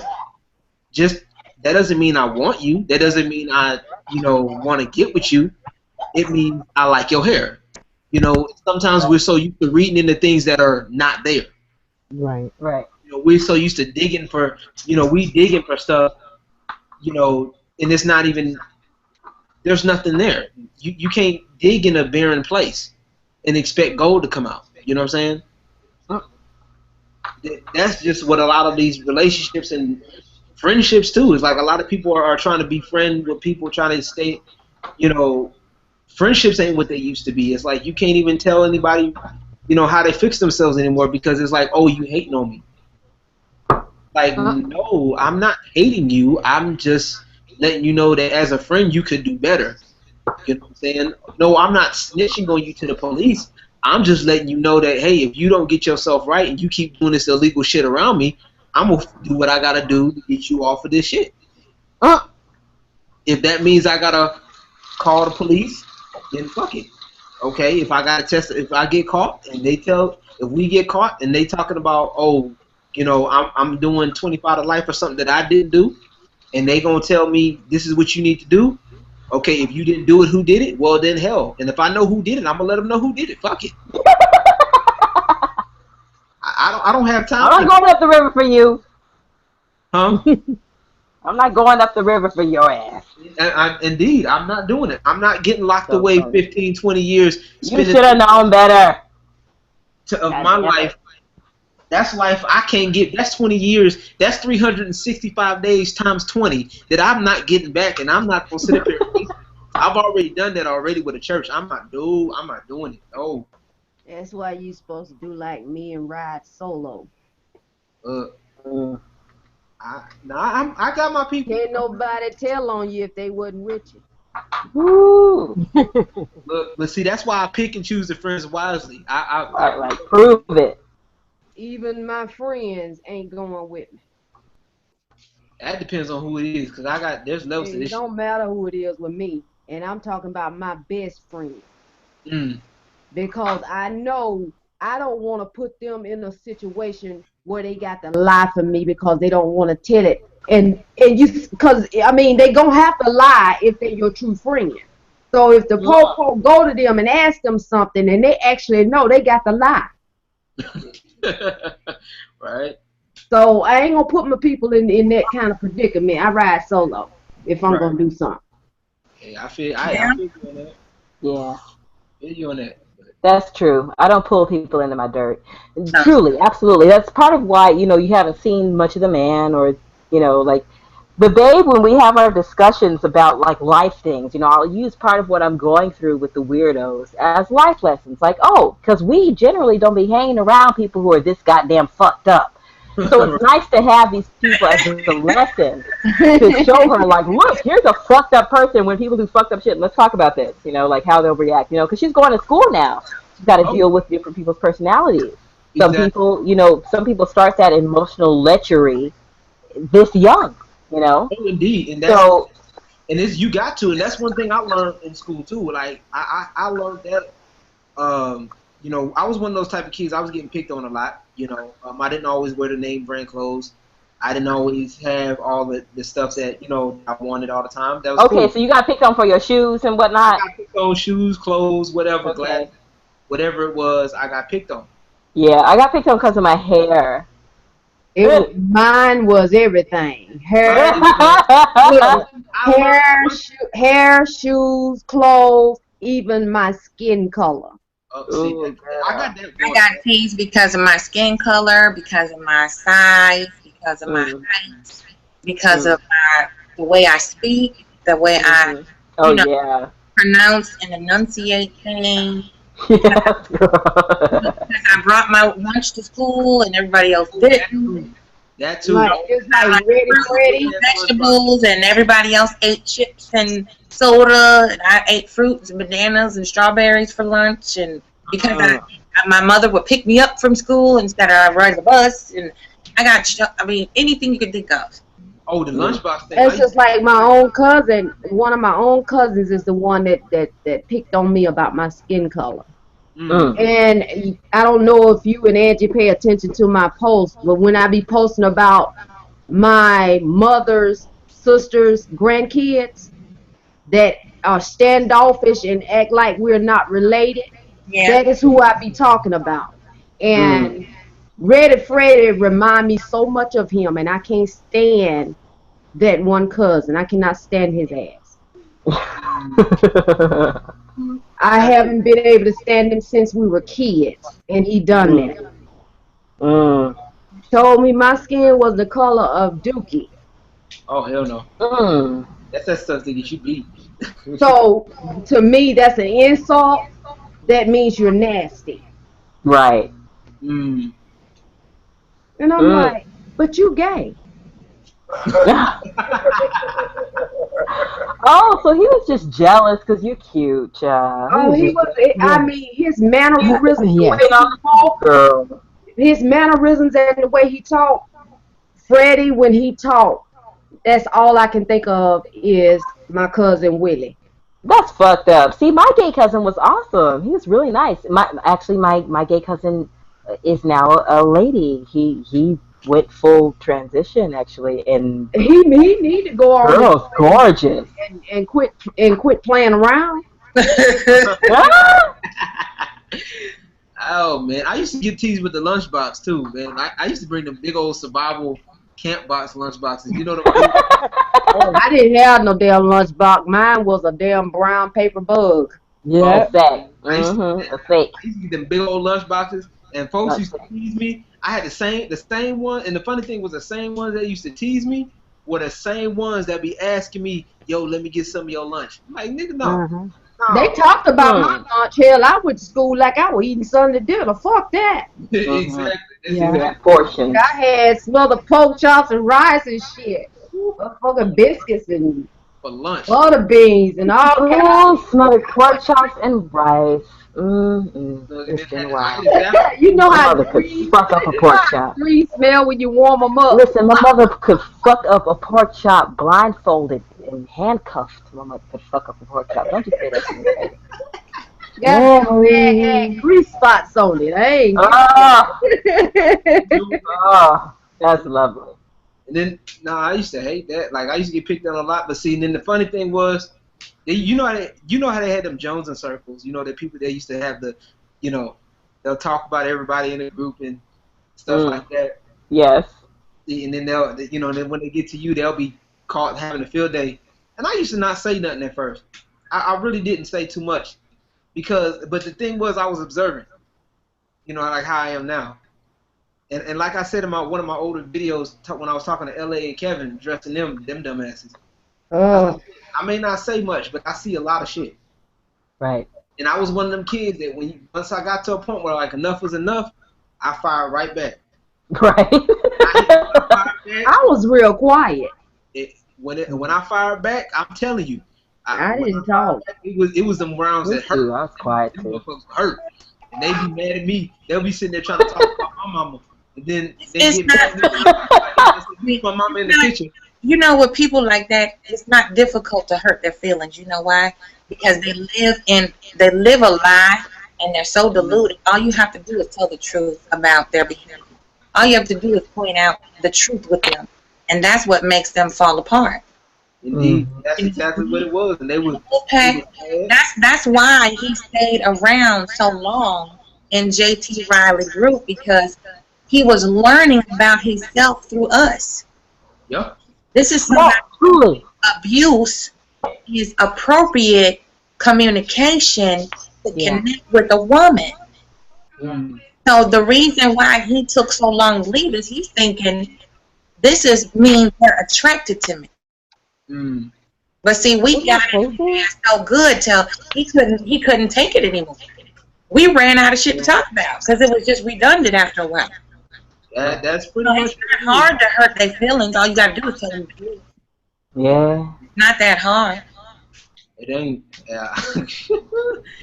And their delusions, it's like, it's funny. It's like you that deluded to where you feel that you doing something. Oh, I done ran y'all off YouTube. You gonna wake up Christmas Day with no YouTube channel. It's February. I'm still here, motherfucker. Yeah, something. Yeah, it's sad. Okay, so these men, they have no sense of control over anything, right? They feel a lack of control, and they don't have any sort of territory. Oh, he just went off since old girl left.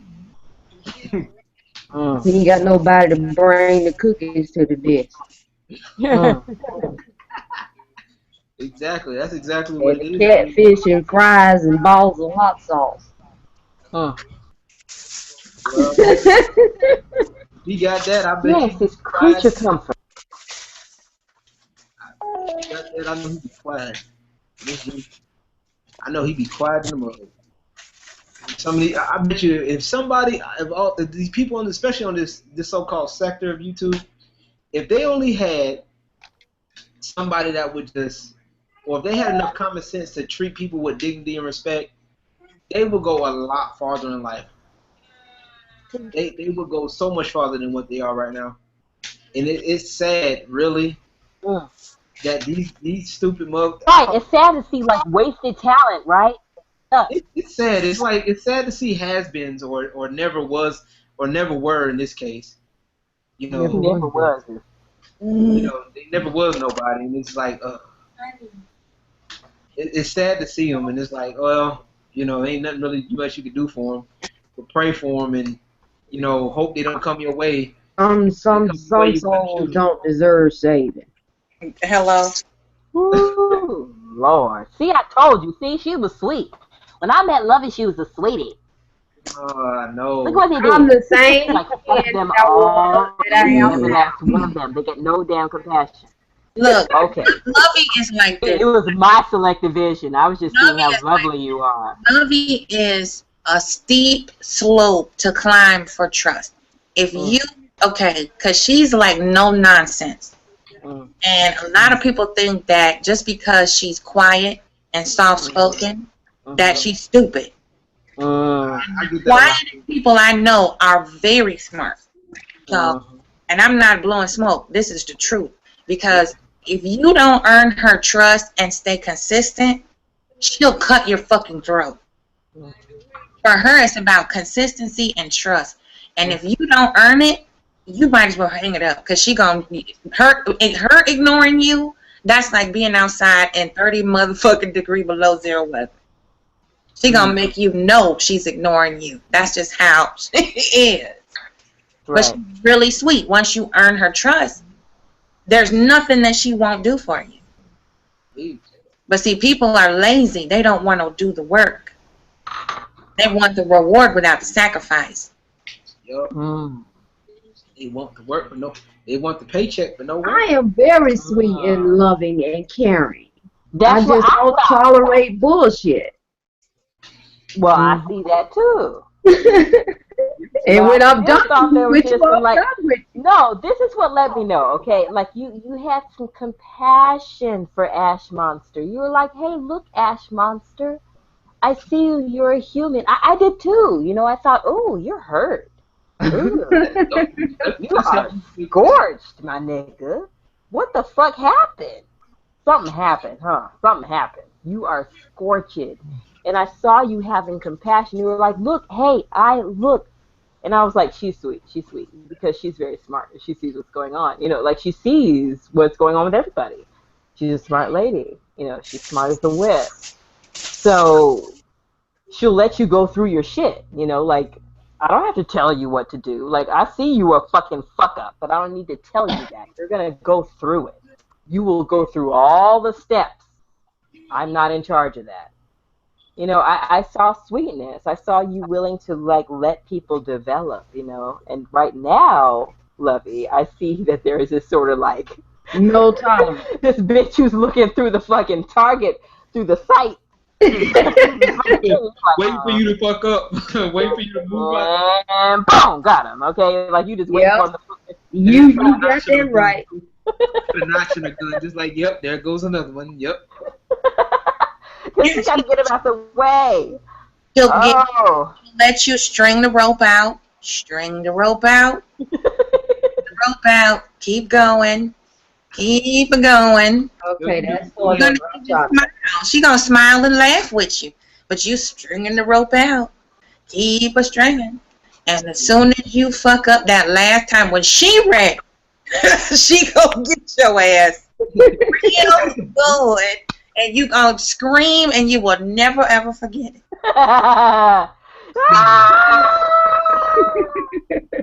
Squeal pig. I'm a good person. You are a good person, but you got a good person. You know what? You gotta earn the good. You don't give away the good. That's an honorable woman. That's a good person. You don't just give your good away, and that's what I love about it. That's why I respect you, because you are a good person. You like, honey, you can't just come knock on my front door. Announce yourself. That's how a queen behaves. Yeah. You know what I'm saying? You don't just come walk up to the throne. You got to have a calling card and an escort, nigga. Yeah. Yeah. She does. She encourages you to class it up a bit. Y'all know me too well. I got to go. Time to go. Yeah. That's what sisters do. See, we know each other. See, you know what? And I wish brothers do that more often. I really wish guys do that more often. But see, in most cases, it's seen as a weak trait. Right, to encourage each other or to be tender with each other. Or you don't have to beat me down. You don't have to hit me or put your hands on me or, you know, talk down to me in order for you to, you know, encourage me. Just be there. You know what I'm saying? Just like, hey, what up, bro? Like this. Like, let me get to know you as a person. And that's one thing I definitely wish a lot of guys would do more of, and just have more of that brotherhood instead of competition. You know what I'm saying? There are some men out there that would do that. You just intertwine with the wrong motherfuckers right now. Oh no! I'm trust me. I'm staying clear. If you referring to that other bullshit, I'm steering clear of that. But, them there don't even think about trying to change that. No! Fuck from the real. But but like Coley is brother, and yeah, other dudes like but yeah, you definitely have some brothers around you. Indeed, yeah, and they're brothers in arms. Like they want to see you succeed, and they feel good about you. And that's what Lovey's talking about is the motherfuckers who are the opposite of that. They attack what they can't stand, and that's why they attack us women. That's why they attack you men. Because they don't want to see positive. They look for the negative because it keeps them going every day to have something to talk about because they don't have shit else to talk about. They don't, and they can't cultivate anything positive because they're broken.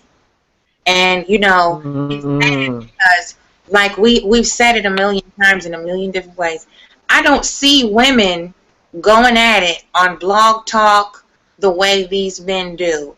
I don't see women making video behind video behind video trying to one-up each other. I don't see women talking about measuring cup sizes and booty sizes and hip sizes and all that like these damn men do.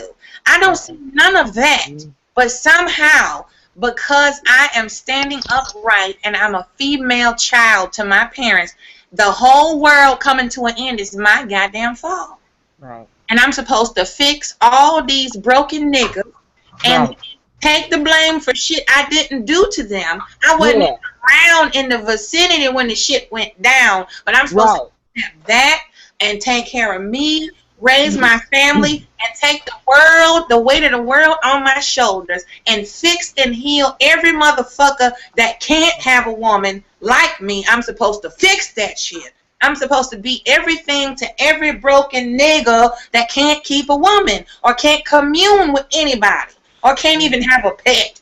Kill the goddamn pet because they're so fucking dysfunctional and irresponsible. You know what I'm saying? But listen to how stupid that sounds, though. And a coochie. You're supposed to fix it. Listen how stupid that sounds. You the female, us the females, we are the reason that the shit is fucked up, but we supposed to be the fixers. Right.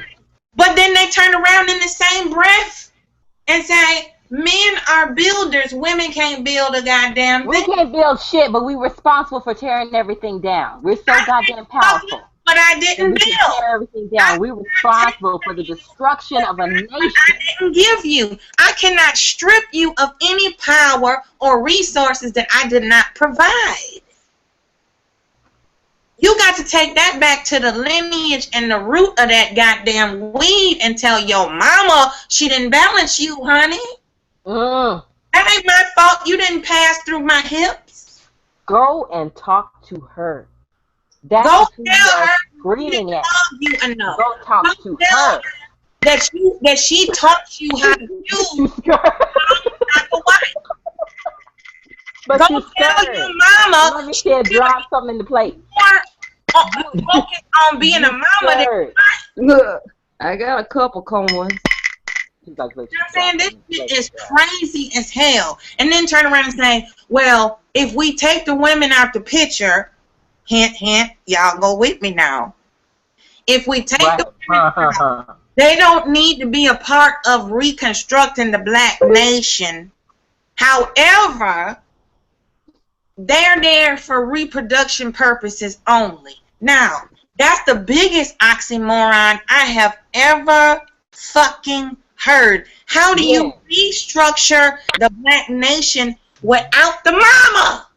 You think that it doesn't take some wisdom to change the diaper and to know to go from front to back, that somebody didn't need to figure that out, that somebody didn't need to learn through observation of their children, through caring about that thing that came out of them that they bore with their own flesh and blood that they put together. You're welcome, you fucker. You're going to come out and then you're going to curse me? I don't think so. Look at Dana. We are builders. Yes. Yes, ma'am. Building on the workshop is lovely. Yes. Yes. Hey, cat. Oh, he doesn't like it. Dysfunction. Bring him to. I did earlier. Bring him to me. Come here, cat. Why don't you train? I thought that was a kitty cat you had earlier. Yes, I did. You were stroking the cat and I was stroking the dog. Ain't that something? Yes. I got you. You sound like Oh, you're saying, Mama. he was mad. He doesn't trust the kid because she holds him wrong. She's mad. She holds him wrong on purpose so that he will make noise. He likes that noise. Yeah, no, you have to be gentle. Look at him. He's a like, gentle help guy. me, mommy. He The is. baby's He is. torturing me. He does, always. He'll come sit next to me because they torture him. I just let him be. I let him be. I give him tuna juice. Oh, He is so beautiful. he is gorgeous, yeah? He's a Maine Coon. They're a big breed. Face. Yeah, they're big. Hey, you. You're a lion. You're not a cat. You're a lion. Mm-hmm. A miniature lion He is. in his domain. All right, go on. Good Lord. He yanked my head off. Okay, yeah, no, he is. He is. He really is. He's a wild man. He's a wild man. He runs the house. He tells us when they get up in the morning. He's like, I'm hungry. It's about 6:45, 7. Put the kettle on. He's mighty. But yes, like,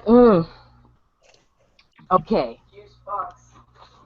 Seriously, these children cannot hope to cultivate anything without any sweat. You know, they want the juice boxes. They want all the kids' juice boxes, okay? But they don't want to get up and go to the damn stove. You know? Yeah. That's not cute. That's not cute. That would not be effective. We have these capable, you know, I'm like, you're sitting here on the computer. You know, you can make a video. You can put it online. You're capable, motherfucker. You have more tools than a lot of people have if you can communicate. There are some people who are being cut off from their communication. Mm-hmm. You can even get your message out. Like, stop acting like it's my fault when you handicap yourself. Don't do that. We can't progress when you're doing that right now. And I'm with you. I'm here. Care, I wouldn't be here. I really don't like being accused of not caring just because the dude who's not even fucking saying anything. No, they is want you pale. to care how they want you to care. Oh, that's right. That's right. I'm supposed to care according to their manual, which means giving them excuses. No. Right, coddling them, No. making them I want you to be strong. I want you to be strong. Stop making excuses. Yeah. You're capable. You did that. Look at how powerful you are. Look at what you can affect. So shift your focus, please. Harness something better for you and your babies, your beautiful. We got animals here to take care of. We've been afforded so much. We are so gifted here. We are so gifted. Everything we do is fucking. It becomes like landmark. You know. It makes a mark. Hip hop rules the world. Hip hop rules. There's so many children who are infected by hip hop. They're infected by hip hop. That's just a thing that people just did, just to like get out of the fucking thing that they're in, just to distract from the dysfunction that they're in. An outlet. Yeah. Yeah. Yeah, an outlet, a hole, a wormhole in space. You know, where you are floating on this star. Will you respect it? Fuck. You want to be so small like that? It's a record of history. You know, something that means something. It's not just floating out there in limbo. It is something to draw from. You know what I'm saying? It's that gift of learning something of what an individual that relates to a particular situation is recorded. You know what I'm saying? So it's like, how can you demean something that you take something from? Thank you. You know, all of you assholes came through mothers. You're going to come out and disrespect women. I get it, asshole. You don't like girls. Okay? I'm okay with that, okay? I'm okay with that. I can take you to some bars. I'll take you on the tour. Okay? You don't like girls. I get it. But you're going to disrespect your inheritance and where you came from. Okay, well, good luck. Let me know how that works for you. It seems to be making you miserable. And you want to pass that off to me. Well, we're not going to get anywhere like that, but you go ahead and try. I'll do something. I'll do something. You'll motivate something in me. Trust. Thank you. And you're welcome. Because I can't support the bullshit. I really can't. I can't support the abject denial, you know. We're so beautiful. Look at okay, Venom popped up on my screen. Okay. She is so pretty to me. Like Yeah. Look at this girl. She's just sitting there chewing something. Whatever. Fuck you, girl. Skin of hers. Like, bottle sell it. Bottle sell it. I'm just glad she ain't dusty. What the hell?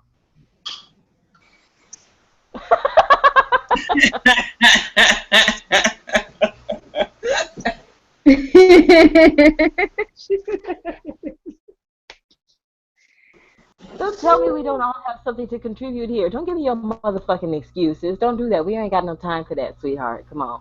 That's why I'm doing this. That's why I've been so moved, you know, the past 2.5 years. I know. You know, this journey, you know, and transition attracts a lot of different energy. You know, and it was a personal experience that I had. You know, it went deeper than myself. You know what I'm saying? Because I'm looking at how it just takes a life of its own. You know, and now it's this big, huge beast. You know what I'm saying? That we cannot put a lasso. We can't harness it. Because it's just something that, you know, it's just like walking past that same building every day before you go to work. You know that building is there. It's going to be there. But when we die, the building doesn't die. It's still there living. It's still breathing. It still has a life and entities within it. It's an entity within itself. But we don't address the building. We don't feel the energy from that building. We know it's just a big old building that's been there ever since we can remember. That's what dysfunction has become. It's just this fixture now. like a faucet or a toilet. It's almost where it's a requirement in some arenas to be as dysfunctional as possible and just let it sit. And the energy that's inside of it, and it continues to manifest bigger and bigger. You add a stack up more layers to it, and you got a skyscraper. You can't chop down a skyscraper with an axe. So your baby was saying something about her generation, which is also of LG. Okay, so he's 27, the young one here, the youngest person here, I guess. About them glorifying this sort of dysfunction. But I can't help but look at the positive side. Like, I know a lot of young people who are not looking at, like, the mainstream bullshit and not buying into that, you know. So I'm a little bit more optimistic. But she is, you know, around her peers. And what she's seeing is, you know, she's alarmed by seeing, you know, so many of her peers choose this sort of, like, glorifying dysfunction and glorifying brokenness. And glorifying dependency on that dysfunction and brokenness. And I guess I'm seeing that, you know, I'm feeling that. I like, okay, as a musician, right, I'm really, really pessimistic when I turn on the radio, because I'm like, this is shit, turn it off, fuck it, you know, like that, because, you know, I'm like, this is shit. I know what real care and tenderness and feeling toward what you're putting out is, and this isn't it. This is just commercial bullshit, and I can't take it.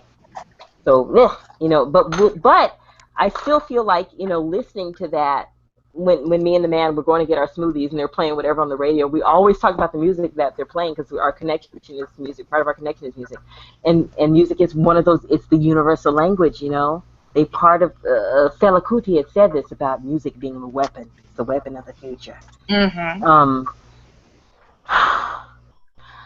I feel like, you know, a lot of times, you know, we're getting a message that maybe is negative, but it's a reflection of the negative. It doesn't mean that the negative is taking over. The fact that it's unsavory to you means something. You know, stew in that. Like, I know you pissed off, right? She's like, what the fuck up with all these fucking booty shaking, acting like a booty shaking is all the thing that a bitch can do for an earth is a booty shit. Why is everybody, you know, obsessed with this lower level thinking? I feel like, you know, it's just a reminder. I feel like, I hope, I pray, I feel, because the thing keeps spinning, that everything is okay, because we keep getting these reminders of that bitterness. I think in Jewish tradition, in religion, in one of the, maybe Rosh Hashanah or maybe Yom Kippur, one of the, you know, festivals, they do this taking of bitter herbs to remember, like, the bitterness of life, you know, to remember, like, it's there to remind you it's okay, like, there's still the balance, okay, like, as long as you can breathe, the balance is here. The breath is the life. Right. As long as you can get up and breathe, we're okay. There's no panic. You know, that thing that makes you, that's nasty to you, good. Fight that. Beyond that. You need the reminder of how tough, because that's something that I guess I just really sharpened that skill and that muscle, you know, of being challenged, you know, not ever having the affirmations that were necessary that you put into your children. I never had that. So, you know, that the challenge was my affirmation, if that makes sense. The challenge and the adversity that I faced as a child, you know, a child unknowing, that was my affirmation of keep going. Because, you know, if you can get past this, the next one's just going to get easier. And you're going to be sharper for and better for it. Just like that rock and sandpaper. You know, the more you rub a rough object up against a rough object, one or the other is going to get smoother. And before you know it, the sandpaper is useless, and that rock is the most beautiful thing you've ever seen. What once was just a hunk of, you know, roughage. Now, dancing with your name on his chest, I think that you would pay attention to that, or at least get your attention for at least 5 seconds. You know what? The guy was over the top. I had to give him a big shout out. Okay. Okay. Thank you, Bill. Yeah. So, you know, that's something that I look at as, you know, the more challenges I face, the more I can learn about myself, learn my limits, and learn how other people, you know, are dealing with their own dysfunction. You know what I'm saying? It's like, okay, I see that in you. So I'm not understanding why you're not taking this negative situation and trying to push past it. Why are you going back to it? Why are you letting it pull you back? You know, to continue. Right.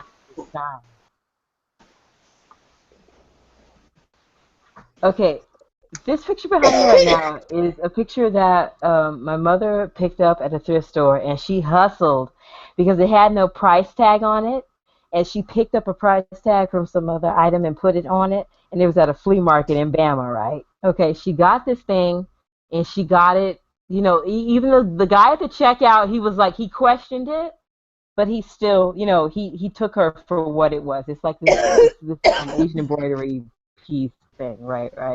Okay, what you were just talking about reminded me though of these albums. Okay, this album is I don't know if you guys probably heard that song, like, I've been through the desert on a horse with no name. It felt good to be out of the rain.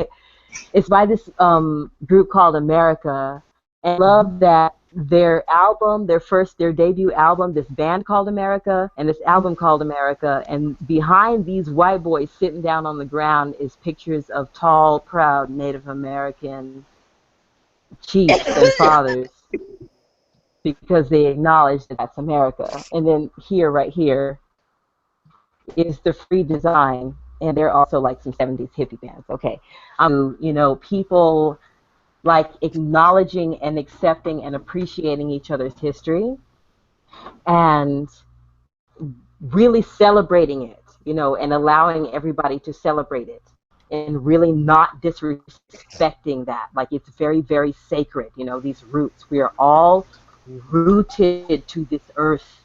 Everything that we are comes from her. Everything that we are, you know, comes from this earth, or appreciate or possibly be. You know, so to like disrespect in that at any time is really, really foolish. So, you know, I can really appreciate what you're saying when you're talking about I don't know, just like, girl, acknowledging your gifts and acknowledging what is there. And yeah, fucking Shaniqua, Bonifa, Laquifa, whatever the fuck your problem is, girl, let's look at that. It's of the earth too. The slime is of the earth too. We gotta look at that. We gotta look at that mess you made. Ignore that because it's harmful. You know, it's a danger if it gets out of too much of anything is not good. You know, anything in excess is not healthy. So it's all about balance, you know, and if we just keep letting this skyscraper grow taller and bigger and wider, you know what I'm saying? It's like, okay, now that it's beyond, you know, one person's grasp of understanding, you know what I'm saying? How are we supposed to address this on a larger scale to where it actually impacts enough to where people are starting to really spark a thought and go, okay, you know, before I go ahead and post that ass shot, maybe I should do something.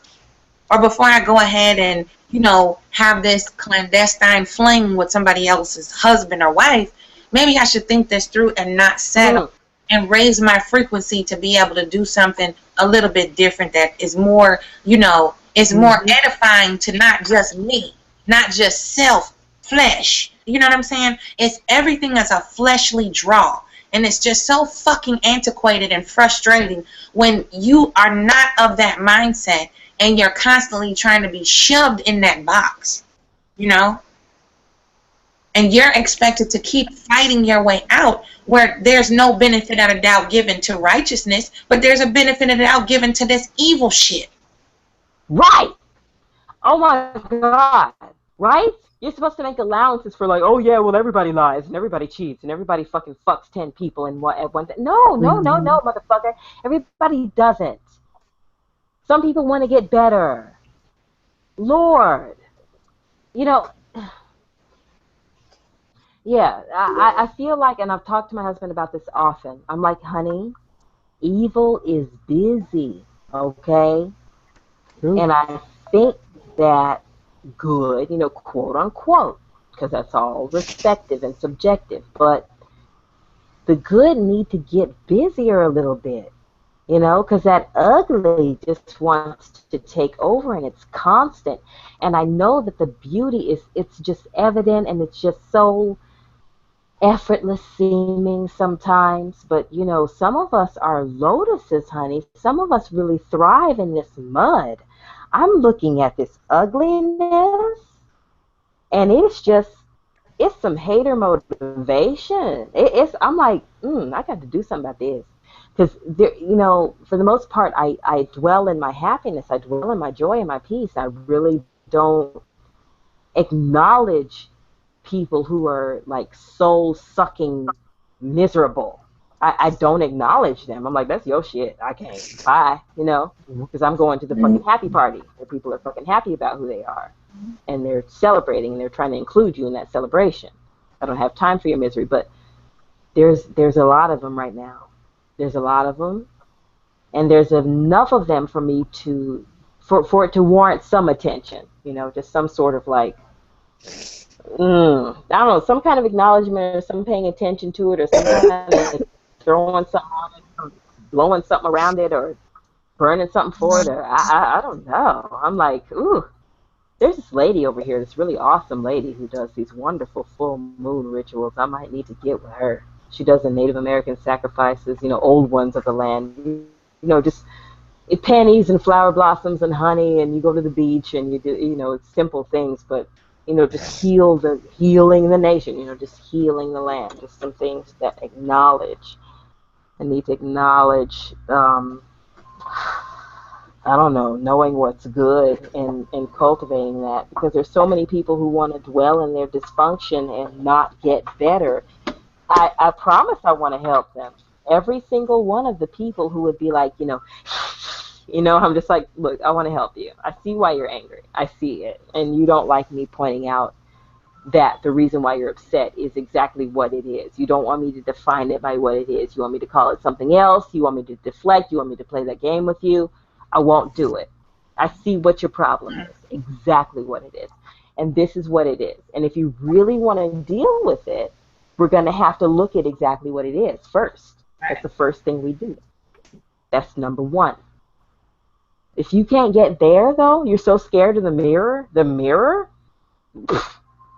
your own damn reflection, really? You don't want to look at that?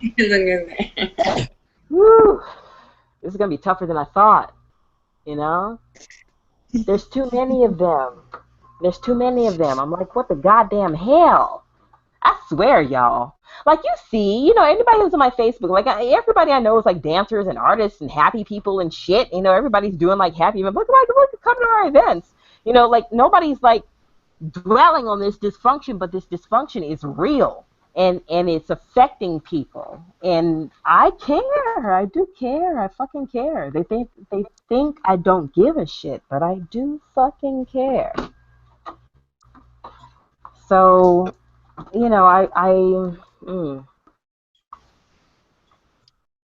Okay, I was talking about the World Star Hip Hop earlier, and the questions. They were doing the World Star Hip Hop questions, and they were asking people sort of like SAT type questions, you know. So sad to see how, you know, remedial a lot of our children are. Except for one little baby. There was one little baby, one of the very younger babies, who gave hope. He got the question right. He's like, this is simple. Yes, I know this, you know. So the little babies are getting it. But some of us, like in our generation and a little bit younger, are fucked up. And yeah, deeply. And it's, you know, I think it was harder for the situation that I spoke of that touched me personally. It was harder for me to let it go at that point because of you know, not just a spiritual connection to the individual, but it was just how it just trickles down, you know, like a waterfall. It just, you can't stop it. You can't reverse that flow. You know, once that gravity takes over and inertia takes place, you know what I'm saying? That's it. That's the point of no return. And it's like, you know, at the bottom of the end of the, you know, the bottom where the water lands, you know, in that form, you know what I'm saying, of it could be a spring at the bottom of a waterfall. It could be another part of the ocean where the earth just separated, right? But are you going to just allow that waterfall to push you under the current? Or are you going to try to move out from underneath that flow of gravity so you can breathe and take a breath and come up and surface? You know what I'm saying? That's what made me so upset and hurt behind everything, because it's like this isn't just about me now. This goes deeper, because this isn't the first time I've seen it, and then I know I've lived through it. Singular, without that connection, I've lived through it, and I know how it affected mine. You know what I'm saying? You would think that people will wake up and go, damn, look what we're doing. You know what I'm saying? Look at what we're doing to our children, our future, our legacy, and everybody's suffering. It's not just this group, this cell, this tribe right here. You know what I'm saying? She might grow up one day, decide, I want children, and what is she to do with that information? You know what I'm saying? We don't have the right information. And it's right there. It's like, okay, I have these issues.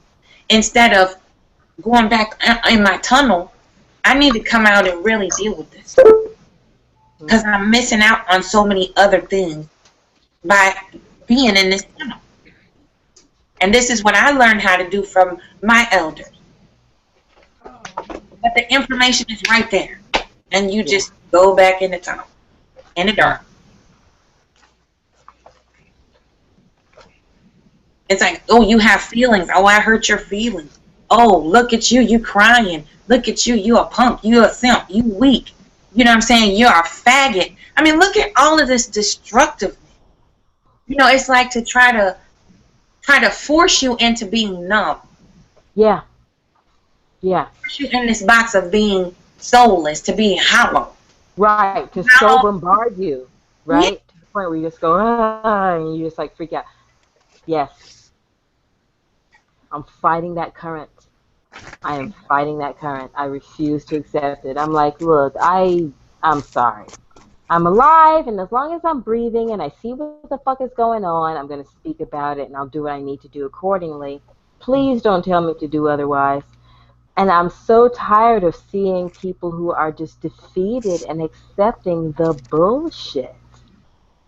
I can't stand to see, you know, Ashy Fuck, Pied Piper, these broken children who think that their inheritance is negative. Yeah. I'm like, oh, no, you don't. Oh, no, you don't. Don't you know you have one of the most fucking valuable commodities on earth, you being who you are? You know? Don't let anybody fucking tell you an inferior. Are you insane? Harvest Cheddar, y'all. You fuck them up. But they nasty.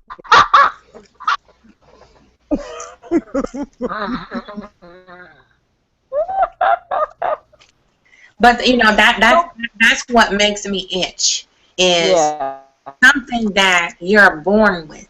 This is something that, you know, Great Spirit gifted to you and knew this is what you needed. Right, like it's already written. Yeah, it's already written in your DNA. It's encoded in you, and you hate how you were created. Unfathomable to me. I can't understand. And bastard, you are wasting this oxygen. Right, and because I look so different, I don't look like the African descendants of my peers. I don't look like the European descendants. I don't look like the Latin descendants. I don't look like any of my peers. I never fit in anywhere. And then I was stuck in a Catholic school. When all my life I was raised with a Southern Baba who practiced voodoo. Oh. All of that was like foreign to me. I didn't go to church. You know what I'm saying? Church was in the kitchen. Church was in the garden. Church was out in the park. You know what I'm saying? Church was at the river going fishing for catfish with our bare hands. You know what I'm saying? Ooh. That's where my church was. And now I'm being shoved into this society of people who feel like you're not worthy if you don't worship something that's foreign to you. And to have parents so ignorant they don't want to listen to what they knew growing up, they've changed because they think that's restrictive. Oh, church will do this because it's opposite of what we were taught. And in order to fit in, we must do this. You know what I'm saying?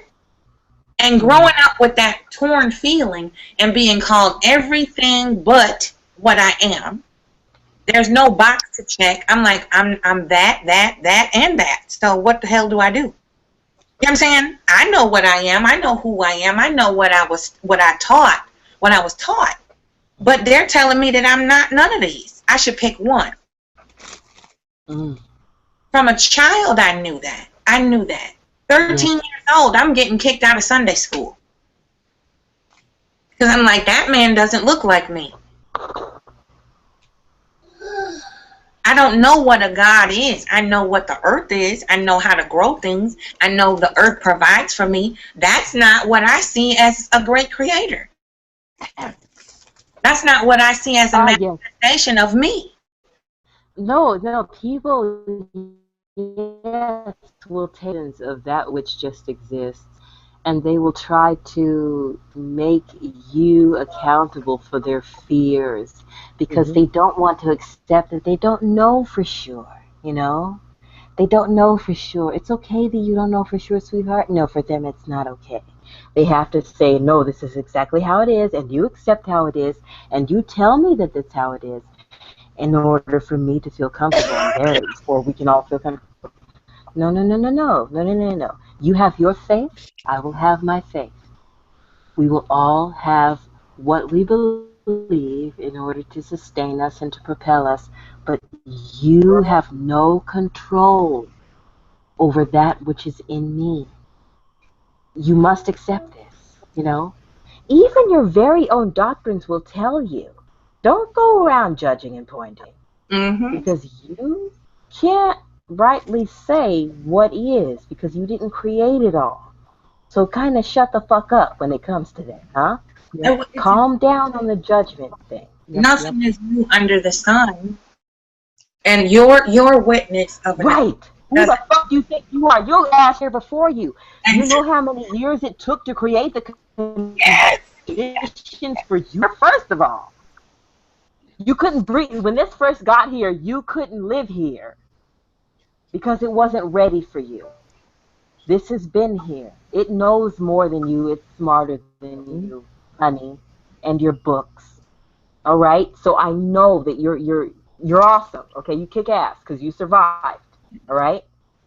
But please don't think that you are the end-all, be-all, and the first and last word. You got to take what works for you and make it work for you.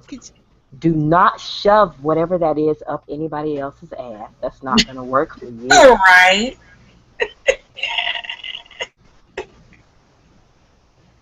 Oh my God. I don't know why it takes us so long. Why are we so damn remedial? It's simple.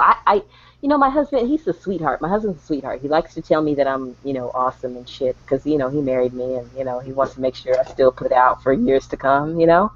So he wants me to be in good graces with him. He says nice things to me. You know, I live with him. He's got to eat It's my nice food. to hear someone say that. Yes, nice to hear the nice things. It really is. No. I disrespect it not ever for a day. I appreciate him every day. But he likes to tell me I'm special, but I'm like, I'm not fucking special, motherfucker. You know, no. Like, the shit that I'm talking about is simple. I'm so simple. I really don't think that anything that I'm putting out here is all that damn complicated or difficult. That's to what absorb, makes it man. special. You know, we make things. Humans are stupid as hell. Okay, humans are dumb ass people. I'm telling you, you are some of the most ignorant ones on the food chain. Because that's what makes it special. Because it's simple. We can look at a tree. I always use the oak tree because that's one of the most sacred trees in any native ritual. When you burn some oak or you have oak leaves or branches. So you look at the simplicity of a tree and look at what grows beneath it and how rich the grass and soil is under there. Now, when a mature tree is reaching for the sun, you can go as many miles high that tree is, as many miles long and deep those roots go, if not longer. And then you have jackasses that try to conquer that damn tree. Yep. And right. You know what I'm saying? The tree is so polite, it will stand there and let you climb up it. Now, on the way up, you might meet something in that tree that you don't want to see.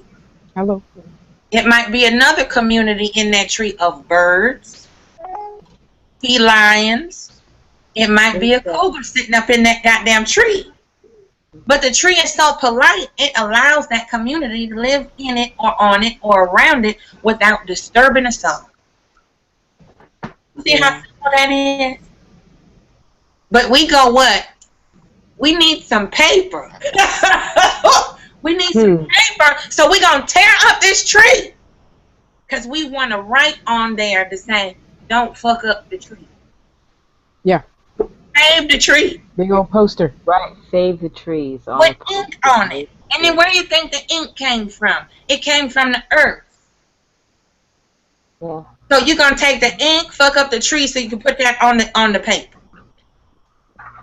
Because we're so fucking smart. We so goddamn smart. But then you rob people of their land and say it's yours. That's what makes it special, because it's simple. We make it difficult. Any idiot you think is smarter than a fucking animal. We humans are above the beast of the field. You are fucking lie. Yep. They know how to mind their own business. What makes a deer special? They don't fuck with people. Yeah. But what do? We go out and hunt for sport. Yes. We dishonor that living soul by making wrappings and shit that we don't use. We sell them for trophies. A head of an animal because it has large antlers. Something that is more powerful. Look what they did in Sierra Leone. They killed off all the alpha male lions just to say they did it. And you see how special an alpha male is. That's so rare. That's what makes you special, is your simplicity. And people don't appreciate simple shit because they have to find a way to be difficult. They don't know what that is. Simplicity now is like a fucking anomaly. It's like a fantasy, and people want that simple life. I just want to be peaceful. I just want to have my peace of mind. I need my space. But they're the ones starting wars. All I need to do is stay in the house, y'all. I swear to God. Okay, you see all these fucking crazy makeup pictures I'm up in these clubs and stuff. It's really all about work. It's all about like going up, sing and be on stage or performance stuff. I want to be in the house. I want to make muffins. Fucking muffin, my cake saver. I want to perfect my cake. Oh, I want to perfect my coconut cake. I want to, cause fucking Lovey and her red velvet. Okay, it's just like it's just like fucking. I'm drooling. I'm like, girl, that looks so good. It looks beautiful. Like it's picture perfect. Like I want to perfect my coconut so that it looks like that. So simple. I want to know the process of creating the flour and the wheat.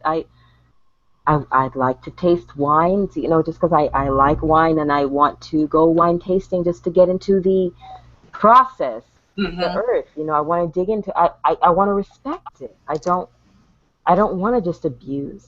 I don't know. I feel for us. I hurt for us. I wonder about us son children who are just like, oh my God, you're already gifted. You're gifted so much that you're hated right off the bat. Don't you understand? Like, come on, seize your power. Just for being here. You Just see, for being here, like, oh Lord, there's another one of these black motherfuckers. Like, goddamn right. Ah! That's what come on. I told this woman. The met a few races here, being here, and I'm glad I was prepared. I was ready today. For some reason, Spirit made me ready to talk to this woman and not do my normal Chicago beatdown, verbal beatdown. I said, you know what? I said, for a person, a group of people to feel this personal self-entitlement of superiority, you won't have to remind me that I'm inferior to you if you already know your place. If you know that you're superior, you don't need to remind me, do you? Because your actions and the way you carry yourself and your aura determines and identifies you as superior. The fact that you have to treat me like I'm beneath you tells me that you know that you are not genetically equal to me. You're threatened by me. Why would you even notice me? I'm inferior. I'm an ant. Why do you notice an ant? You know, if you're allergic to bees, you're not going to run up to the bee's nest and stick a stick in it. I'm allergic to bees, but let's wake them all up. You know what I'm saying? Yeah. The bee don't know that you're allergic to it. All it knows is it's a bee. Minding its own business. You start freaking out. The bee nest, and then scream and say, I'm allergic to bees. Okay, you smarter than the bee though? Yeah. Stupid.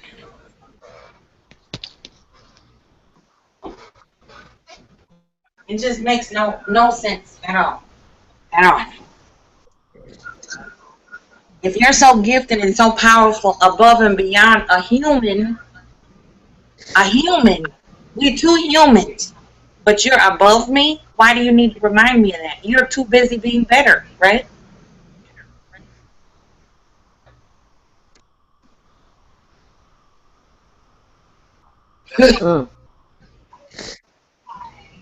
And the simplicity of us just walking around, trying to survive, doing our thing. My damn girl. You can attack my damn simple ass business. Do you understand me? I'm not really trying. Cause look. I'm aware of what turning it up is. I know how to turn it to 10. I don't need to. I seriously do not. I'm not that fucking needy. I'm not that fucking needy. I'm an artist and I like to create. You don't have to like it. That ain't got shit to do with my creation. It really has nothing to do with that. Right. They look at what you do and they're like, because it's different, it means it's worse, it's inferior because it's different. Right.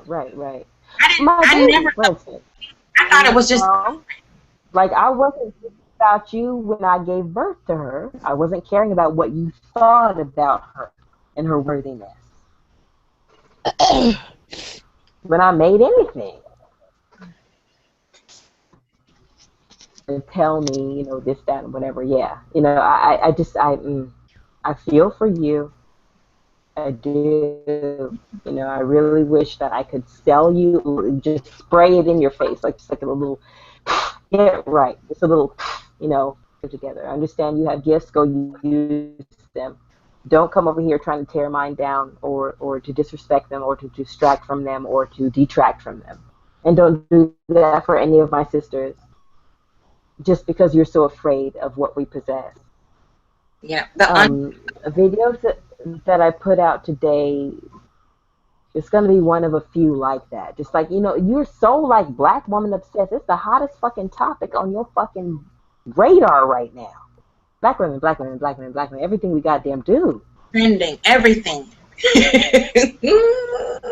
Because I think more women are starting to truly see that it's a ruse. It's a ruse of femininity, feminist crap, all that. It's a ruse. And you know, no one has been truly enslaved more on this planet than black women. Nobody. Of any diaspora, Filipino, Native American, African, you can pick any brown child. Women in that sect, Aztec, Mexican, Cuban, you can touch every continent. The women have been subjugated more. And the next step would be the children. Right. This is a given, Angie. This is a given. It's a fucking given. It is a given. Just accept it and just be okay with it. That we are the mules and the workhorses. We give birth to everyone, and we're responsible for everyone's failure. Right. So how is all that our fault when we were subjugated right along with you? Native American women pregnant were hung from their feet and impaled. Why? Just because they were native. They were pregnant with native babies. They would not procreate or copulate with the Europeans. If they said no, yeah, that powerful word, the two little letters, no, can get your ass killed in the face of the wrong. Yeah, the colonists. I mean, look how they did the African women. Look at how they did them. Like cows, they bred them like cows. Yeah. It didn't matter if that was your son. It didn't matter if that was your brother. You were going to procreate with that male. It didn't matter. The native women refused. They went into the teepee and the Hogans and locked themselves in. They burned them alive.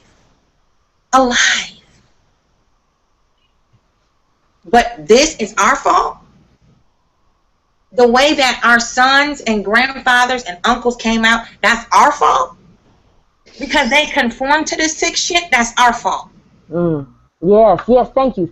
Now, we understand the history, right? We see what happened. I know. They took advantage of you. They took advantage of me. They took advantage of our grandmothers. They took advantage. They took. And did not say thank you, did not say please. They gotcha. Right. Now, what about you?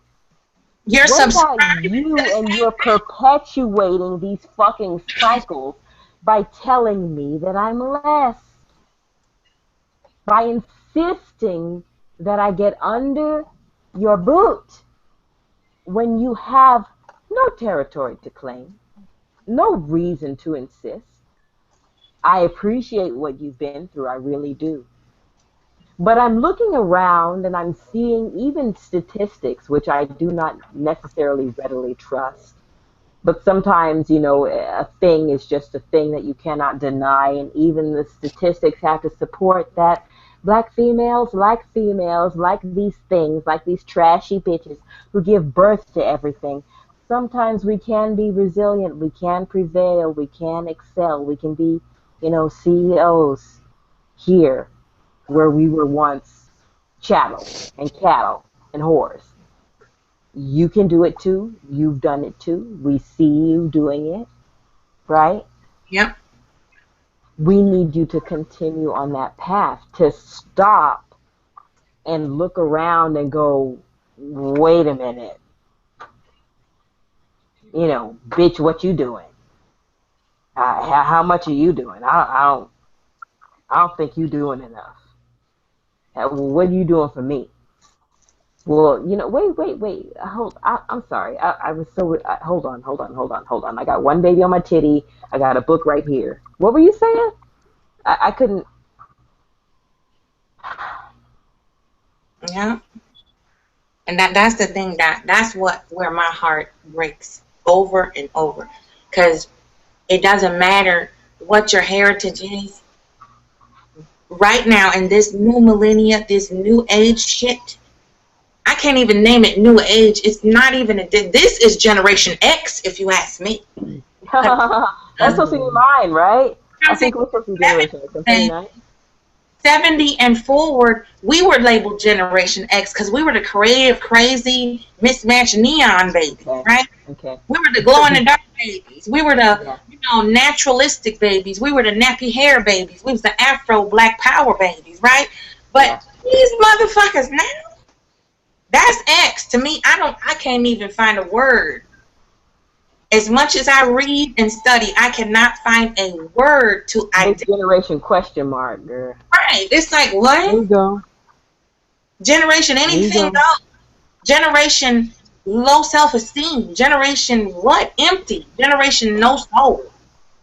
Well, for the most part, okay, I see, okay, with the baby, like, I'm hopeful with her. You know, my babe, she makes a lot of sense. We have wonderful exchanges. She seems to be on the right track when it comes to understanding her environment. She understands that with the information superhighway, we have a lot of people who are moving really fast academically and as far as their education goes and their evolution goes. And then we still have people who are not getting in touch with that, who are behind. She seems to get the existence of both. She is inheriting her healthy dose of cynicism because of that. You know, she's like, stupid is stupid. Right. I do not like the flavor. You know, it's not that stupid sure is bitter. Okay. So anyway, but there's the progressive. We got that though. Cool. Yeah. So she seems to be well balanced. I feel good about a lot of the children that I see her interact with, you know. But like I said, I'm worried about us. I'm worried about us right around here. When I look at the landscape. Along with the 80s era, you know, the 80s was a very beautiful era, very creative and artistic era, very spiritual area outside of the 70s. Between 70 and 80, that was a very spiritual time, very magical time of Aquarius. This right, so much good music, so much good healing music came out of those times. So much, and elevational. It was just elevated, a higher level of thinking. It was more, you know, frontal lobe, you know, type of like, what can I do to truly move the crowd to think about something other than. Now I see is very booty, titties. Shallow, very shallow. And the conversation, the trending conversation now is who can find the most expensive price tag. Yep. A price tag is your worth as a human being. So have we? My question to the earth. This is my question I ask to the earth every day. I'm listening. And I'm so in pain for this answer. Have we come full circle to what our oppressors made us? Do we circle all the way back around?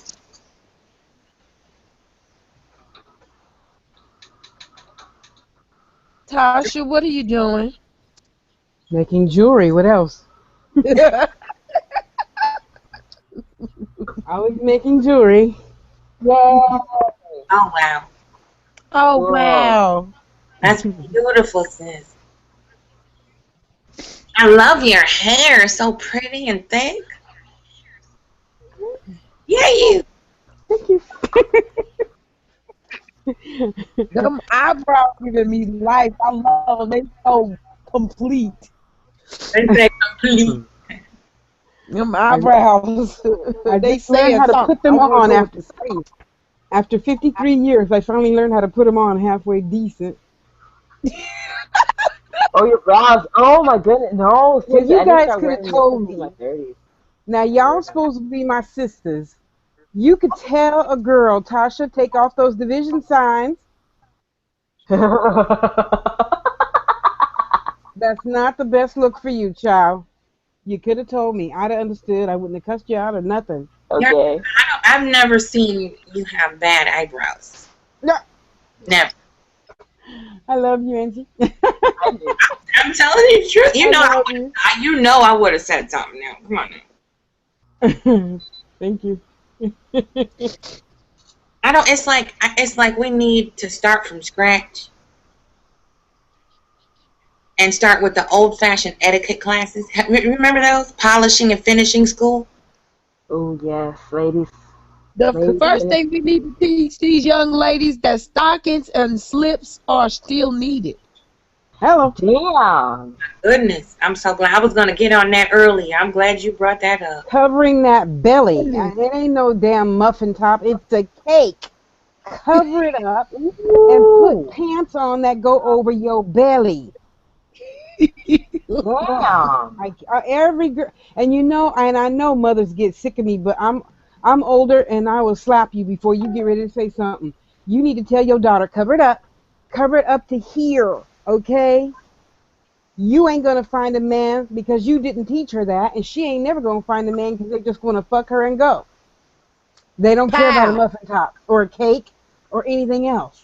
And these boys coming at girls all ass backwards and shit. Here's my number. Call me. Right. Who are you talking to? You. I said, no, I'm a queen, and you're lower than a peasant, so you must have put this. You must have meant this message to be for somebody else. Damn. Yeah. Like, what's this? What's this scribble? What's this chicken scratch chicken? You know? Damn. I can't even respond to it anymore. You know what I'm saying? That kind of commanding.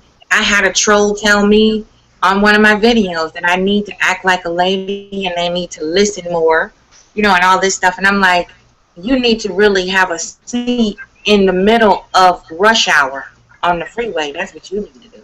And then you should have said, I am a motherfucking lady. Like, who's gonna tell me? Okay, thank you. You are not accountable for my genitalia. Thank you. I'm a lady by virtue of my own vagina and clitoris and 2 sets of lips. You know, are not, or maybe, I don't care, you're a troll, you know. Yeah, the trolls are bold, you know, they're bored. They're bold and they're bored. Very bored. Yeah, they're bored. They just somebody that feels that low, somebody that feels like their self-esteem is so shattered that they have to be anonymous to bully. Right. Exactly. Right. Thank you. Like, they can't even be themselves. They will not even give you that because they are so, shattered. Yes, shattered is the right word. Shattered, not together. They don't have this shit together. Just so they gotta hide. Billion pieces, you know? Yeah. Fragmented. I think the worst troll I experienced was somebody that was from here, where I'm from. And this town is small as a toenail, so I can guarantee I run across this person on a daily basis at the local grocery store, corner store, Family Dollar. And I'm like, you had to go all the way to YouTube to tell me what you really thought about me? Fuck you, man. Get out of here. Yeah, that's pathetic. Well, my sister did it. You know what I'm saying?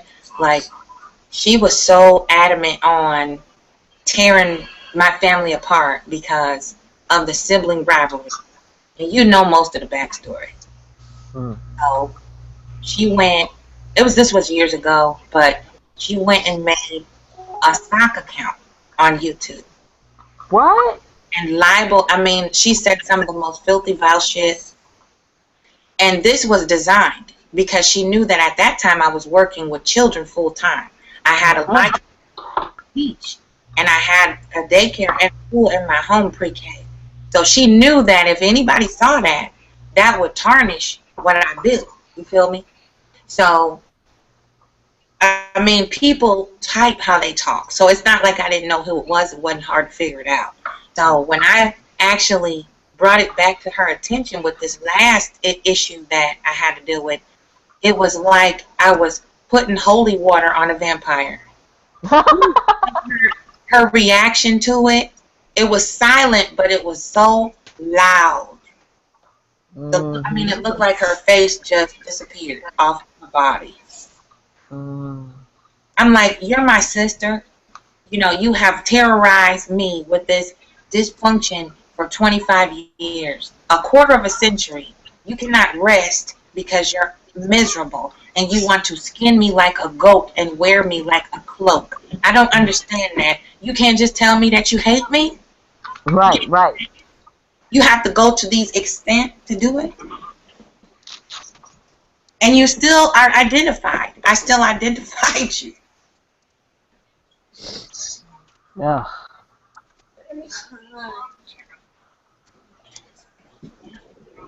Unbelievable. Unbelievable. And that's why I always say, just because we came from the same womb does not make me your sister. Hello. How? None of Not. that I have on today treat me that way. Never have you ever done that to me. I'm sorry. I claim those who I identify with from my heart. And she is not like my heart at all. At all.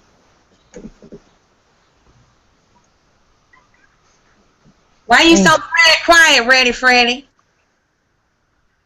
Nothing to say? Yeah, I know. He's all quietude. You usually have a lot to say, Ready Freddy. Mm-hmm. Come on, talk to us, Ready Freddy. Well, actually, I've been going in and out because I was at work and I was out, and I'm at home now. So I was just listening to what you ladies were saying. So 'cause I don't know the start of the conversation. I was going in and out, so I don't want to be like, hey, what about the Raiders? And you're like, wait, we're talking about mashed potatoes. So I don't want to. Well, this is What the Fuck Wednesday. And we share what the fuck moments, like, what the fuck? Somebody help me understand this what the fuck moment. So that's what we're really doing, but we've kind of been all over the globe tonight. Yeah. You can add a what the fuck moment if you want to, just to kind of throw it out there, see if you see what we see. Well, I could ask what the fuck's going on right now because I've only been listening for about 5 minutes. What the fuck is going on right now is we've been talking about people who insist on making it somebody else's problem that they cannot get their own personal shit together. Amen. And we really feel that it is unfortunate and we would like to help because we do not wish to be bothered by that kind of bullshit. You know, we really are progressive and encouraging and supportive. So as such, we wonder, you know, how do you help that person who insists on being an emotional leech? They don't want to get better, but they insist on making you deal with You them help anyway. yourself and get the hell away. Okay. You can't help them. Okay. You can't help them because you'll end up being in the same mood, frame of mind that they are. After a while, you just have to move away. You can plant the seed, but you can't. You just can't. You gotta let some other good Samaritan water that bitch. Yeah. Okay. So it's a community project. It's like a community garden, but you don't have every shit. Yeah, that's for the village. Okay. One person can't. That's a village project. I mean. Right. That's a nation project. A whole Sun Nation. Somebody bring the shovel. Somebody bring the rototiller, the ox, the mule. Got it. You gotta have a say so. And then once that is covered up with that soil, run like hell. I'm gonna tell y'all what has been on my mind. I don't, for the last probably month, I don't understand people that don't realize that they're not the only people in the world that other people talk about. Like, everybody gets talked about. I mean, whether it's good, bad, or indifferent, everybody has something to say about everybody. And I feel like you're a very arrogant motherfucker to think that nobody else talks about nobody else but you. You know, the only person everybody in the world got a conversation about. It's just that a lot of us that get talked about be like, whatever. You know, you can't take to heart everything somebody say. You just can't. I remember one time I got a phone call at 7:45 in the morning to tell me that they thought that I was in the crazy house because my dude had married somebody else. Matter of fact, he was laying next to me, sleep. Had just got off work. But and I didn't take that to heart. I thought it was funny. I cracked up laughing about it and told him to get the fuck off my phone early in the morning with the bullshit. You know, and But that's, I don't get that. that's something that's so interesting too with that example that you had. People like that, they feel that because it's effective in their mind, it's supposed to be effective to you. You feel me? It's supposed to hurt you because they know that would hurt them if that were true. Right. Yes, I ain't yes, with the that. projection. Mm-hmm.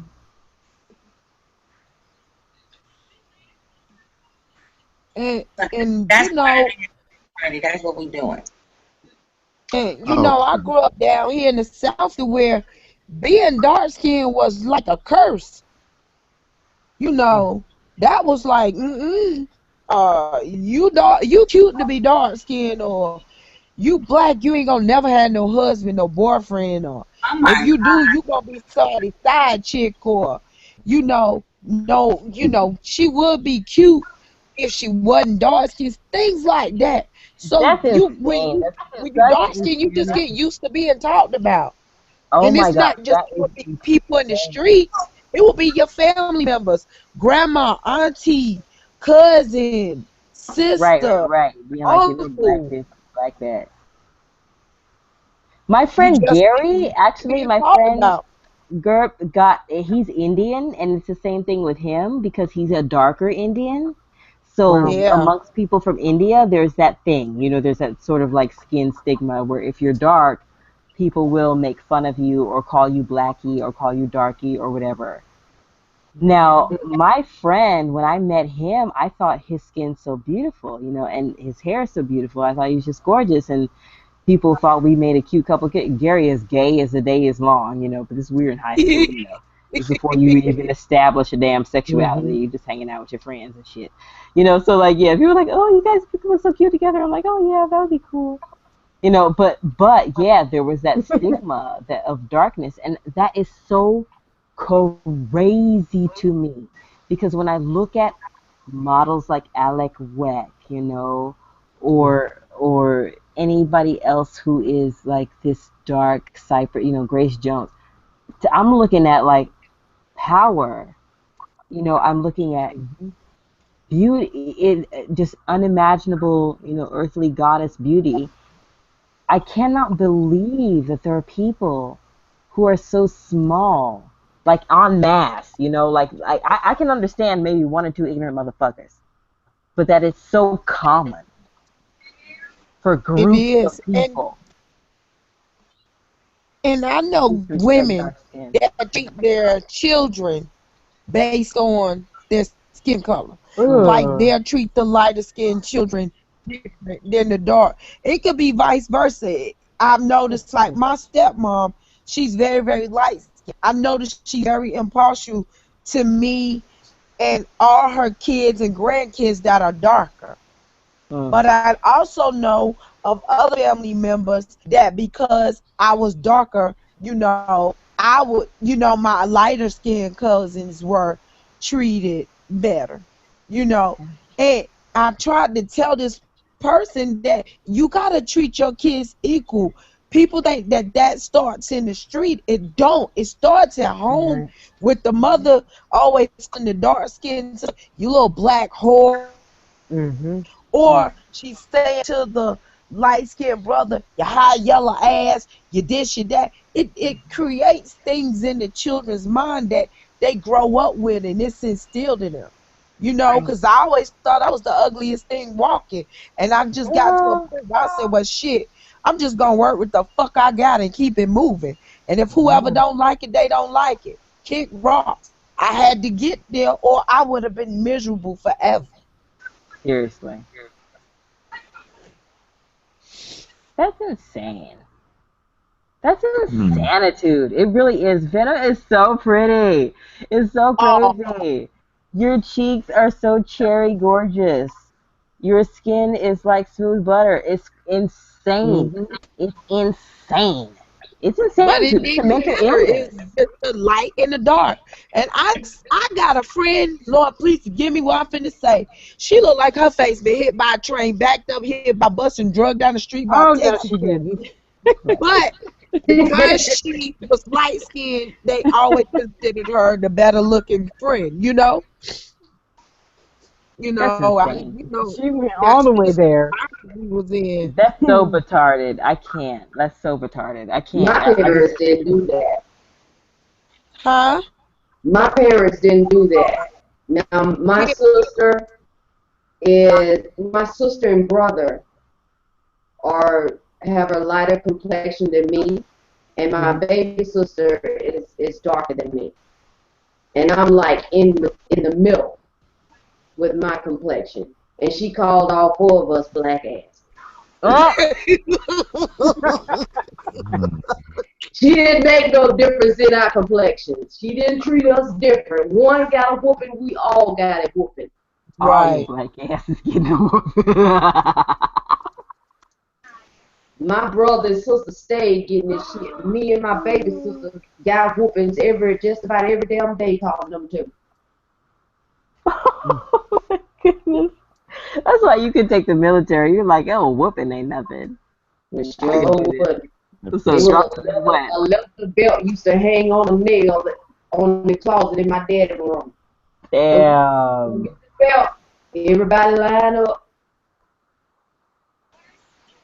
Rude. See, I only got them every once in a while. I was every once in a while. I wasn't no every day. Your parents are generous with the woman. Look here. I used to beat my brother up trying to make him stop doing it. I'm like, boy, you just ain't gonna stop. I mean, he would go, my daddy would cook, his favorite cake was coconut. So if he would cook him a cake, and it'd be David would go in there and dig his fingers in it and eat the cake. Ooh. He asking for a whooping. Daddy coming down and ask, and I honestly don't know because I always was at my grandmama's house. When daybreak hit, I was up the hill up to my grandmama all day till nighttime. They had to make me come home and go to bed. And we honestly didn't know who had did it. We all got a whooping because he wouldn't fess up. Ooh. Well, he deserved whatever he got because of that. You old punk. Take your licks. A good coconut cake is a thing of beauty, though. I tell you. Yes, it is. I'm trying to get down. It's such a labor of love. That layering. It's so good. And it ain't worth a damn if you ain't got the coconut icing right. Yes. Right. Oh, I'm sorry. I thought that was a given. You gotta have the coconut icing. Oh gosh. Boy, that brings back good memories. And then when he made a coconut cake, he made a damn coconut cake. I'm talking about 4 layers. Yes. Yeah, 4 layers. See, back in the day, cakes had to be 4 layers or more. Not 2 layers. True. That cake sitting up there all white and pretty and good, and David just took his whole hand and just dug all the way down from the top to the bottom. He went in the closet, there were cake crumbs all in the closet. Boy, that boy is something else. He used to steal the batteries out of remote control. Done. Because he would build stuff, girl. He would tear up a radio and walk around with the speaker and a little antenna he made and be picking up all kinds of radio stations and signals. Wow. With batteries he done taped together and put wires and wired it to the speaker and wired it to a little motor and have a little thing flying around in the air. Oh, he was just doing all kinds of shit. Nice. Some people get it like that. He was, and he should have took his ass to that diesel school because he can tear a whole car down and build that bitch back from the ground. Went to school for nothing. As far as college, now he went to, you know, he graduated and all that, but he didn't go to college for none of that. Natural brilliance. Yeah, he got a brain on him. He just do ignorant shit. And there's free Well, will. yeah, there's. I mean, our gifts don't have anything to do with our choices now. You know. That's what I said. It don't matter how good of a parent. That's why I get pissed at people for blaming parents for what their children do. Right, You right. can't control what they do, what choices they make. You raise them and you teach them right from wrong, and that's all you can do. After a point, right? It's their responsibility. You just hope you can give them good lessons. Yeah. Hope that they stick. That's true. Yeah, I had my rough, bumpy periods, but eventually, what Mama taught stuck. You know, the echoes. You know, Even really. if you stray away from it from a moment, G, you will always go back to it. Mama said that, or Daddy said that. Yeah. You're right. Yeah. It's true. Well, y'all, I'm gonna get on off of here. It's 2:17, and y'all know I'll be having to get up at 5:30. I know what's wrong with you. It's 11 where I am. Yeah, it's 11 for us on the West Coast. Yeah. It's spoiled. We're spoiled through and She through. look like she going to work every day. Who, me? Mm-hmm. Yeah. Oh my, got no job. I be taking my husband to work. That's what I just said. Get up every morning early. That is my job to make sure he get there. You might as well go to work with him there. 2 paychecks. Oh, I love it. Ain't no way I get this time of morning. Hell no. I do hair. I do her. I do locks. And they come whenever I tell them to. Damn. I done got into doing the crochet braids, though. Have you been seeing them? Your crochet braid? Yeah, where you braid the actual hair down, and you take a latch hook. Let me see if I can find it. Well, you take a latch hook and you put the hair onto the braids. Oh.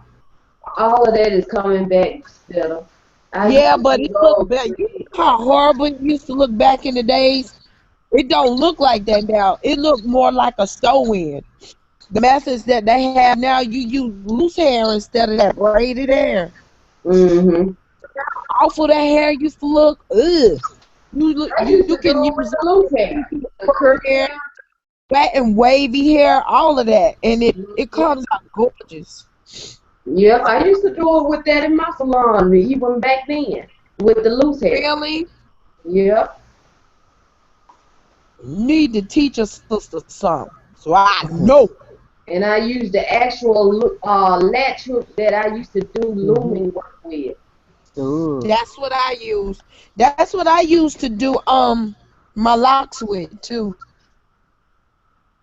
I use a latch hook. Well, I don't do my locks. They just as dusty and fuzzy up at the root.